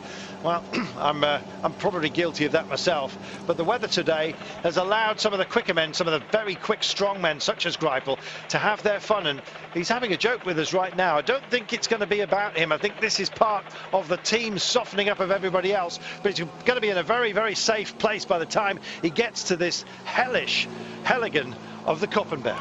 Yes, well, it's the best place to be out in front because Greipel, he'd not be the best to get up these real steep ones because you can see, a big, powerful, heavy guy. If you can get onto it with a couple of 100 meters of advantage, that's a great position to be in, and that is his tactic. Get over the Koppenberg, and then if there's a battle between the bigger riders, well, then he's already out in front. You've been caught out on this one, Sean, and had to dismount and push or carry. Yes, well, I think many of the time I have had to walk it. It's a one, if you ride and when it's wet, there's only maybe 6 or 8 riders who manage to make it because somebody's slow up and then they start losing traction and down you go. And I had that problem a number of times, not getting into the right position. But today it will be very dry, so I expect a lot more riders to be able to make it on their bikes. Andre Greipel has got the honour of taking it ahead of this lot, and you can see the speed that they are manoeuvring into. They're getting into sensible order though, about 2 wide to make the turn and onto it. But Andre Greipel wants to carry as much momentum as he can into the climb. Even just psychologically, that can be a bonus. Well, it's always an advantage when you can make your own way up the climb. You can pick your line.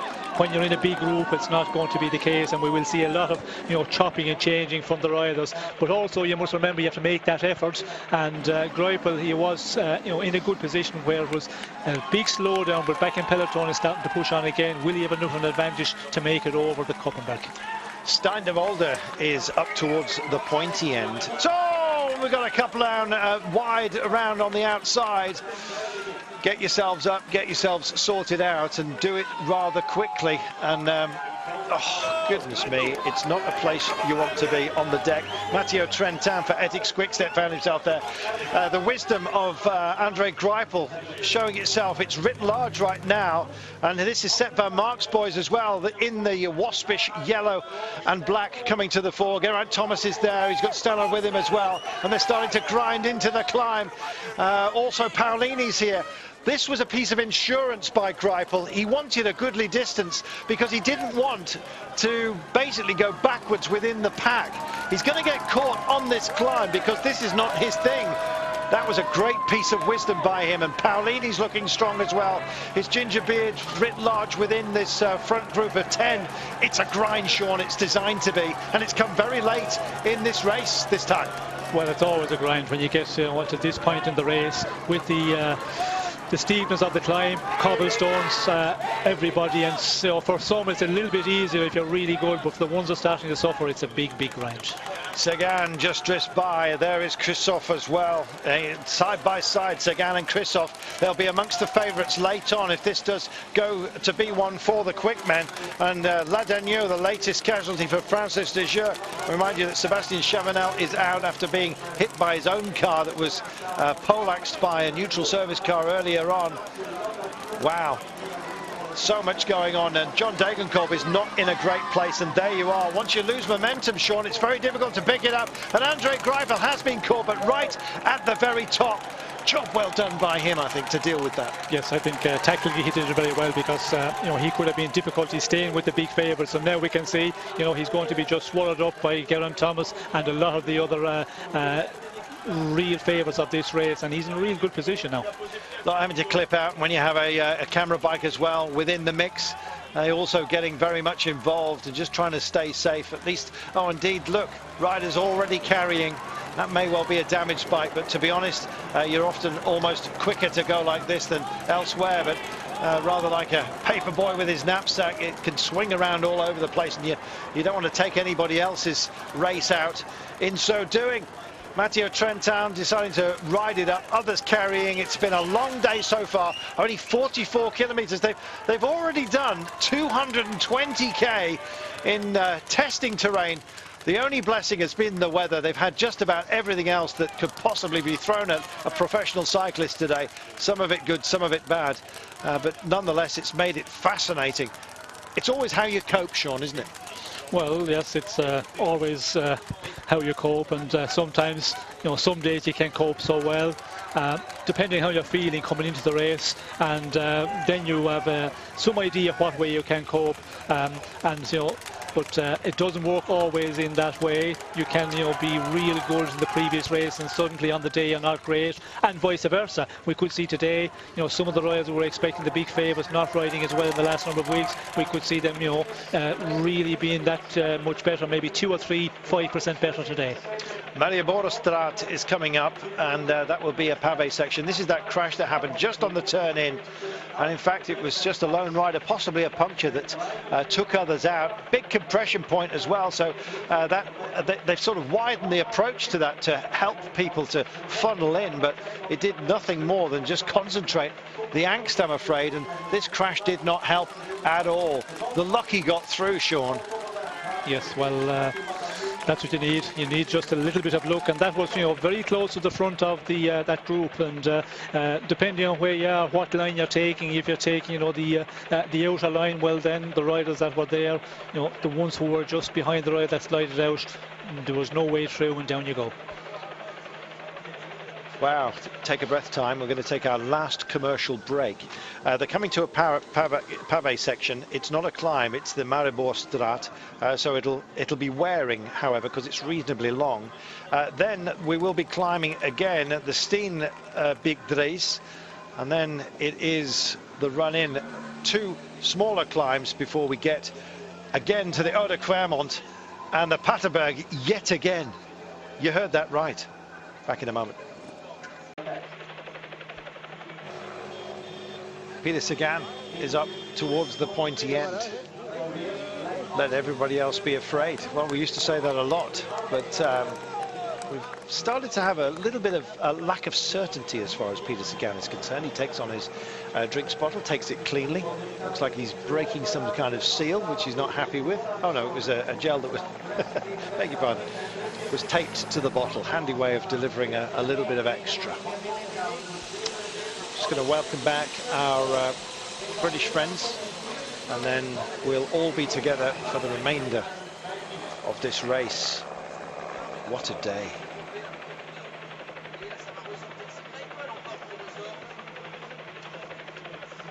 That Russian champion. Again.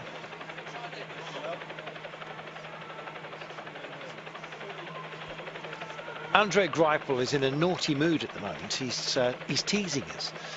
He's just headed off once again.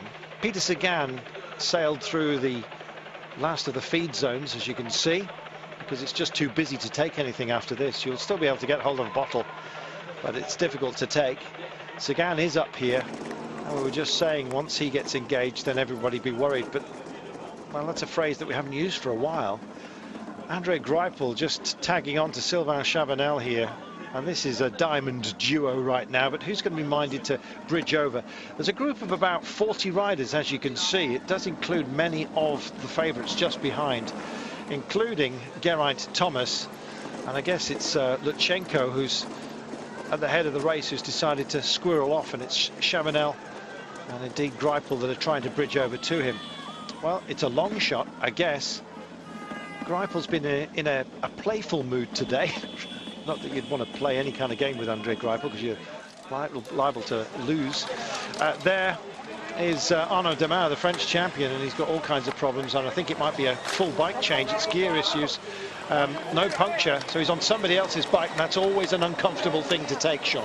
Yes, we could see that he's just his chain got dropped. It seemed to get caught between the lower sprocket and the frame, and not being able to get it out, and always another bike, you know, not exactly the same setup, so it's not a good situation. But no choice here. You cannot wait for a car, because if you wait for the car here, it's plus 3 minutes behind. So he has to continue on one of his teammates' bikes. He's riding William Bonnet, handing over, sacrificing himself to Arnaud Démare, the French champion. Meanwhile, Lutsenko it is that kicks off.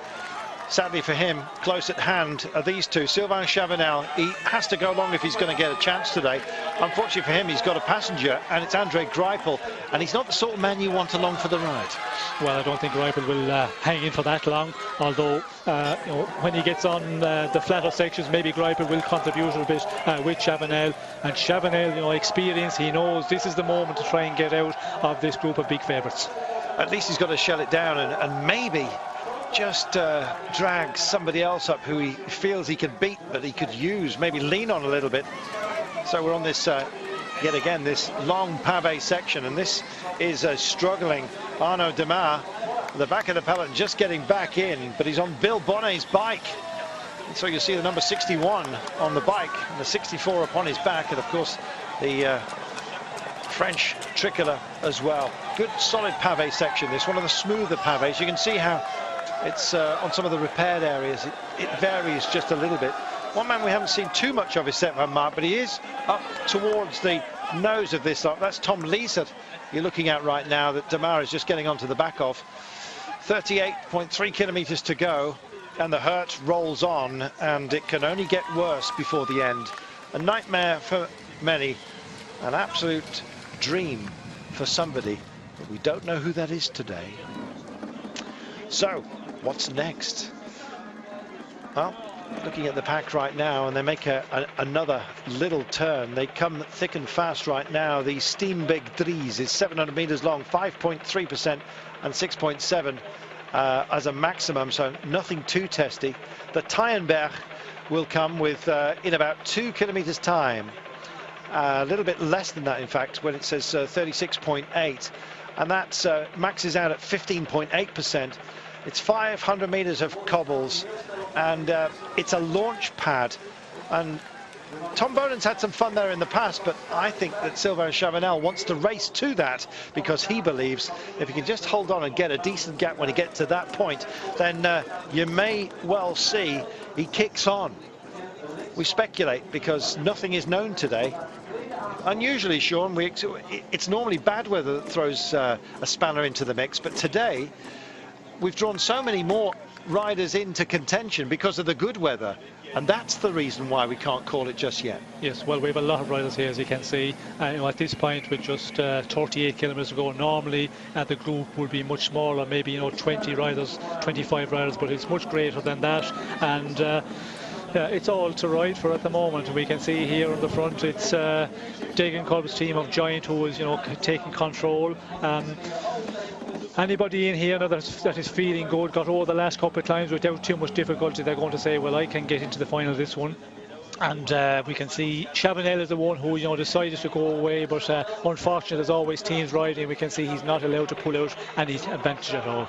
So they make the turn off the pavé, swinging wide, trying to stay as safe as possible.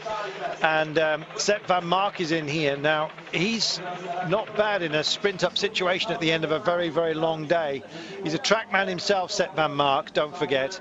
And he came into today as one of the out-and-out favourites. Degenkolb not so. He's about 12 to 1 at the top of the day with the best odds you could have got. But right now, Degenkolb's looking very handy. He's got two teammates in front of him as they just eat up Chavanel and indeed Greipel as Lutsenko kicks off again and engages the cobbles of the Steenbeck trees on his own. The Tyenberg is what they are on now, I beg your pardon, and here it is. 15.8 is the max, 6.6. This is only 500 metres, but it's a whole world of hurt as Leukemans decides to try and impose himself as well. There's a lot here starting to shine, and is that Van Baal that's in the mix here for Team Cannondale-Garmin, the young man, third in the Dwarsdorps de Vlaanderen. This is fantastic. Well, maybe it takes a bit of young spirit on a day like this. 37.2 kilometres out.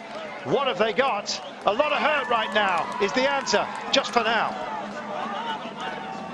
Well, certainly a lot of hurt for a lot of people, as we can see here. This one again, the Tyenberg, it's a difficult one. The cobbles are not majorly difficult, but with the percentage at this point in the race, everybody is starting to suffer, and it's only the strongest, the fittest will survive from here on out. Lutsenko still taps out of rhythm. It looks like his cadence is a lot better than just about anybody out there. There's Tom Leeser at the back, and this really is the shell-out zone, as you can see.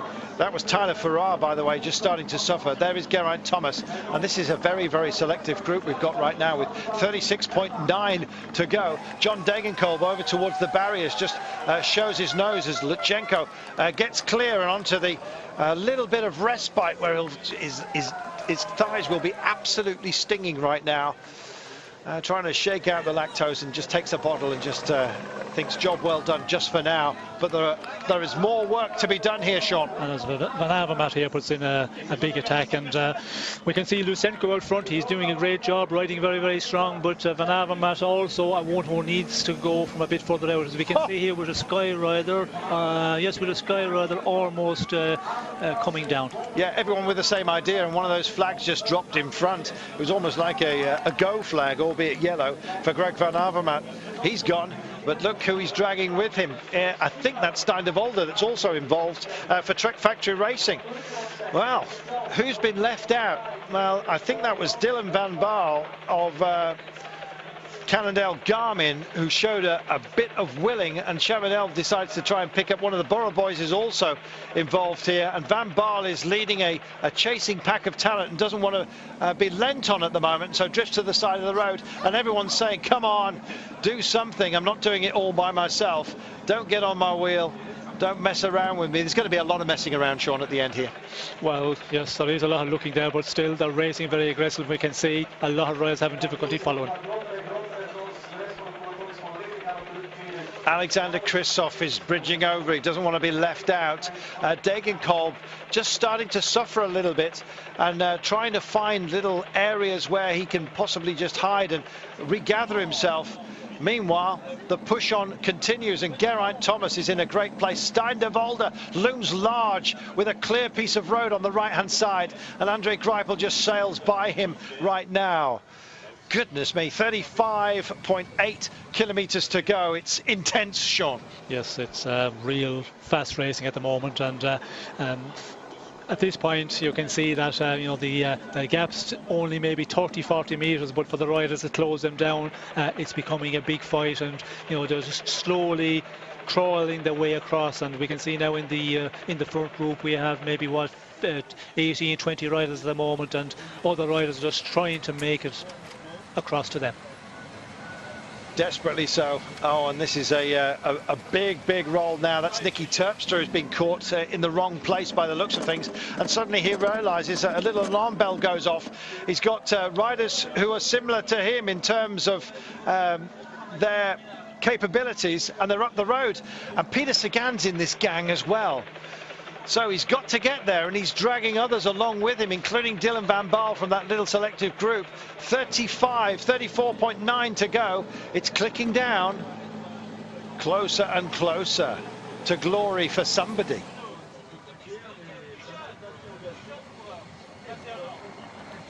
The Kruisberg is also very hard because the cobblestones are really bad. It's a strange climb because it doesn't really have the name of Koppenberg or Paterberg or Quaremont. It's something most the tourists, the guys that go there to ride their bike, they know this climb, but most other people, they don't really know it. It's also a climb that, yeah, it's only become famous now because now we do it more in the final.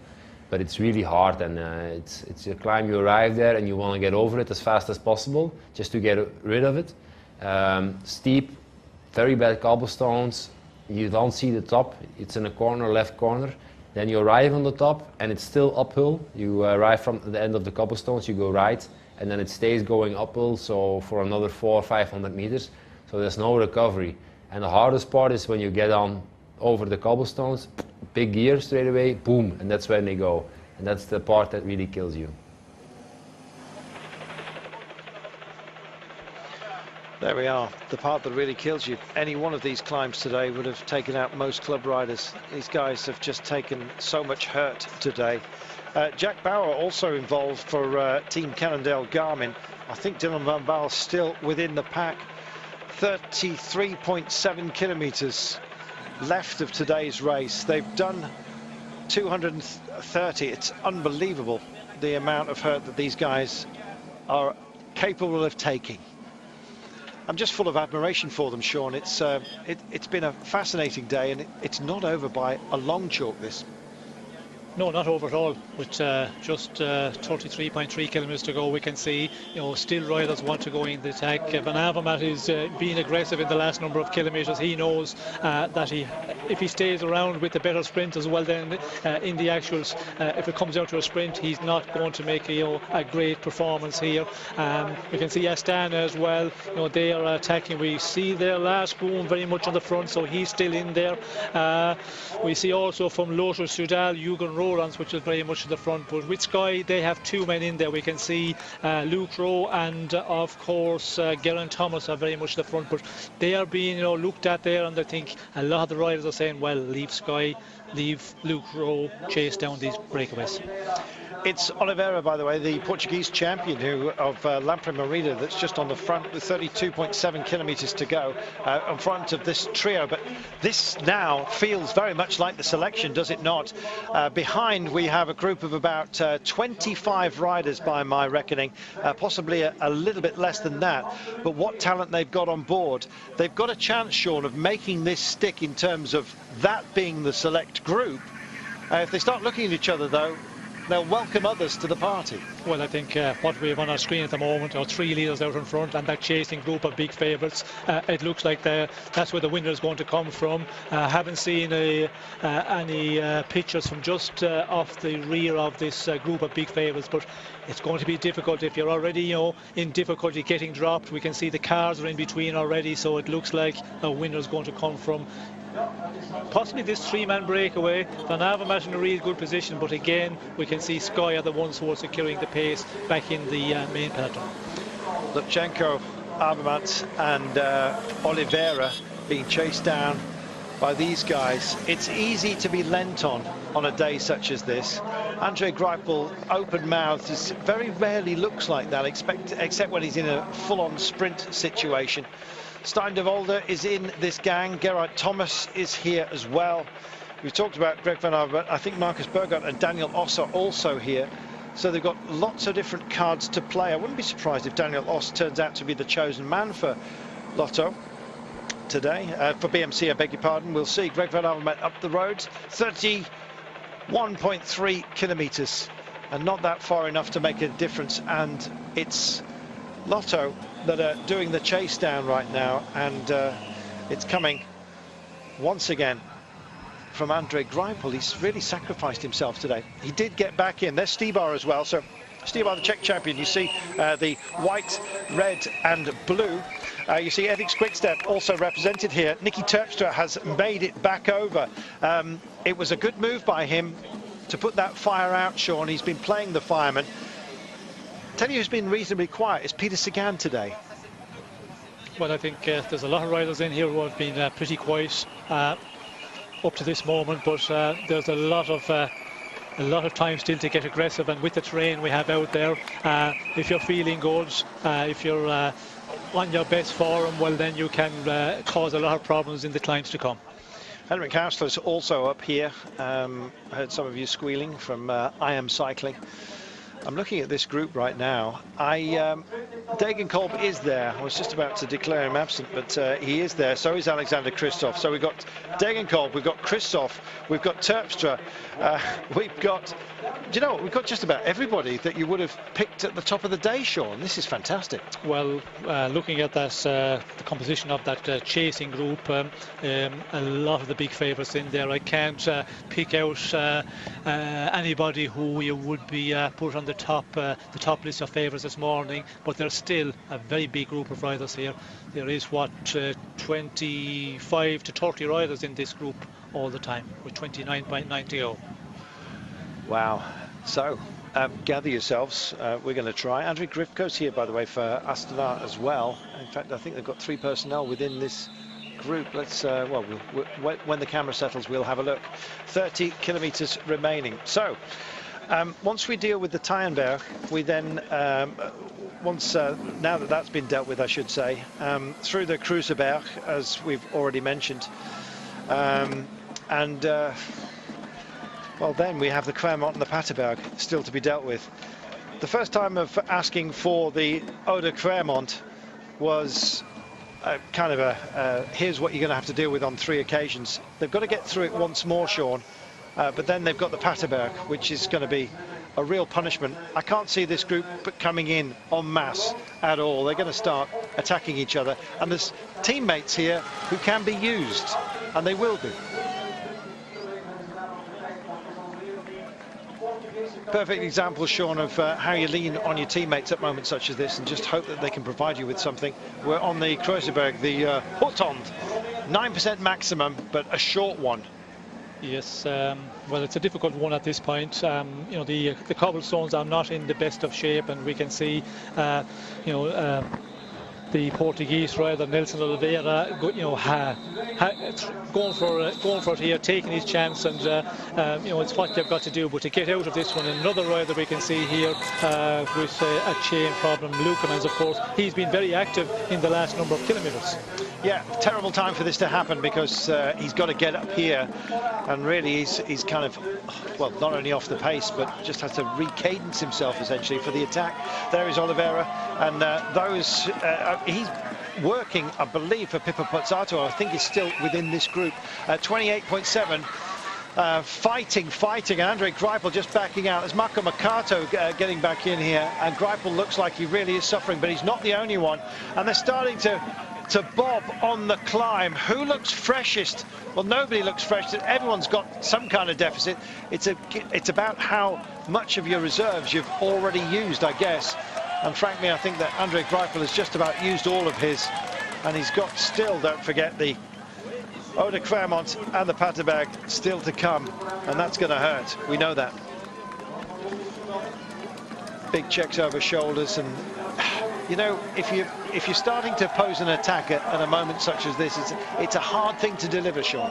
Well, it's difficult to attack on the cobbles, but again, if you had that little bit of power more, you can just pull out the advantage slowly. We can see here, you know, everybody is fighting to get to the top. We can see Luke Rowe here sitting on the rear end. He's after doing a great job. working for Geraint Thomas, because he secured, you know, the tempo on the front of the bunch, and he's going to just get over this one again. Still nobody, you know, powerful enough to split this group anyway majorly. Nobody. I certainly think that had it rained today, we would have had a different story. We've got some great strong men who are very much part of this. Peter Sagan, can he really shake the monkey off his back? Well, the gorilla's gone because Andre Greipel has faded on this climb. He may well be able to regather himself, but it's a tough ask. Oliveira is just constantly punching everybody at the moment. He clearly feels good. He was very good in Depana as well. Ethics quick step, marshalling, just bridging over to him. And Alexander Kristoff, a man who's been on stunning form. Well, don't bet against him, Sean, on a day such as this, as the motorcycle cuts between a gap. And it's a constant battle. Not only that, but even I don't think they can even they haven't even got time to take a bottle at a moment such as that. The pace they've got right now, even coming off these cobbled sections, the next one is announced so quickly, and there's so much shaking down. I think that's Sepp van Marker's been distanced here on that last climb. That's not good, Sean. There's a lot of climbing still to come here. Yes, is he being distanced, or is he going? Yes. That's not a good situation to be in if you're being distant at this time, although there is a bit of a section now before we get to the outer Quarmont again. You know, there's about 8 or 9 kilometres, and that's going to be an important part, because that group of big favourites, a very big group, there's somebody going to try and attack out of that one. Most definitely. You've got others as well. I'm just looking back here. I'm hoping that Sepp van Marker hasn't pinged off the front. Our camera angle was rather confusing. We'll have a look at that in a moment. We certainly didn't see him on the climb. I believe he is suffering, but we may be proven wrong here. 27.4. There he is. He's backed out of it, Sean. He was suffering. Thank heaven for that. Sorry if I thought I'd misguided you. I hadn't. There he is then. A lot of work to get back on, Sean, and this is going to be a deficit when he gets to the next climbs, and they're coming. Yes, well, you have to ask yourself the reason why was he not in this group of big favourites. If he had a mechanical problem, maybe we did not see it. Okay, you know, you can't allow that. But if he was suffering on the last climb, the Kreuzberg, then it's really going to hit on the next climbs. As we can see out front, Nicky Terpstra starting to push on. Not surprising. Anybody with numbers here, Ethics Quick Step, you could read that tactic that they were going to try and use the men because they have the manpower, and that's what they're doing at the moment. Nicky Terpstra was always going to have to go long, especially in this kind of company. He's not going to be able to deal with the powerful men. Sepp van Mark is showing the power right now. It must have been a mechanical, Sean, because he's got a lot of energy left in him. Is he going to take a bottle? Can he possibly? Head goes down. He just wants to get back in. 26.8 kilometres remaining, and well, there's still climbing to be done. Don't forget, we've got the Oude Quarmont and the Paterberg. He's got to be back in before that, Sean. Yes, and he's not looking good here. Almost made it on just that little drag, but again, you know, upped it up front, and we can see there he's really suffering. Doesn't look like he's going to make it back into that big group of favourites. No, it doesn't. It was a big breath that he took there as he got back in, and then tries to find something, almost turn the tap down, if you like. Meanwhile, opening it right up is Terpstra and Kristoff. What a pairing this is. Well, Alexander Kristoff is the man that Terpstra does not want with him, and he's going to have to beg him to help out.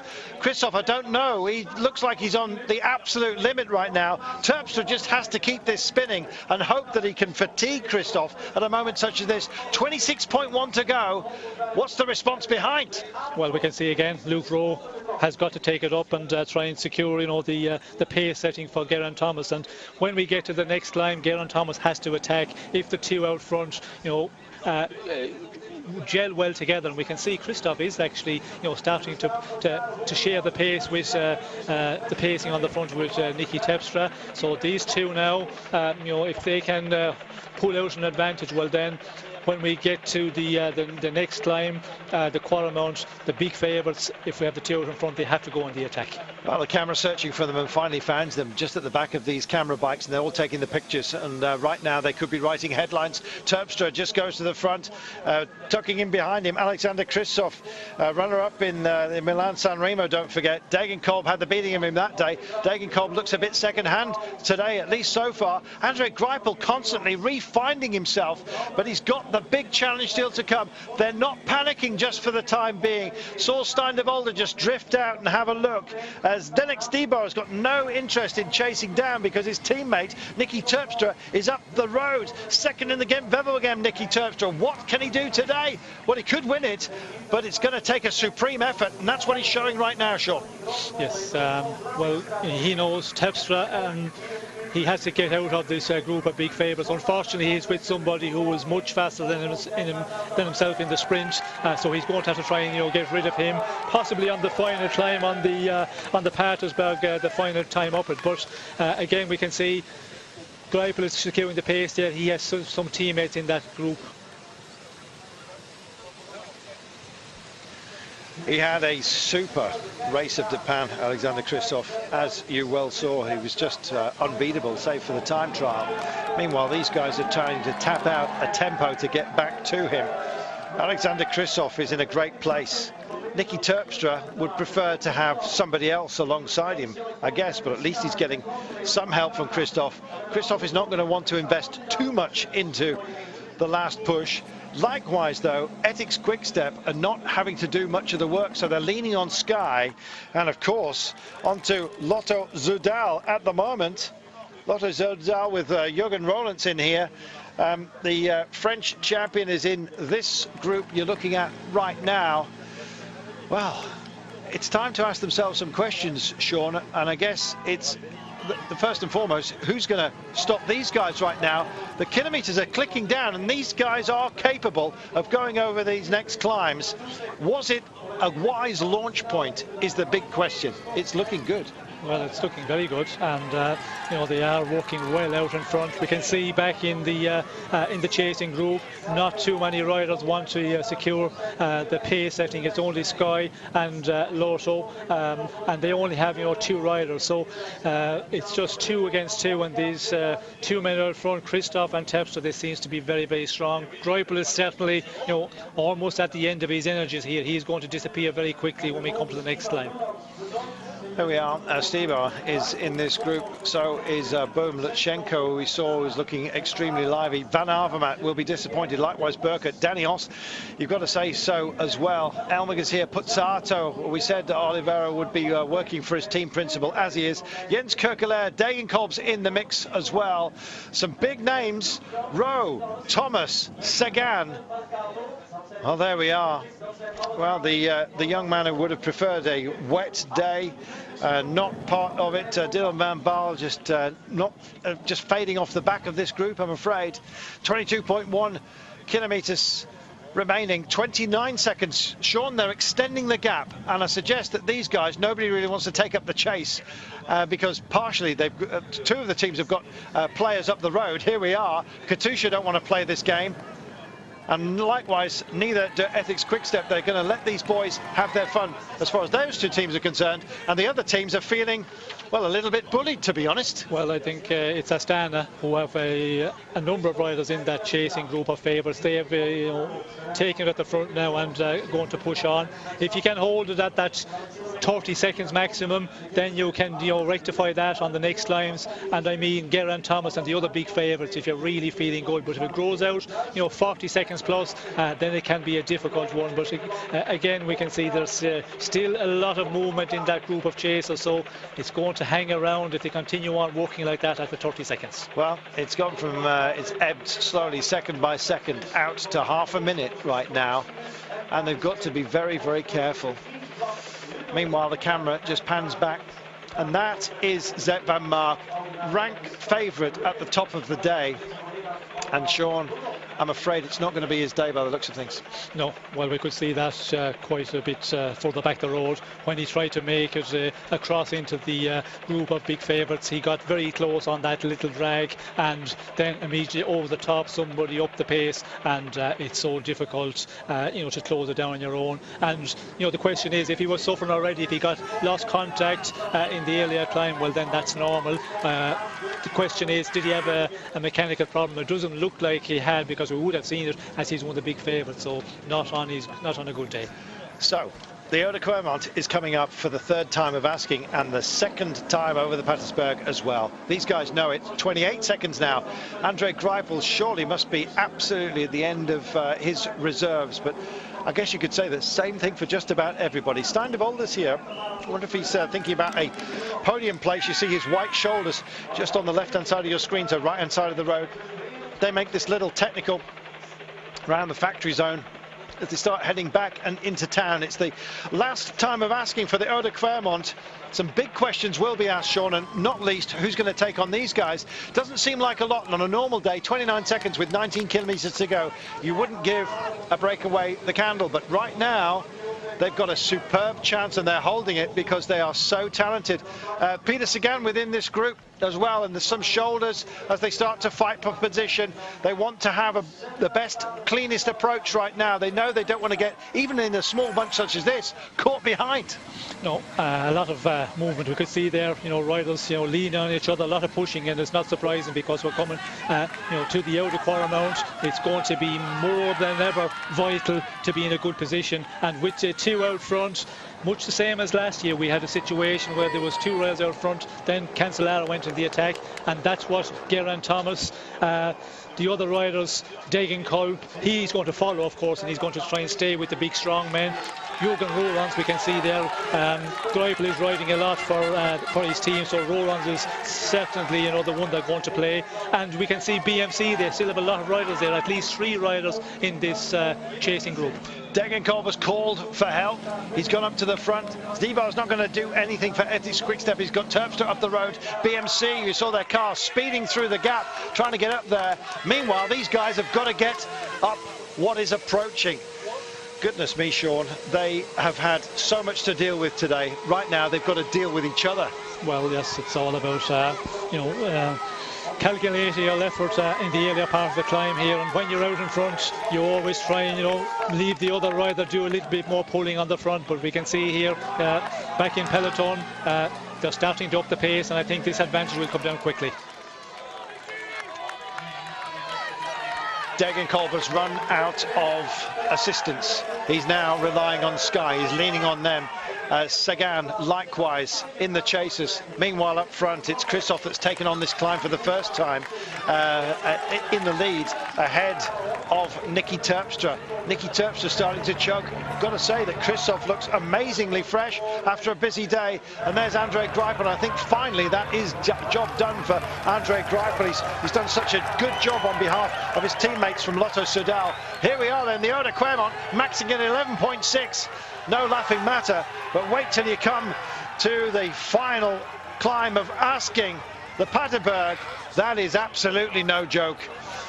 So they've got to deal with this, and then it's very, very short order. It's only 3 kilometres later, don't forget, they'll take on the Paterberg, and then they can start thinking about the line, and suddenly they've attacked out of the nose of this lot. So who's going with it? Where's Stein de Volder?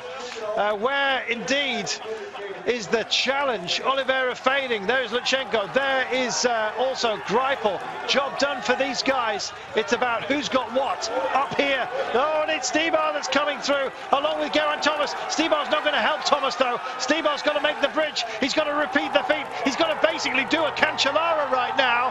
Cancellara resting up, watching this at home with broken vertebra. Must be screaming at the screen, but he's the man he's calling for. Well, who is it?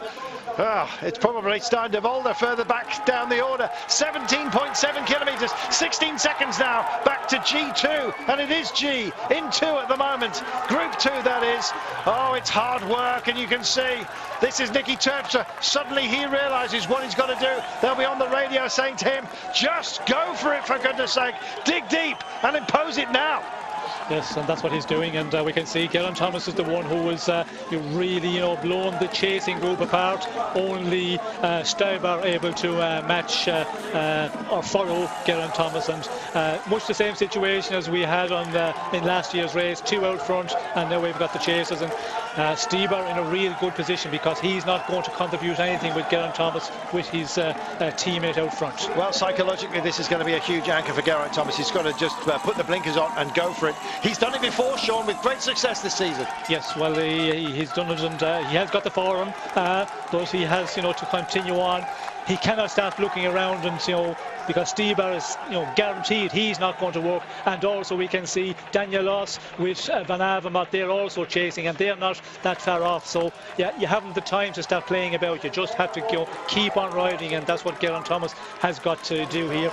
And when you come to the final climb of the day, it's going to be a difficult one for Geraint Thomas if you have to ride all the way with a rider on your wheel. There we are. It does have an impact. You've got no chance of exchanging, but apart from that, just psychologically, you know that you've got somebody who potentially can mug you later on, and it looks like he's had enough. The nutcase with the flag needs to get out of the road. There's riders rapidly approaching him, and he's becoming an unwanted part of this race. Sagan's here. He's made it over. Lutsenko is distant, but Sagan is here. Oh, this is fantastic. Digging deep as well. Pippo Pozzato. Sagan is a danger. Stibar won't want to see him here. And least of all, G won't want to have that kind of company. Stein de Volder's also got back on. Van Avermaet and Daniel Oss are also here. And it's a quieter approach. And that gap out to the men up front is going to start expanding, Sean. Yes, well, it's going to be a problem now because a lot of the big favourites back together again. And of course, Ethics Quick Step, they have men there, and they are going to, just sit on the wheels, and that is always a difficult one. Who's going to do the riding then? We could see Lars Boom there from Astana. He's also, yeah, we can see the gap is growing out, and it looks like these guys are going to go on to the final climb of the day, the Patersberg, with a nice advantage. Well, they're going to be on it in 2.8 kilometres, and everyone's looking at everybody else, and Geraint Thomas is not happy with the situation at all. Stibar stays on his wheel. He's not prepared to help out. Bohm thinking about imposing himself. Peter Sagan's also in the frame. Degenkolb's also up here. Some very, very quick men. Greg Van Avermaet in the red, number 21, is also very much installed. And Stein de Volder with his white shoulders as Stibar looks over that way to see who's there. There is Stein de Volder, the great man who's won this race on 2 occasions. He doesn't want to invest too much energy right now. Peter Sagan, who's had one of the quietest days of all, as de Volder says come on to Degenkolb, who really looks absolutely at the end of his resources. Everybody is surely, and a big dig goes off now, and it's like a little bomblet as they all respond. Yes, Van Avermaet throwing in a big dig there, and he knows if you hang around too long here, advantage 26 seconds to 2 leaders, but we can see Quick Step, Stibar, marking him immediately there. They're just blocking really. He's not going to contribute anything, but up front, the advantage 25 seconds as we go closer to the Patersberg. Terpstra versus Quick Step versus Christoph, I beg your pardon. Hugely exciting stuff here, and this, not the least of it, the last big test. Can Terpstra impose himself on a man who's on supreme form, Alexander Christoph, in a situation such as this? Well, it's difficult to see Terpstra matching Christoph in the sprint, and Christoph looks very, very powerful unless they can produce something on the final climb. If Terpstra can produce, a real strong performance up the Patersberg and get rid of Terpstra, because he's capable of time trialing to the finish. But again, it looks like that Christoph is on a real good day, considering he has been in the 3 days of the Pan of recent, looking real strong. Absolutely amazing. Well, second in the Milan-San Remo, of course, to John Degenkolb, who's behind him. He won't want to be playing bridesmaid again. Camera bike comes through, at least gets clear that Still's camera should have been elsewhere. It's a long, sinuous road. You can get it wrong at any time. Let's just hope these guys at least take on the Patersberg cleanly, don't puncture. We'd like a clean fight between this pair, and then see whether anyone else can join the fun. That's John Degenkolb, will probably be regathering himself and his resources at a moment such as this. This is a kindly link, Sean, but it's about to get very rude, isn't it? Well, yes, this final one is, of major importance. The Patersberg, just to get up it, and we could have riders, getting into difficulty, not being able to make it. So again, you have to try and, not be on the front, but as you get to the right-hand turn where our two leaders are coming to the moment, to be in the top 3 or 4, that would be the perfect position in the chasing group. So they sail in, and they're on the cobbles for the very, very, very last time. It's a clean run after this. Now Terpstra's got no choice. I don't think he can take this on. I think it's going to have to be runners-up spot for him today. But we're going to find out. 20.3. It's his launch pad. It's his last chance for glory, because the form that Alexander Kristoff is on right now, and yet again the confetti comes on these guys. Somebody unfortunately is going to be a bridesmaid today, and I fear it may well be Nicky Terpstra, the way things are panning out. 29 seconds. It's a closing gap because they're motivated behind, and finally BMC offer up some kind of support, if that's what it is. Stein de Volder looks like he's starting to suffer, the veteran, at the back of this grouping. 13.5 to go. It's a hard man's game, this. Yes, it is. It's all about, the real hard men to survive here. We can see Terpstra, he's fighting to stay in the wheel of Kristoff, and also back in that chasing group we can see Daniel Loss from BMC really pushing on the pace, and I'll not be surprised if we can see Van Avermaet trying to come across here, because this is the final opportunity. Stebar's in there as well, and this is where he's going to try and go for it. He's just picked it up, and Terpstra's kicking off. The crowd have got big screens here. They know what's going on.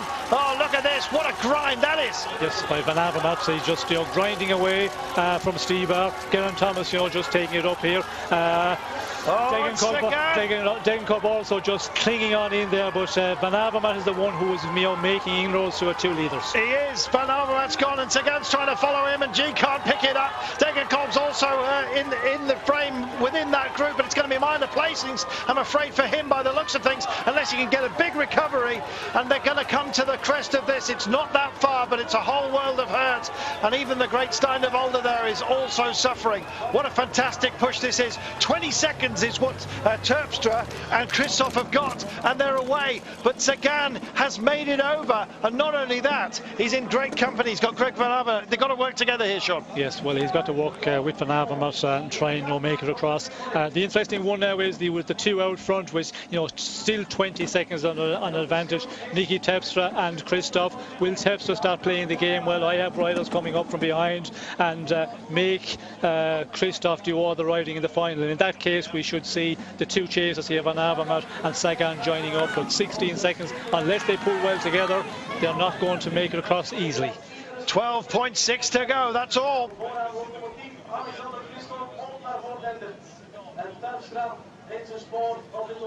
Terpstra versus Kristoff.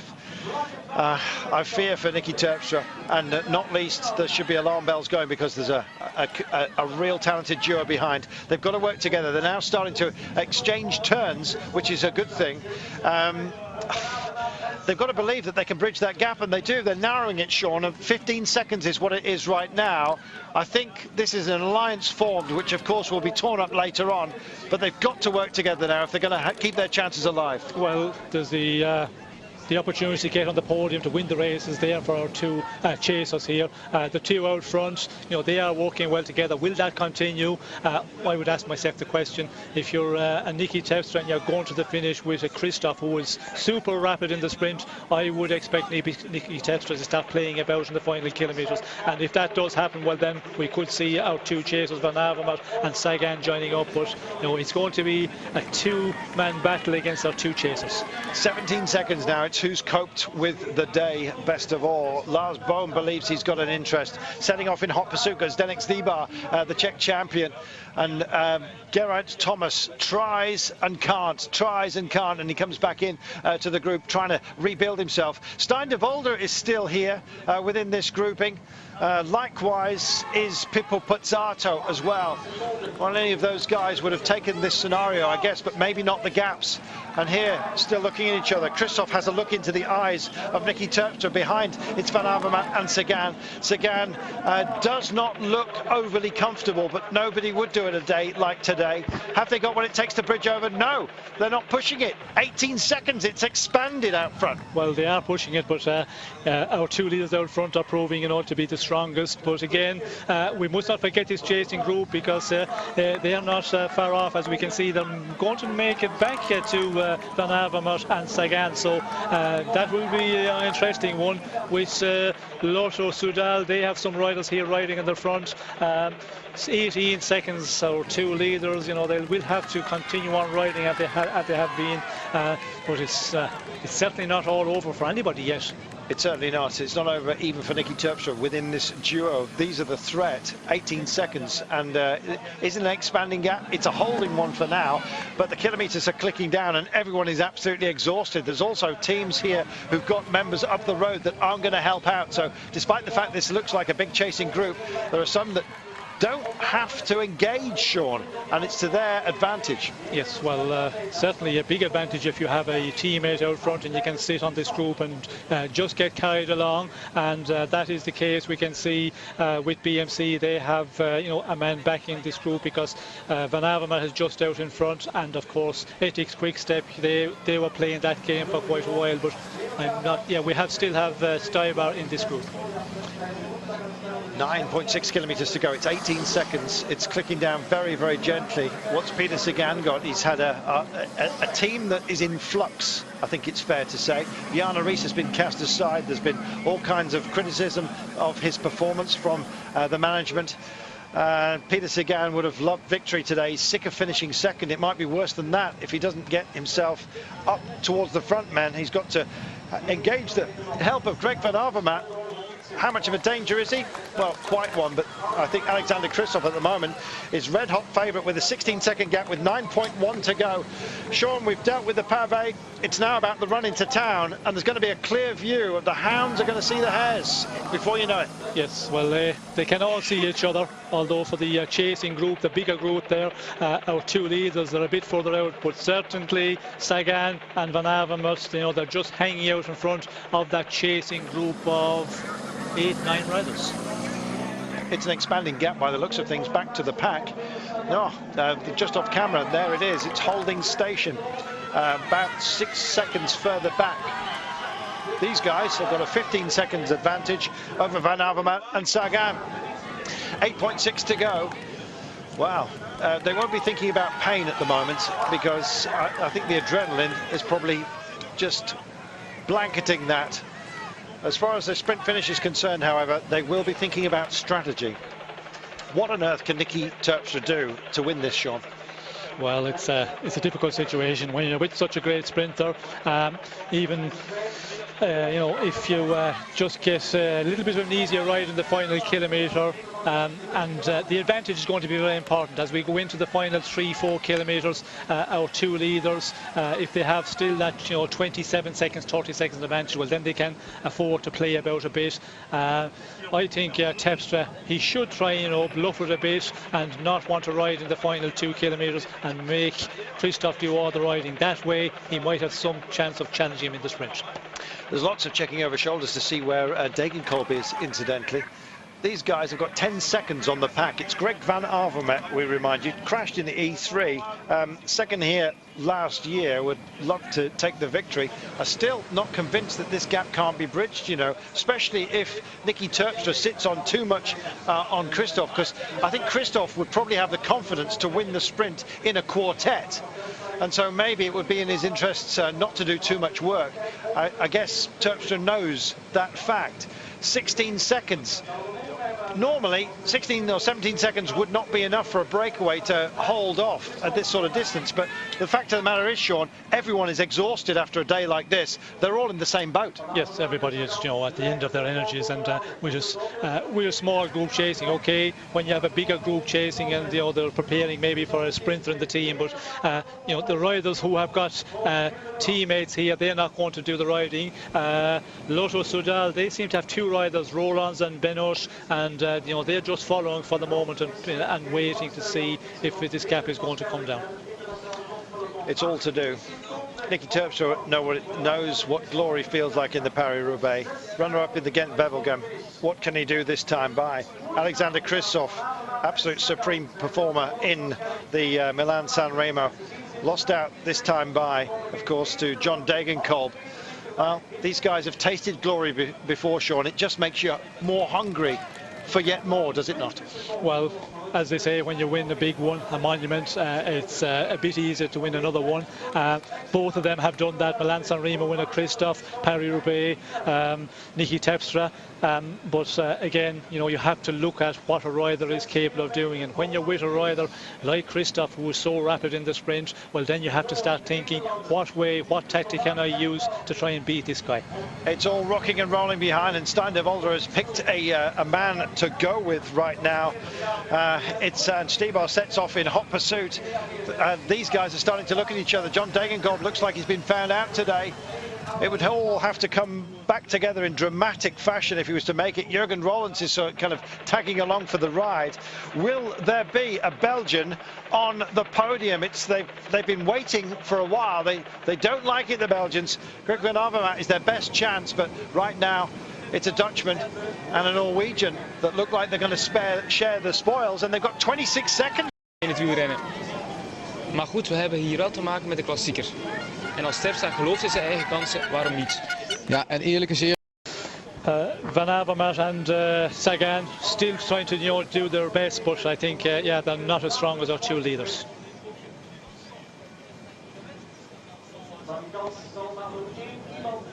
Five kilometers to go at that next air bridge, which thankfully is fully inflated. One of these guys' chest is going to be fit to burst at the end. He won't care about that because it looks like one of this pair are going to win this year's Tour of Flanders, the biggest race on Belgian soil. Belgians, well, they're the best placed of them, I'm afraid, is at 26 seconds back, and 12 seconds further behind is a very highly motivated chasing group, and it doesn't look like it's going to be them. They haven't got the legs, Sean, by the looks of things, to close down on two highly motivated monument winners up front. No, they haven't got the power to close it down. We can see there, you know, they are struggling to, you know, ease into the advantage. The only possibility is now that Niki Terpstra start to not contribute up front with Christoph. I would see that, and we can see he's a little bit already, you know, he's not taking as much of a term on the front or a pull on the front, and we can see Christoph is looking around, starting to get a bit nervous. And if they do that, well, then we could see our two chasers, Van Avermaet and Sagan, joining up here with these two. Niki Terpstra is looking beyond Christoph right now. Niki Terpstra in the blue and black, the BMC of red and black here of Greg van Avermaet, just tagging on to Slovakian champion Peter Sagan, and Christoph dismissively comes through as if to say, call that a turn, Sean? They're arguing already, maybe not, maybe in silence. Yes, you can see that you know, they're not working as well together as they were after the first kilometres after the Patersberg, and it's normal. I think Niki Terpstra, you know, if he gives it his 100%, if he gives, you know, share the pace setting and the pulling on the front as much as Christoph, well, then he has no chance at all. So he's going to try and, you know, leave the best sprinter do all the work, or do most of the work, and that way maybe he will have some chance to push him in the sprint. Just passing the 4 kilometres to go mark. Greg van Avermaet first, or third I should say, on the road in front of Peter Sagan. Meanwhile, Christoph comes through. Looks like he's happy, at least not as angry about taking a turn, Sean. I think he's accepted the situation. Well, I'm not sure. I think Christoph is the one who's doing the majority of the pulling on the front. We can see here, you know, he's going to be a long time on the front, and when it comes to the time of Terpstra, you know, Christoph has to look around and he has to almost, you know, beg him to come to the front. And if that continues, as we can see, 20 seconds at the moment, we're getting close to the finish. So it's, you know, it's time. It's getting good looking for Christoph if they continue on riding at this pace. As I said, though, I think Christoph would be more confident in a quartet, facing up to Sagan and Greg van Avermaet, but we're simply guessing as to how he's feeling at the end of what has been an incredibly busy day for everybody. But that gap is coming down. It was 29 seconds not that long ago, and Terpstra perhaps realises he doesn't want to runners up spot. Nobody does. Christoph's experienced that in Milan-San Remo, Gent Wevelgem, of course, for Terpstra, likewise. So both of them determined to take another monument, but determination is one thing, and the ability to deliver is another. These guys, I feel sorry for Peter Sagan yet again. 17 seconds down, 2.7 to go. They have to suddenly accelerate, almost explosively, the guys who are in the chasing group. 16 seconds though, Sean. It's starting to close this gap. It might be reasonably narrow at the end here. Yes, well, we can see again Nicky Terpstra is just sitting on the wheel, not taking the front immediately when Christoph pulls over a little bit. We can see the hand signal there from Christoph, and that's what Terpstra is going to continue on doing, and this gap is going to continue falling. 16 seconds at the moment. We're getting inside the final 2.5 kilometres. Lars Bohm is off the back of that chasing group, as you can see, which is the main body of favourites that have made it this far into the race. And here we go. This is Alexander Kristoff. We're used to saying his name at the moment. He's been on supreme form, Sean. In Japan, he was quite simply outstanding, and that just shows you never count your chickens, for goodness sake. Stijn van der Berg on the deck. Yes, I think a lot of riders like on the limit, very, very tired. Just touch the rider in front of him. Degenkolb actually touched the wheel, and yeah, just smashes straight into the side of him. And yes, when you're at base, everybody is just on the limit, and your reflexes are very, very poor. 1.8 kilometres to go. Nicky Terpstra's got to try and mug Alexander Kristoff, and that is an extraordinarily difficult thing to do. There's not many around, Sean, at the moment, at the end of a day, who would favour being in this position that Nicky Terpstra finds himself in right now. No, certainly not a good position for Terpstra to be in, but the end of a race, 260 plus kilometres, it's all about how much you have left in the end, and we've seen it in the past, the better sprinters that you would expect, to win the sprint comfortably, get into difficulty, but has Terpstra got, that much that he can challenge Christoph?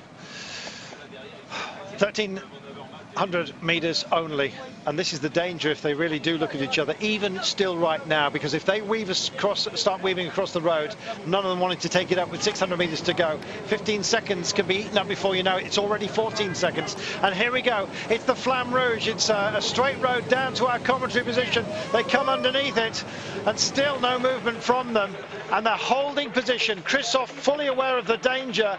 It's only a jump that can save Nicky Terpstra in P2 at the moment, and Kristoff's going to pick this up. I wonder if he's going to go early, Sean. No, I don't think Kristoff will go early. He will just, continue right in the front. Nicky Terpstra is not going to take it up from here in, but he will try and go in the attack. Terpstra or Kristoff just will keep on rolling, but we can see, and the long lenses there, it looks like this group is coming up, so Kristoff is going to have to continue pushing on. He is going to have to continue pushing on. Pick a point in the road as they head towards the 500-metre mark, and then do your own count back. They're all spreading around the road for minor positions right now. The flags are draped. They'll be on somebody's shoulders at the end of the day. They're going to have to be broad in a situation such as this, because Greg van Avermaet is on their case. He's starting to close the gap here. Van Avermaet picks it up. Still no movement from Nicky Terpstra. Cool as a cucumber is Alexander Kristoff. He's not going yet. He's not going, but he's going to be tempted into action. He has to be. Terpstra's going to take him before you know it. Greg van Avermaet's closing the gap. Peter Sagan's got nowhere to go. Oh, and Terpstra tries to go for it right now. What's he got? He tries to take a little bit of draft. Kristoff picks it up right now. It's going to be glory for the Norwegian. Oh, what a win that was. What an absolute amazing display of poise, power, demeanour, and indeed belief. He had them all, and now he's taken the big one here in Belgium. What a performance that was. What a performance that was. You'd be hard pushed to find a tough, hard man, and this man is granite hard in a situation such as this. Alexander Kristoff delivers again. Yes, well, what a performance, to be just there in the final, and he was, as strong as Terpstra, and, normal, we would see Terpstra trying to play the game of making Kristoff do all the work, but still too strong. Degenkolb sprinting and showing what might have been, perhaps, at the end of the line. Well, the clouds have gathered, but it was a storm that was kicked up by this guy. What an amazing performer Alexander Kristoff is constantly proving to be. He's our winner, and a worthy one to boot. What a day, Sean. It's always exhausting. At least they had the weather, and it played into Kristoff's hands, did it not? Well, I think he was one of the strongest men in the final with Nicky Terpstra.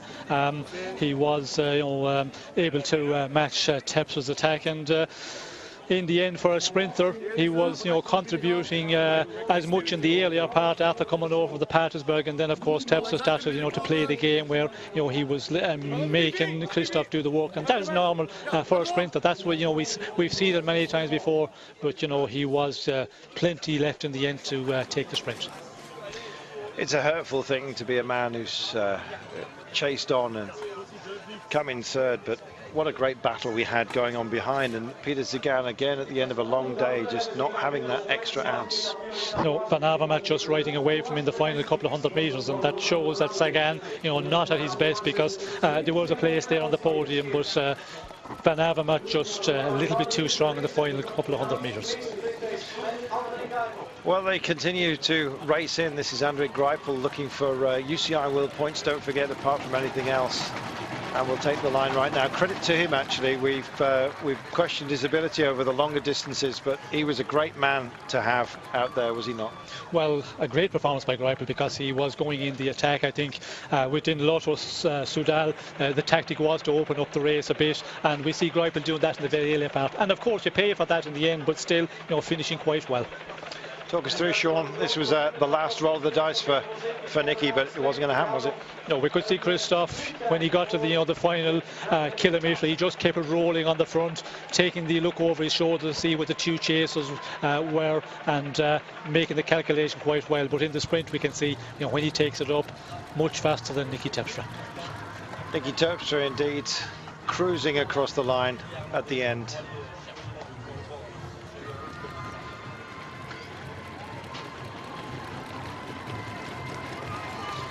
Well, the Franco-Belge axis coming across the line, the two champions making it, but making it an entertaining day, I think you might say. But there was a ringmaster out there, and you're looking at him right now. He's not wearing a top hat, but he is top dog.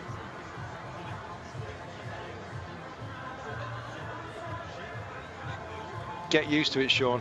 He's good, isn't he? Well, what a performance today, considering he was in the 3 days of the Pan. Every day was up there fighting in the front of the race. A lot of the riders in the race today, they rested up a bit, but still, when you're in top shape, you can recover so quickly. And Kristoff, he's just in super shape at the moment. Well, our official result, Alexander Kristoff takes it ahead of Nicky Terpstra. Greg van Avermaet gets a Belgian on the podium. Peter Sagan fading at the last. Benoot, Lars Boom, John Degenkolb, Jürgen Rohlitz, Zdeněk Zdybar, the Czech champion, Martin Elmiger. What a day. What a day.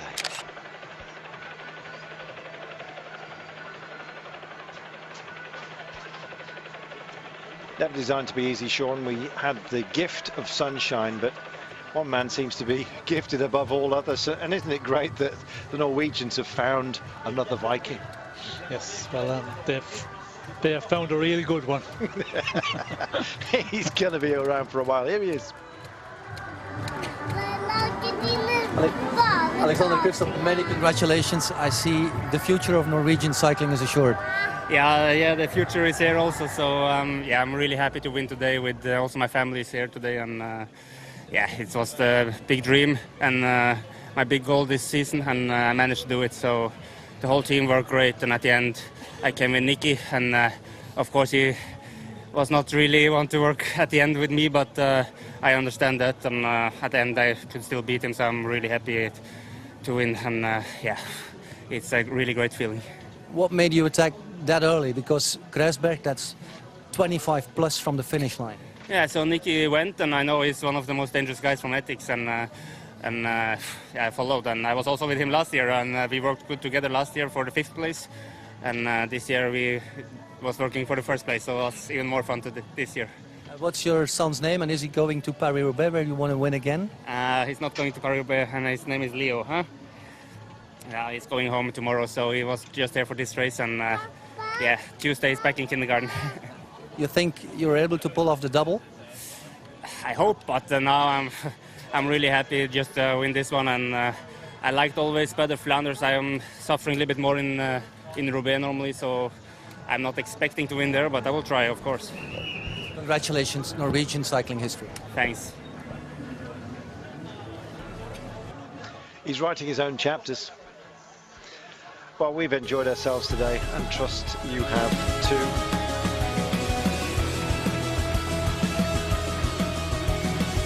More racing coming